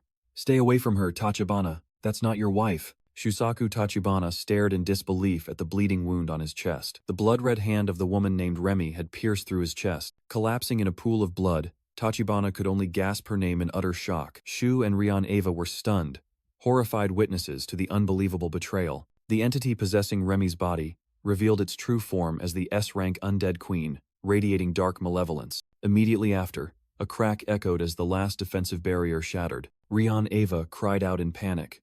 The dwarf barrier. Shusaku Tachibana lay motionless, blood oozing from the corner of his mouth, utterly defeated. The undead queen looked down disdainfully. I never thought you'd dare set foot in our domain. All for the trivial matter of resurrecting this woman. She sneered, her eyes flashing with malice. The foolishness of humans truly knows no bounds. Tachibana! Shu roared, rushing towards his dying comrade. But suddenly, Su-Yuran and the other guildmasters appeared, blocking him. Wait, Shu Amasora, Su-Yuran angrily questioned. When did you and Shusaku Tachibana start fighting? You promised to teleport us here if anything happened. Rion Eva quickly clarified. It's not Shu's fault. But Shu interrupted her. I apologize. He thought to himself. He hadn't anticipated that one of Tachibana's undead could block teleportation magic. Shu continued to analyze. The boss possessed the corpse Tachibana was carrying, using her to make him drop his guard and deliver a fatal blow. He stated firmly, but we've already engaged. Even if we retreat, we must save Tachibana. The man in the yellow turban growled. Shu Amasora, you are no longer in command. All of us guildmasters have reached that conclusion. Shu clenched his fists, thinking, that monster can possess others. If Tachibana dies and his body is possessed, we'll definitely be in huge trouble. Reijiro Matsu collapsed, muttering, I understand. Tsurugi Senguji raised his sword, admitting, it will indeed be troublesome. While Seven Red roared in anger, Seven Red unleashed a fiery attack, sending Reihuro Matsu flying. Immediately, Tsurugi Senguji charged to attack Shizuka Kuromin in a coordinated strike. Tsurugi's punch generated an extremely powerful shockwave, pushing Shizuka back. Shizuka retaliated with an attack that shattered the ground around her. Seven Red commanded, all right, get everyone out of here while you still can. Su Yuran turned and declared, this ends today. Amasora Shu, Shu yelled, Xenoclus, teleport everyone to a safe zone, and a pillar of magical light surged. The undead monsters disintegrated into dust after the fierce battle. Shizuka Kuramine hovered in the teleportation energy stream, with defeated enemies below. The room became empty, with only traces of the battle remaining. In the safe zone, Shusaku Tachibana lay slumped on the floor, blood gushing from the fatal wound in his chest, a comrade explained, looking at an exhausted Xenoclus. Teleporting this many people consumes an extreme amount of mana. Xenoclus will be unconscious for a while. Shu analyzed the urgent situation. The boss is definitely chasing us.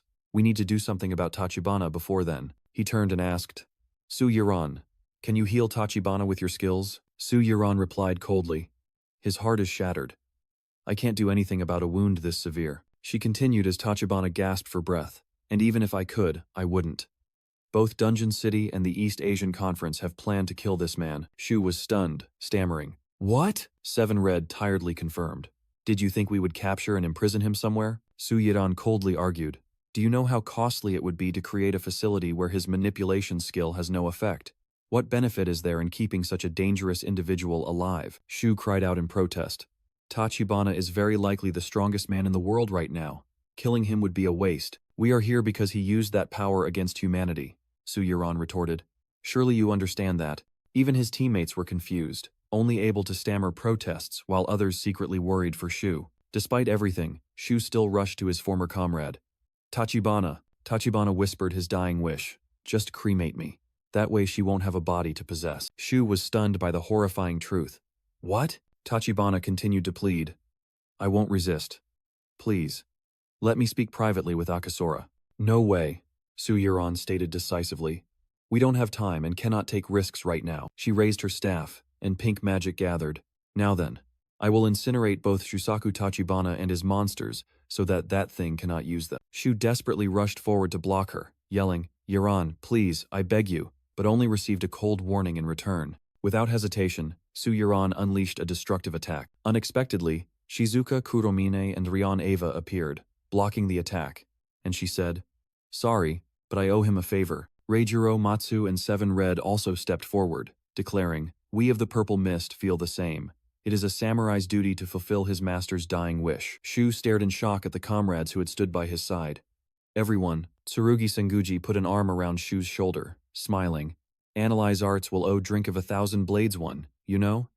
I don't want to have any regrets. All of them declared with determination.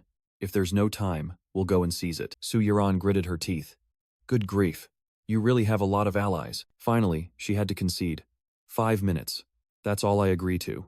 And I will burn Tachibana to ashes the moment he tries anything. Shu turned back, urgently confirming. Just 5 minutes, all right? Shu knelt beside his dying mentor, calling his name in pain. Shusaku Tachibana faintly called his name in his dying moments. He struggled to speak. I need to ask you something. Shu anxiously asked back. You want to ask me something? Tachibana began his final question. That girl, the girl you saved, what exactly is she to you? An image of Ryan Eva fighting bravely suddenly appeared. Tachibana continued to question. Is she more important than Kaede, who is in eternal slumber? I mean, because of her? You rushed into the dungeon without regard for your own safety. Shu answered firmly. Ryan is a valuable member of my guild. Su Yuran coldly interjected. If someone else was at death's door, would you hold back the elixir? Shu replied without hesitation. No. I think I would use it for anyone. He clenched his fist, asserting, but I will definitely obtain another elixir myself. I have to. Furthermore, Shu continued, his gaze resolute. He declared his ideals. If I have to sacrifice someone to save Kaida, we would never be able to smile together again. Tachibana's eyes flashed with understanding and relief. He whispered, I knew it. With a final contented smile, Tachibana said, You haven't changed at all. He extended a trembling hand towards Shu, entrusting, Amasora, please, my wife. Remy, please, retrieve her body. Hearing his dying wish, Shu sobbed and promised through tears. I will. I promise you. He tightly grasped his mentor's hand, which was growing cold. With his last ounce of strength, Tachibana whispered his name, Amasora. That hand went limp, and Shu, stunned, clutched the deceased's clothes. He collapsed beside Tachibana's body, pain clearly etched on his face. A tear rolled down, falling like a silent farewell. Shu's gaze shifted from sorrow to resolve, engraving the promise into his heart. Shusaku Tachibana took his last breath. The fatal wound on his neck put an end to a tragic life. Meanwhile, Su-Yuran roared in anger, rushing forward. Get out of the way! Tachibana's body began to disintegrate, turning into particles of purple light. Shu stood silently watching, letting the last remnants of his mentor vanish into nothingness. Su-Yuran finally arrived, sternly calling his full name, Amasora Shu. She questioned him about ignoring the retreat order, a scene of Rion fighting fiercely flashing in her mind. Remy's body, once freed, also gently vanished. Elsewhere, Gurren Minagishi revealed the cruel truth. The mission was to eliminate Tachibana. Everyone knew, except you. Su-Yuran admitted, You are stronger than we thought, which is why I overlooked your actions. Shu blamed himself. But I shouldn't have let you convince me. Our escape without casualties was purely due to luck. Su-Yuran looked directly at Shu, giving a cold warning. Monsters are not our only enemies as adventurers. In his thoughts, Shu resolved. Then, I will destroy that bastard, no matter who they are. Anyone who dares to harm my comrades must be eliminated. Yuran Su secretly concluded. I'm sure all the other guildmasters present would say the same. After the conversation, Shu stood alone, lost in thought. Suddenly, Rian Eva approached and said, You've worked hard today. She offered a gentle smile, dispelling the tense atmosphere. The scene shifted to another corridor in the building. As they walked together, Rian asked, Shu, are you really okay with using the elixir on me? Are you going to lecture me too? Shu grumbled, but Ryan simply replied, It's just a simple question. He was silent for a moment, then confessed, I was too scared of losing you. The unexpected confession left Rian stunned and speechless. A moment of silence passed, then a gentle smile bloomed on her lips. Hey Shu, Ryan said with sparkling eyes, if that's the case, then I just have to work harder than ever, right? She further explained, if using it was a waste, Kaede would be really angry with us, and I never want you to feel guilty about anything. Hearing those words, Shu couldn't help but smile warmly. All right, he replied. Then I'll make sure to work you to the bone, Ryan. Shu mused about the challenges ahead. Through this journey, I've realized one thing. Watatsumi is an S-rank dungeon we need to conquer, a place with countless powerful monsters. From now on, I need to figure out how to make the guilds stronger. And then a voice rang out. Mr. Amasora. A wounded, blindfolded man was held by Shu, gasping. I need to tell you something. Tachibana's warning echoed in Shu's memory. Monsters in the dungeon can evolve if they kill people. Grabbing the boy's collar, he emphasized. So, you must not let them or the bosses kill anyone if you want to protect your friends. Young Shu resolutely replied to his mentor. Yes, Tachibana. 2.5 years later, a futuristic tower soared into the blue sky. Dungeon City, an engineering marvel, was completed. Waves lapped gently against the shores of the magnificent structure, where seagulls soared. An entire magnificent city stood majestically amidst the vast ocean. On the 3rd of May 2024, Dungeon City officially opened its facilities. 2 adventurers arriving were astonished. Incredible. They actually completed such a massive city in just 2 years. The other was more realistic. It must still be under construction, right?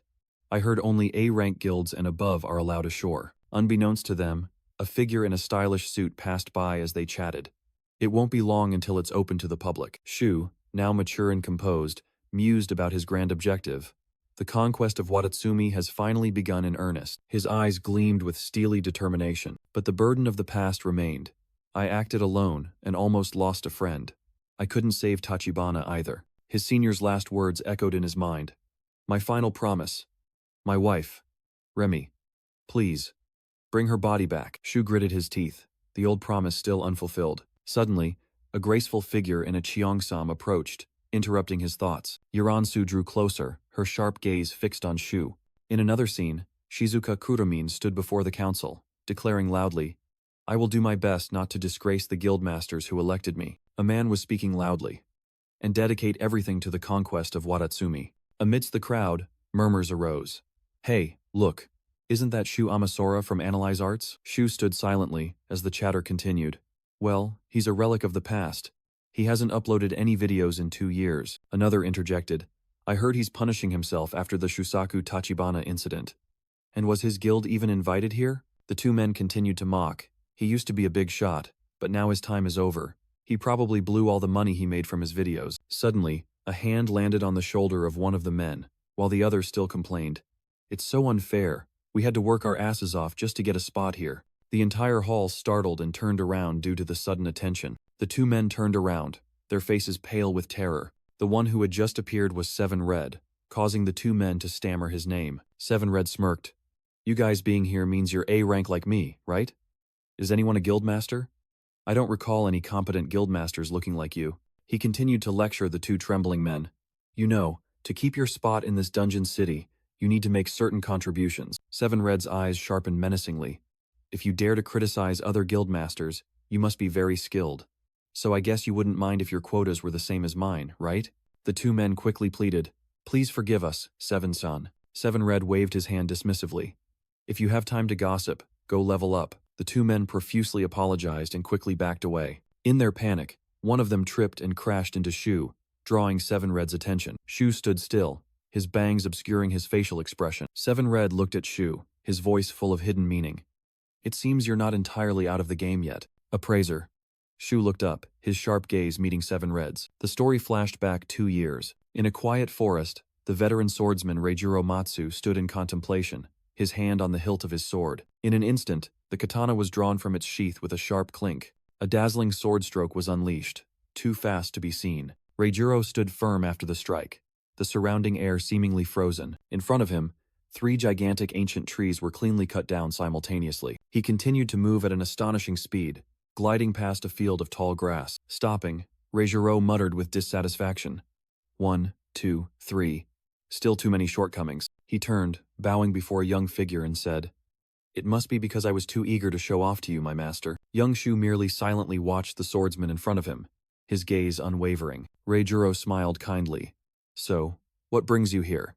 If you need, I can join an expedition any time. Shu spoke, his voice firm. Reijiro, I have a request. The old swordsman's gaze sharpened, and he listened intently. Shu bowed his head, his voice filled with urgency. Please train me. Reijiro replied. Your stats might be inferior to others, but your combat ability is proof that you are the strongest swordsman. Hearing that, Shu looked up sharply, his eyes gleaming with intense hope and determination. He growled, revealing a burning desire. So, please, I want to become stronger. Suddenly, Reijiro burst into uncontrollable laughter, falling backward onto the ground to Shu's astonishment. After his hearty laughter, he sat up, his eyes sparkling with joy. My master, I will do as you wish. Among them, Shu Amasura was the weakest. His skills were unsuitable for combat, and his power was at its lowest. Despite his high level, he was still weaker than anyone else in that dungeon. In a secluded forest, the special training began. A ferocious beast roared, charging straight at Shu. He activated his special skill, Blind Spot. He dodged the attack of another spiky monster, but it was just a feint. The monster shuddered, firing a barrage of sharp spines like arrows. Losing his balance, Shu couldn't react in time to the sudden long-range attack. He only realized his fatal mistake in the nick of time. Just then, a slash flashed, stopping the rain of spine. Reijiro Matsu appeared, easily finishing off the monster with a single sword stroke. He explained, Its charge was a feint.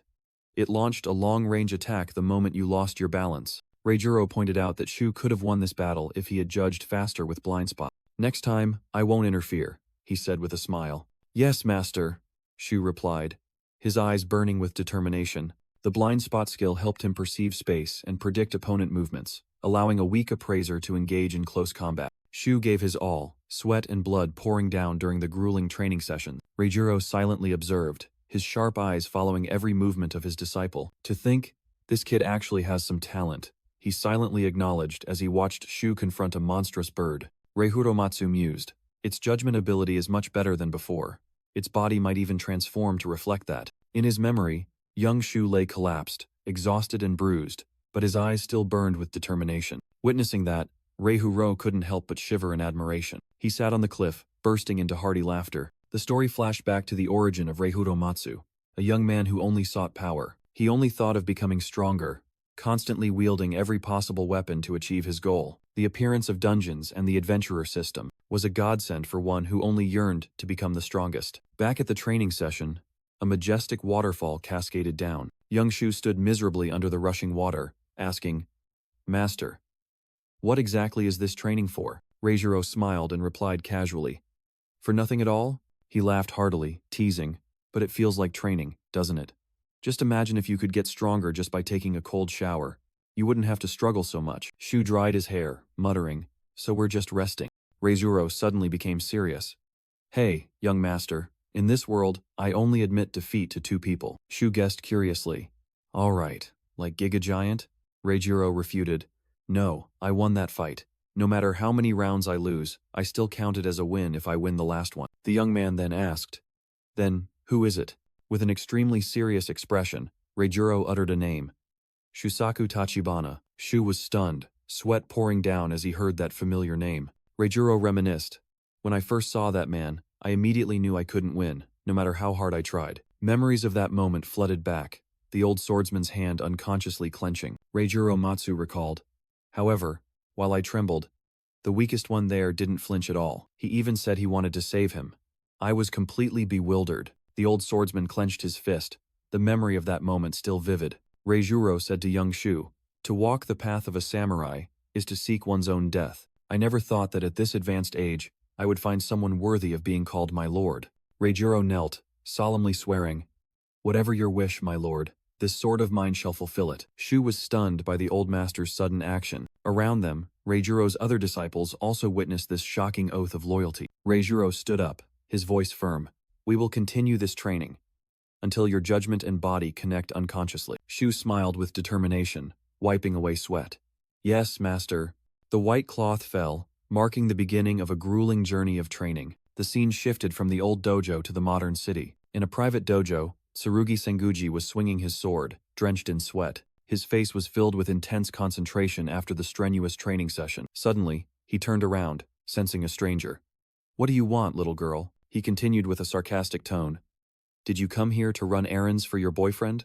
Rion Ava calmly faced Tsurugi, completely unaffected by his words. The blonde girl's gaze met the guildmaster's, sharp and fearless. Silence enveloped the entire dojo. Rion Eva spoke, breaking the silence. "So you have your own dojo?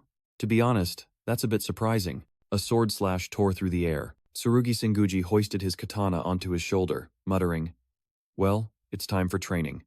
It's not for fun, after all." Rion Ava's gaze followed his sword, which was radiating a divine energy. She spoke up, "I know that sword has a special trick. The way you manifest divinity, a skill I also use. I actually came here to ask you to teach me how to use it properly." Tsurugi merely listened in silence, looking rather uninterested. He retorted, "That guy didn't say anything. So this isn't a guild matter, is it? If you want to know how to use divinity, why not ask the omnipotent appraiser?" "That alone isn't enough," Ryan yelled. She recalled his overwhelming power, the way he utilized divinity and his sword skills, telling herself she had to give it her all because he was much stronger than her. Ryan clenched her fists, resolving, "I will never let him sacrifice himself for my weakness again." Tsurugi was momentarily flustered by her sudden change. Rion bowed her head imploringly. "Please, Mr. Senguji, teach me how to use divinity." "Don't want to," Tsurugi replied curtly, with an annoyed expression. He turned his back, saying, "I hate trouble. Shu Amasora is one thing, but I gain nothing by helping you." Immediately, Ryan activated her skill. Spirit Summon Kazuchi. Her sword flared with a brilliant golden light as she lunged to attack, but Tsurugi easily blocked her move. "Then how about this, Mr. Senguji?" Rion growled. "Let's have a match. The loser has to do everything the winner asks." Tsurugi scoffed. "Cut it out, this is non-negotiable. You've read too much manga," but Ryan merely replied, "Manga is interesting, you know?" "What the hell are you talking about?" Tsurugi looked bewildered. "I want to get even stronger," Rion yelled, her eyes burning with resolve. Tsurugi remained silent, looking directly into her determined eyes, seemingly reconsidering the offer. After a moment of thought, Tsurugi Senguji decided, "All right. I accept this wager." Rion Eva was stunned, as his blade was already at her side. The swordsman smirked, teasing her about the outcome of the wager and mentioning someone named Shu Amasora. Hearing those words, Ryan's face turned beet red as she yelled, "What? That's sexual harassment!" Immediately, a sharp sword strike was unleashed. The match began, and Tsurugi easily dodged Rion's attack. In just a moment, Tsurugi's katana was at the girl's neck, terrifying her completely. He calmly declared, "I win." Ryan knelt, secretly astonished that she hadn't even seen her opponent's sword strike. Acknowledging that this man was truly powerful, Tsurugi hoisted his sword onto his shoulder, smirking as he asked what he should order her to do now. Rion Ava nervously swallowed, awaiting the victor's command. The verdict was delivered. Become my disciple. The young girl completely failed to understand what was happening. Tsurugi coldly refused, stating he wasn't interested in a kid, which made Rion angrily protest. Rion suddenly realized this was a good opportunity to make Shu Amasora indebted to her for once. Tsurugi smiled, secretly thinking that he didn't dislike manga all that much himself. Returning to the present, at the Guild Alliance headquarters in Dungeon City, a cheerful female receptionist greeted two guests. Are you Mr. Akito Kuramochi and Miss Yachiru Hamamura? Akito Kuramochi and Yachiru Hamamura boldly declared.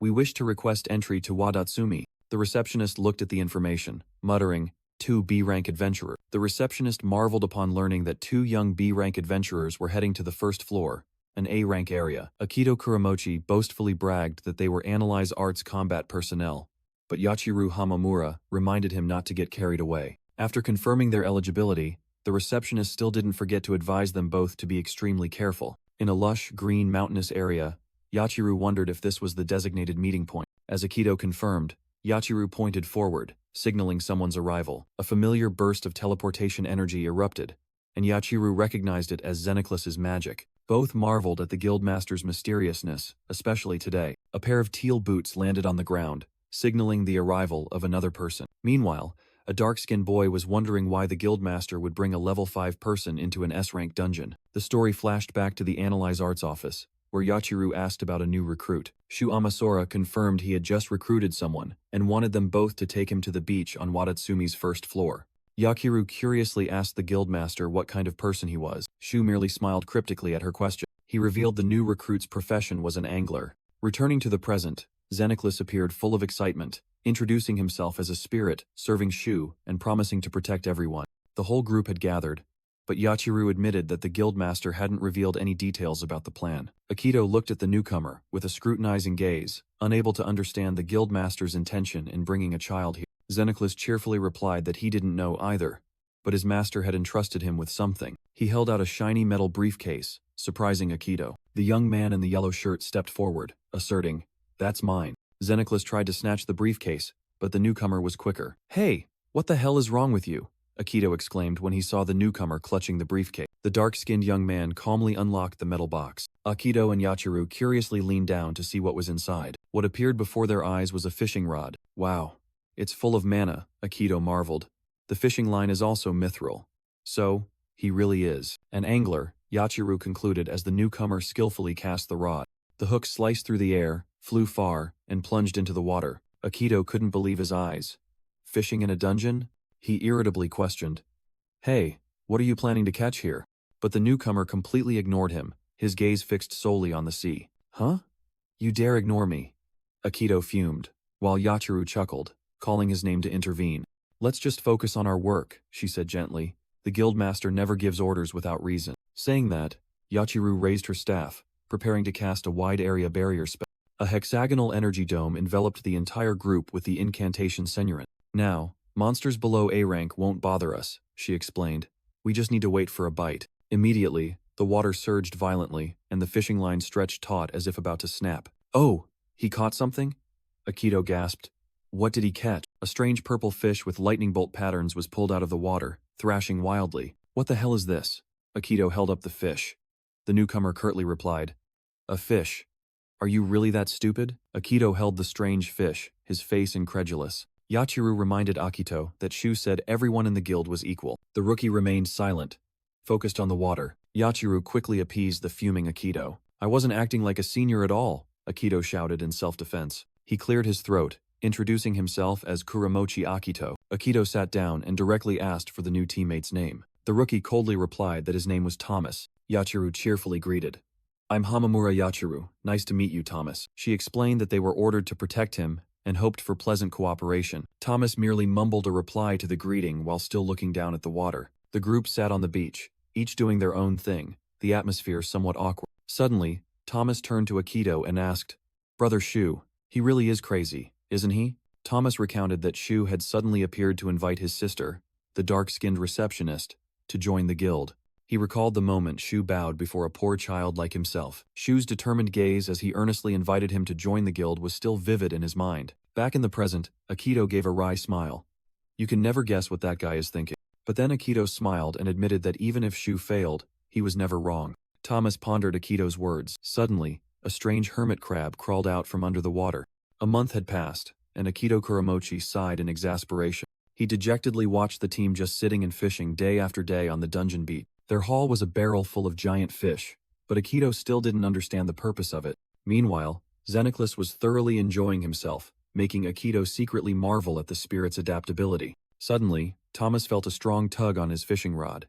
He realized he had just leveled up again. The status screen appeared, confirming that Thomas, the one-year-old angler, had reached level 30. He was astonished to see that he had just learned a brand new skill, Luck LV1. Immediately, a terrifying pull violently yanked the tip of the fishing rod. Thomas was dragged, sliding, and frantically screamed for Akito's help. Akito immediately rushed over, shouting, "I'm here," and grabbed the fishing rod. Both men strained with all their might, trying to hold on to the violently shaking fishing rod. Akito roared, putting all his strength into pulling back the creature underwater. The two pulled together, causing water to splash violently.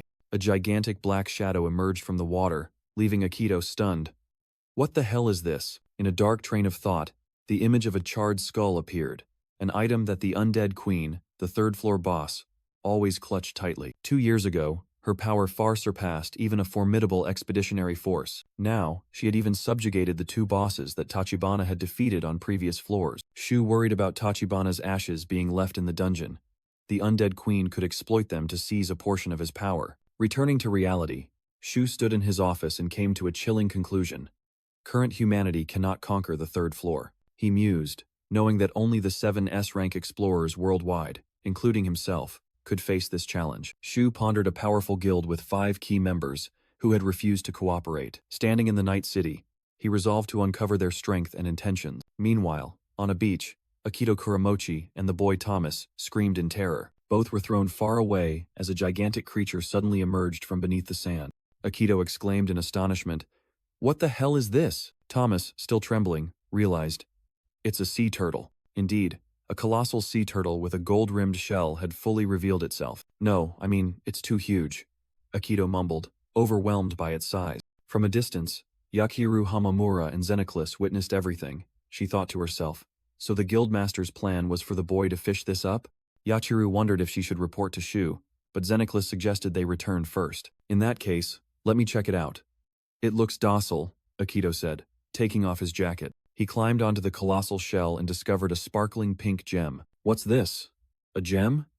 Akito curiously reached out his hand towards it. The moment he touched it, a blinding light enveloped Akito, and he vanished. Yachiru frantically screamed Akito's name, hastily telling Xenoclus to check the situation. Xenoclus quickly jumped onto the turtle's shell but found it empty.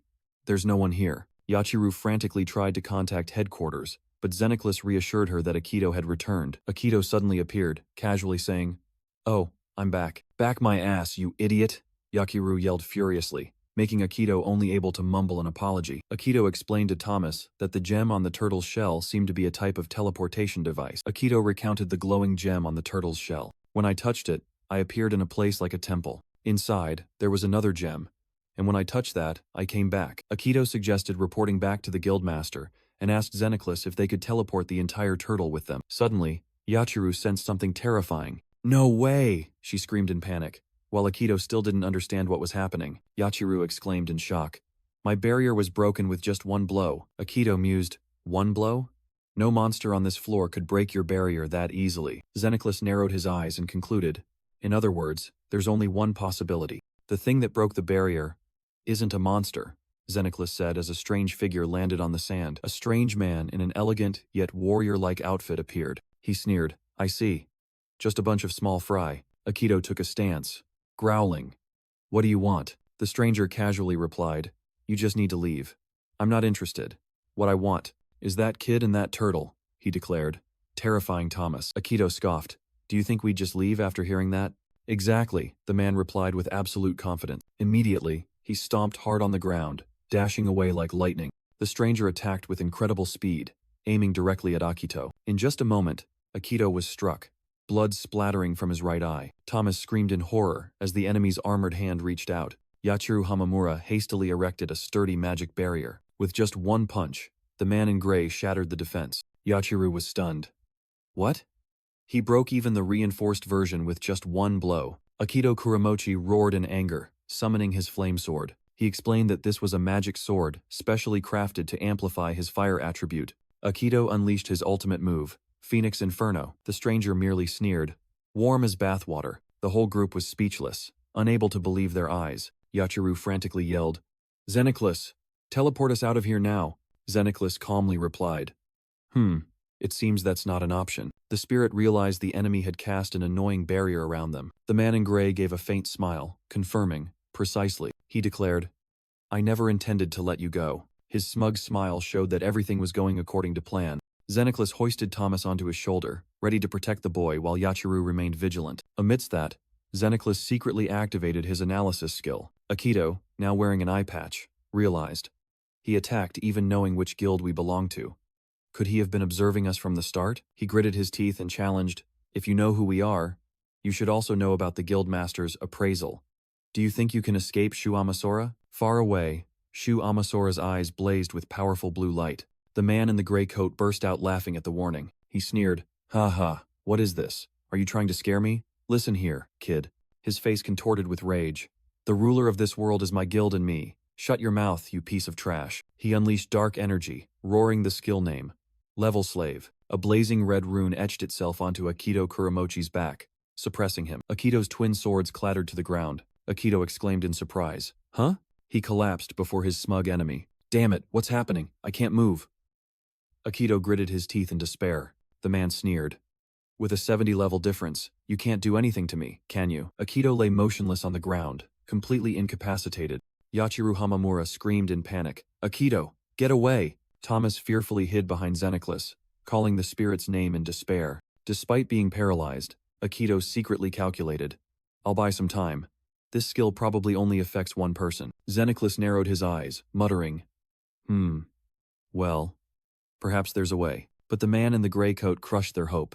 "It's useless. You can't break my barrier to teleport." He leaned down to look at Akito, his voice full of contempt. "I told you, didn't I? You won't stand in my way," the man declared, leaving Akito at his feet. He turned his back and walked away, leaving the group to watch helplessly. The intruder sat down, dark energy swirling around him. Akito roared with determination. "I won't let you." The intruder stood firm, his eyes sharp as he awaited the attack. Bursting forth with furious flames, Akito charged with his blazing sword. He poured all his strength into his final move. Burning Drive. However, the desperate attack was blocked by the enemy's bare hand. "Too slow," the man scoffed. "And foolish. How annoying." In a flash, a devastating punch struck Akito's face. He spat out a mouthful of blood, his painful scream echoing. Akito's body was sent flying like a broken puppet, skidding across the ground. The intruder clicked his tongue. How troublesome. But when he looked again, the entire group had vanished, leaving only him and the giant sea turtle on the sand. He was utterly bewildered. "Huh? Where did they go? The barrier is still intact, so where could they be?" he muttered, unable to believe his eyes. Elsewhere, Akito's sword was stuck in the sand, accompanied by a triumphant chuckle. Lying slumped on the beach, Akito smiled. "What I had to do wasn't to defeat you." Blood still trickled from the corner of his mouth, but his eyes shone with satisfaction. Memories of Shu's encouragement flooded back, empowering him. Akito looked towards his distant enemy, growling, "I win? You weakling." The provocation was like adding fuel to the fire, making the intruder's eyes glow red. He roared in utter fury. "Die, you damn insect." In that life or death moment, a blue shadow darted in, its blade flashing to block the finishing blow. Shu Amasora had appeared, easily parrying the enemy's attack right in front of Akito. Lying on the ground, Akito Kuramochi couldn't believe his eyes, weakly calling out, "Guildmaster?" The attacker was stunned, unable to understand how Shu could have suddenly appeared here. Meanwhile, in a safe place, Yachiru Hamamura cried out in despair, "Akito!" On the beach, Shu stood shielding his fallen comrade, his gaze fixed on the enemy. Akito struggled to get up, his voice full of regret. "Guildmaster, I'm sorry, Shu knelt down, gently interrupting him. "Thank you, Akito." He smiled reassuringly. "Everyone is safe now, all thanks to you." Akito froze, the guildmaster's words like a warm balm soothing his pain. The enemy roared, "You damn analysis art user, how did you get in here?" But Shu cut him off. "Hey, Shu's eyes turned cold, his voice sharp with killing intent. What did you do to my subordinate? At the same time in the office, Xenoclis frantically reported, Master, we're in big trouble. Yachiru and Thomas also panicked. Guildmaster. Akito is. Shu calmly turned back, asserting, I know. I saw it with my skill. He revealed the perfect escape plan. The turtle's teleportation device isn't affected by the barrier. It turned out they had teleported to an underwater temple and then circled out of the barrier's range. Shu decisively ordered, We'll go back that way. Let's go save Akito. Go all out. Xenoclis. In response to the command, Xenoclis transformed into a mighty fallen angel. As you command, Master. Killing intent and magic power erupted. Shu Amasora was ready for the counterattack. A cold voice rang out. Monsters are not an adventurer's only enemy. I will not hesitate to kill anyone who stands in my way. You must thoroughly eliminate anything that could harm your allies. In the desolate wasteland, Shu Amasora held his sword, facing a formidable armored enemy. Hey, Shu questioned coldly. What did you do to my subordinate? The eye-patch-wearing knight narrowed his eyes, his face filled with anger. Yachiru Hamamura frantically screamed Akito upon seeing her comrade collapsed on the ground. She rushed over, tears welling up. I'll heal you right away. Shu silently looked down at Akito Kuramochi, who was enveloped in healing light. Thomas, his face still showing traces of fear, looked up and mumbled his thanks. Akito forced a smile. It's nothing major. I am your senior, after all. The knight impatiently stomped his foot. Can you people cut out that damn touching reunion scene already? He sneered. I don't know what trick you used to get past my barrier, but being a guild master must be tough for you, having to clean up after these brats. Akito hung his head in shame, helpless against the mockery. The knight continued to spew venomous words about a knight's loyalty. Shu smiled defiantly. Akito is much stronger than you. The knight was stunned, unable to believe his ears. Huh? Shu calmly revealed. Roland's Moreau, one of the world's 7 S-rank adventurers. Shu's gaze sharpened, and he growled. What are you plotting? Roland's Moreau roared in anger. It should be, please tell me what you're plotting, Lord Rolands, you damn weak appraiser. Two terrifying surges of power clashed as Shu and Rolands lunged at each other, sword against sword. Shu easily blocked his opponent's blade, remarking coldly, that attack was quite weak, Moreau. Roland's Moreau was stunned, unable to believe his eyes. Huh? He thought to himself. Asterisk, could my attack have been nullified? No, it must have just been a fluke. Asterisk. Deciding to feint, Rolands charged with a powerful punch. However, Shu needed only one hand to block his thunderous punch. The young man deftly dodged the attack, moving with ungraspable speed. From a distance, Akito Kuramochi exclaimed in astonishment, admiring his master's insane techniques and ability to predict his opponent. Shu's blue eyes flashed, analyzing every move his enemy made. Shu explained in his mind, prophecy allowed him to see his target's future. With clairvoyance, he knew every bone and sinew in his body. Heavenly Eye gave him a panoramic view of the battle. And finally, Appraisal told him every ability his opponent possessed. Grasping all the information, Shu delivered a devastating punch to Roland's face. Fresh blood splattered as Roland's arrogant face contorted from the blow. Shu continued his assault, sending the S-rank knight crashing to the ground. Roland's Moreau lay sprawled on the sand, utterly defeated. He struggled to speak, wondering why Shu hadn't used his sword. Shu calmly replied, because I might have killed you. Those words struck a heavy blow to Roland's pride. Utterly humiliated, he roared, You bastard, and charged wildly. Shu stated coldly, I told you, I see everything. A devastating kick landed squarely on Roland's Moreau. The challenger flew backward, fresh blood spewing from his mouth. From a distance, Akito Kuramochi and the others could only stare in awe at this display of power. Shu continued to analyze. And you leveled up thanks to something external. Roland's status screen appeared, revealing an abnormal rank infusion status. Shu stood above, beginning to interrogate the defeated foe. Now answer me, Roland's Moreau. Who helped you level up? That question was like a key, unlocking a painful memory. We want you to leave the team. The bruised face of young Rolands appeared, stunned by the verdict. His former comrade spoke up, claiming this was the best option for him, a vanguard knight, but always the one to take all the blows because he tried too hard. But behind the door, the truth was much harsher. We don't need Rolands to protect us anymore, do we? A female voice spoke. How many times have we had to heal him today? It costs a fortune in medicine. Another added, if it keeps costing this much, we'll have to let him go. Rolands could only clench his fist. In his mind echoed the pride and joy of protecting his comrade. He had once not hesitated to shield them with his body from the monster's fangs. Rolands had never been afraid of getting hurt. What he truly feared was the moment he was abandoned by the very people he protected. In a fit of desperate drunkenness, Roland's Moreau smashed the wine bottle. Blood seeped from the corner of his mouth, and he whispered, "I was just too weak." But a strange voice echoed, "That's not true." A cloaked figure appeared, asserting, "You are very strong, Roland's Moreau." The mysterious man continued, "But to drown in humiliation, to die without tasting victory, is that the life you want?" Roland's reflection shimmered in the blood-red wineglass. The eerie voice promised, "I will grant you power, and you will soon know the sweet taste of blood that only victors possess." A fateful moment had been decided. Later memories surfaced. Roland stood tall at the peak of fame, with the defeated behind him. His former teammates exclaimed in horror, "No way, he's a tanker. Isn't his job just to defend?" They couldn't comprehend. How could he be so strong? The mysterious tempter's words echoed in his mind again.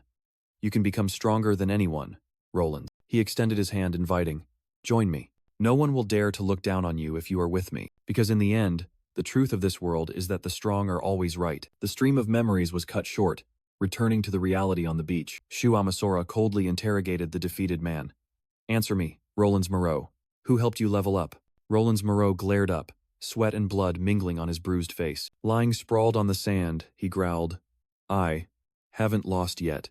Roland's Moreau looked at the glowing ring in his palm, his source of power. Shu saw through his opponent with sharp, cold eyes. It was the storage ring, an item that allowed one to store and retrieve objects at will. Despite being covered in injuries, Roland's Moreau stubbornly stood his ground. He roared in despair, "I did everything right." "No," Shu firmly denied.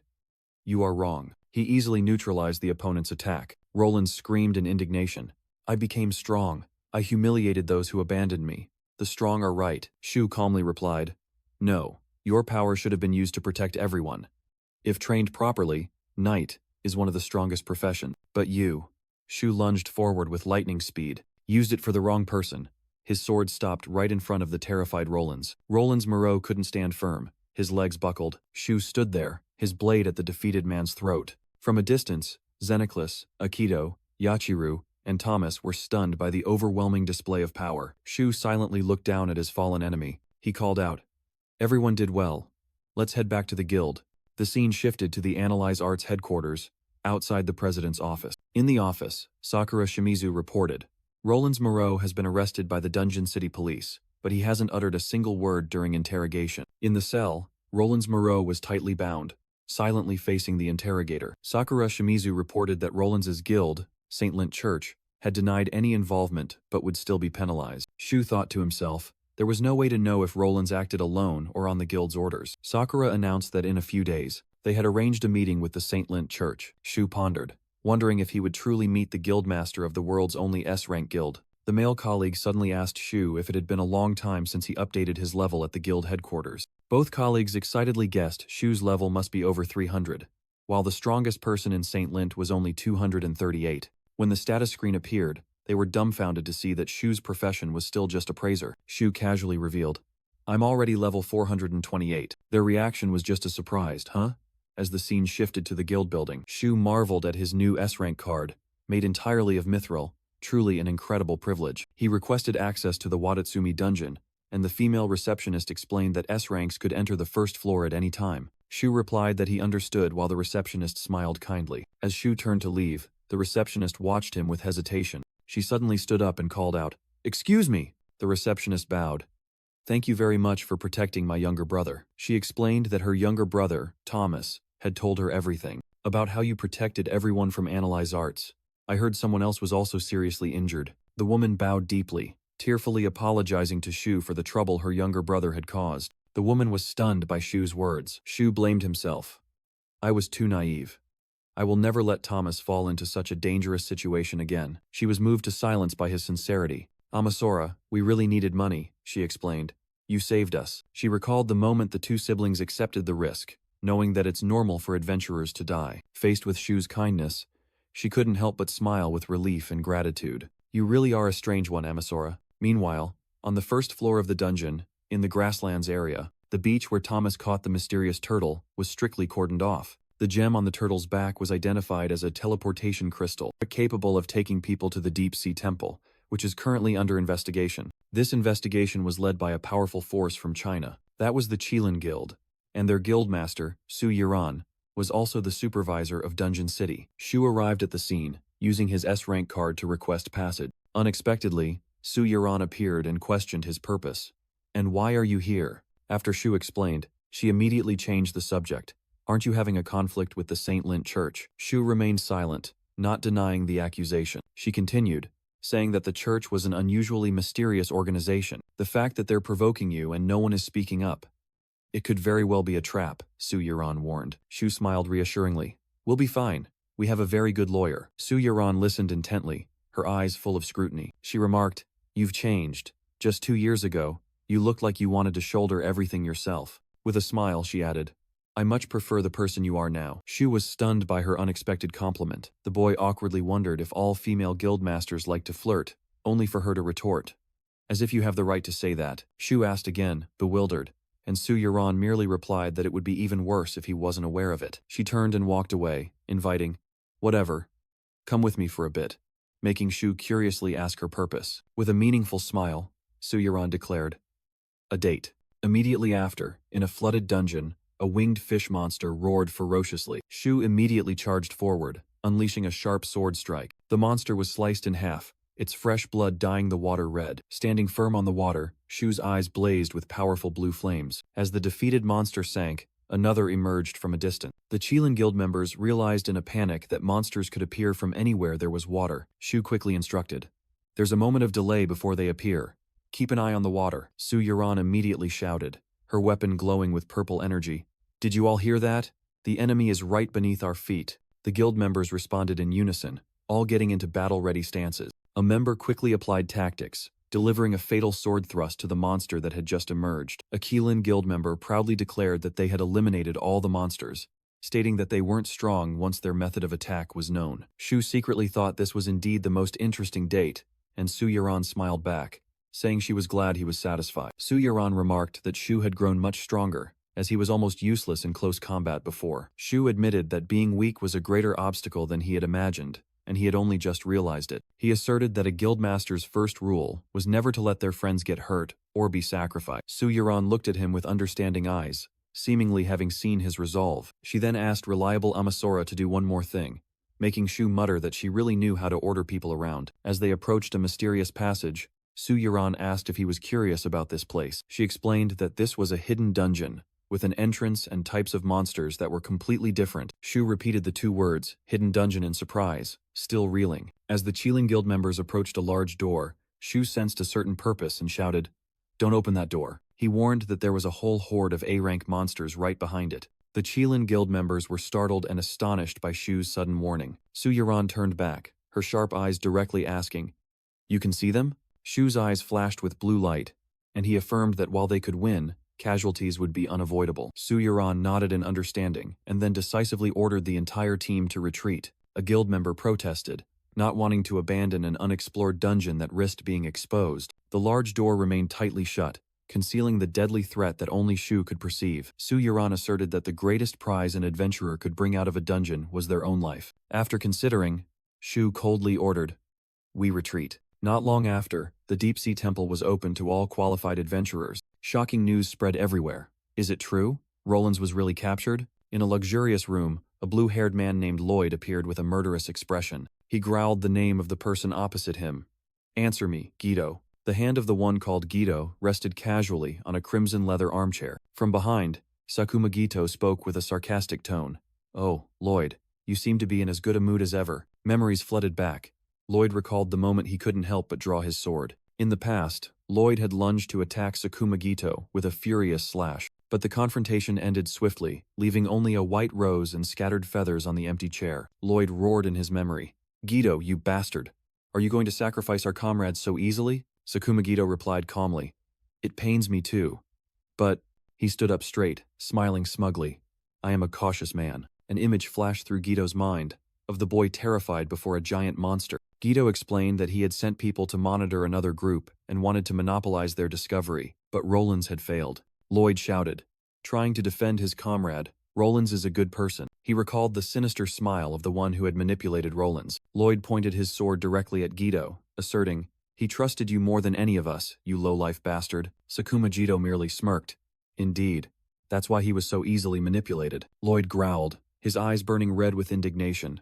I hate you so much, I want to kill you. The only reply was a casual laugh from Sakuma Gito. Haha. Business as usual, I suppose. Gito calmly faced Lloyd's blade. Come now, Lloyd. Isn't it time you sheathed your sword? He smirked, his tone full of challenge. I won't be kind enough to dodge your next attack. Lloyd ground his teeth, roaring, You bastard. Gito indifferently took a step forward, calling his name with authority. He reached out a hand, his tone teasing.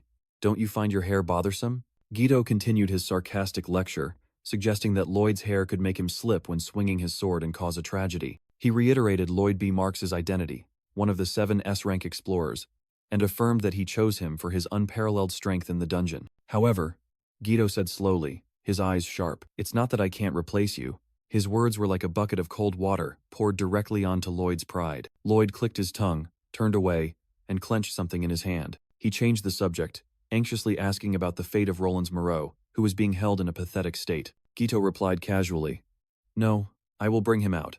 After all, I still have use for him. Lloyd lost all patience, shouting, Then hurry up before I do something stupid. With that, he angrily walked away, slamming the door shut behind him. Left behind, Sakuma Gito merely watched in silence, his eyes unreadable. He leaned back in his chair, sighing dramatically. Highs. Truly terrifying. Sunlight streamed through the window, illuminating the clasped hands of the mastermind, still and calculating. He leaned back in his chair, sighing dramatically. Highs. Truly terrifying. Sunlight streamed through the window, illuminating the clasped hands of the mastermind, still and calculating. He thought to himself that although he wanted to bring Lloyd along, his hot temper could ruin things. I'll just have to go alone, he decided, donning his authoritative ceremonial robes. The scene shifted to Dungeon City, where white-capped waves caressed the shore. In Guild Alliance Meeting Room 2, Su Yuran and other high-ranking officials had taken their seats. The door opened, and the church representative entered, facing Shu and the female lawyer who were waiting. Shu's gaze was as sharp as a dagger, meeting the newcomer's meaningful smile. Shall we begin? The dignitary's voice rang out, breaking the silence. The official confrontation began, and the atmosphere in the meeting room became extremely tense. Su Yuran spoke, getting straight to the point about the St. Lint Church's attack on Analyze Arts. Immediately, the church representative raised his hand, asking to speak first. He smiled amiably, introducing himself. Hello, Shu Amasora. I am Sakuma Gito, representative of the St. Lint Church. Sakuma Gito continued, congratulating Shu on his recent promotion to S-rank. Thanks, Shu replied curtly, his left eye flashing blue as he covertly appraised his opponent. The purpose of this meeting was to clarify the true intentions of the St. Lint Church. With the presence of Supervisor Su Yuran and 2 high-ranking alliance leaders, the punishment would be decided right here. In essence, this was an unofficial trial, where hidden powers clashed. Sakuma Gito did not hesitate to make his first demand. The St. Lint Church wants Rollins Moreau to be acquitted. In the cell, Rollins Moreau sat motionless, a voice explaining that he acted independently but was very serious about his mission. Sakuma Gito smiled and declared, The St. Lint Church will impose a suitable punishment on him. Sakura Shimizu slammed the table, vehemently protesting, Don't mess with us, she loudly accused. Rollins Moreau attacked our people with intent to kill, she continued, citing images of a critically injured Akito Kuramochi and an 1-year-old boy who was almost kidnapped. Sakura Shimizu yelled that there was no way they could accept such a demand. The female alliance representative turned and asked, Sakuma Gito, what is your answer? Among the guild leaders, Sakuma Gito sat opposite Shu and Sakura. He calmly replied, Yes, that certainly cannot be forgiven. But then, Sakuma Gito's eyes sharpened, and he murmured, Assuming you are telling the truth. Shu and Sakura Shimizu were both stunned by the sudden change in attitude. Sakuma Gito laid his cards on the table, pointing out the lack of witnesses or evidence, then retorted, Do you have any proof that Rollins attacked your people without provocation? Sakura Shimizu asserted that their guild members had testified. Sakuma Gito dismissed it, claiming the one-sided testimony from Analyze Arts was merely baseless slander aimed at his comrade. He smiled smugly and declared, What I want to see is proof that Rollins Moreau attacked you with intent to kill. That is all I ask. Shu fell silent, his expression hardening as he realized the disadvantageous situation. He thought to himself, it would be very difficult to prove Akito's injuries were caused by Rollins, especially since Rollins himself was injured when they handed him over. Sakuma Gito continued to argue that the dungeon was a locked room with no witnesses, and he simply trusted his guild members. Sakura Shimizu angrily yelled, Do you think you'll get away with this? But Sakuma merely replied nonchalantly, Yes. Sakura Shimizu cried out in alarm as Shu Amasora suddenly stood up. The official hastily requested, Mr. Amasora, please return to your seat. In contrast to the commotion, Sakuma Gito merely observed silently with a calm expression. Shu leaned his hands on the table, shifting his weight forward. He bent down, face to face with Sakuma, at a menacing distance. However, the high priest merely smirked, completely unfazed. Shu spoke, his voice as cold as ice. Just this once. This is the only time I will overlook your actions. If you dare to lay a hand on me or my people again, I will crush your guild. Shu's eyes flashed with killing intent. In response to that deadly threat, Sakuma offered a smug smile. The official stammered in protest, but Sakuma raised a hand to cut him off, saying nonchalantly, "It's fine," he skillfully rationalized. "It seems every guild only wants to protect its members' interests. It's understandable for him to lose his composure." A knowing smile remained on Sakuma's lips. Hearing this, the official reluctantly repeated his request. "Mr. Amasora, please return to your seat." "That's enough. Let's go, Miss Shimizu." Shu decisively turned his back, leaving the bewildered lawyer behind. To her worried expression, he simply replied, "Yeah, I've seen everything I need to know," Shu thought to himself, his blue eye flashing with the light of his appraisal skill. The two departed, leaving silence to envelop the meeting room. Sakuma Gito looked up after them, muttering to himself with amusement. So there are still higher peaks to conquer? The city sky was at dusk as the trial concluded. A girl rushed over, calling out anxiously, "Guildmaster, are you all right?" Shu Amasora was surprised to see Rion, Eva, and even lawyer Shimizu waiting for him. He asked, "Huh, Shion? Why are you here?" To which she replied that she was worried and had been waiting. Sakura Shimizu giggled mischievously. "Oh ho ho. I have to go ahead. You two enjoy yourselves, Tilda," making Rion Eva blush and wonder when the lawyer had become like this. After Shimizu left, Rion Eva walked alongside Shu, asking about the situation with the St. Lint Church. Shu replied with a serious expression, admitting that they were quite troublesome. He explained that despite his attempts to deter them, they would surely find a way to cause trouble again soon, because, after all, it was the strongest guild, gathering most of the S-rank adventurers. Shu affirmed, "And without a doubt, they are targeting us," causing Rion Eva to only manage a butt. Suddenly, Shu took her hand. He looked directly into Rion Eva's eyes and resolutely promised, "I promise to protect you." The sudden promise left Rion Eva bewildered, her cheeks flushing. Shu clarified his meaning. "I will never let my guild members be in such danger again," making Rion Eva secretly cheer inside, knowing he was thinking of everyone. She happily followed behind him, her hands covering her face, which was flushed with joy. Shu's eyes glinted with a sharp, cold light. He silently resolved, "Don't expect to escape unscathed if you dare to harm my friends." Sensing the change, Rion Eva asked blankly, "Huh?" Shu turned back, smiled gently, and said, "Let's go home, Shion." The two walked together back to their guild.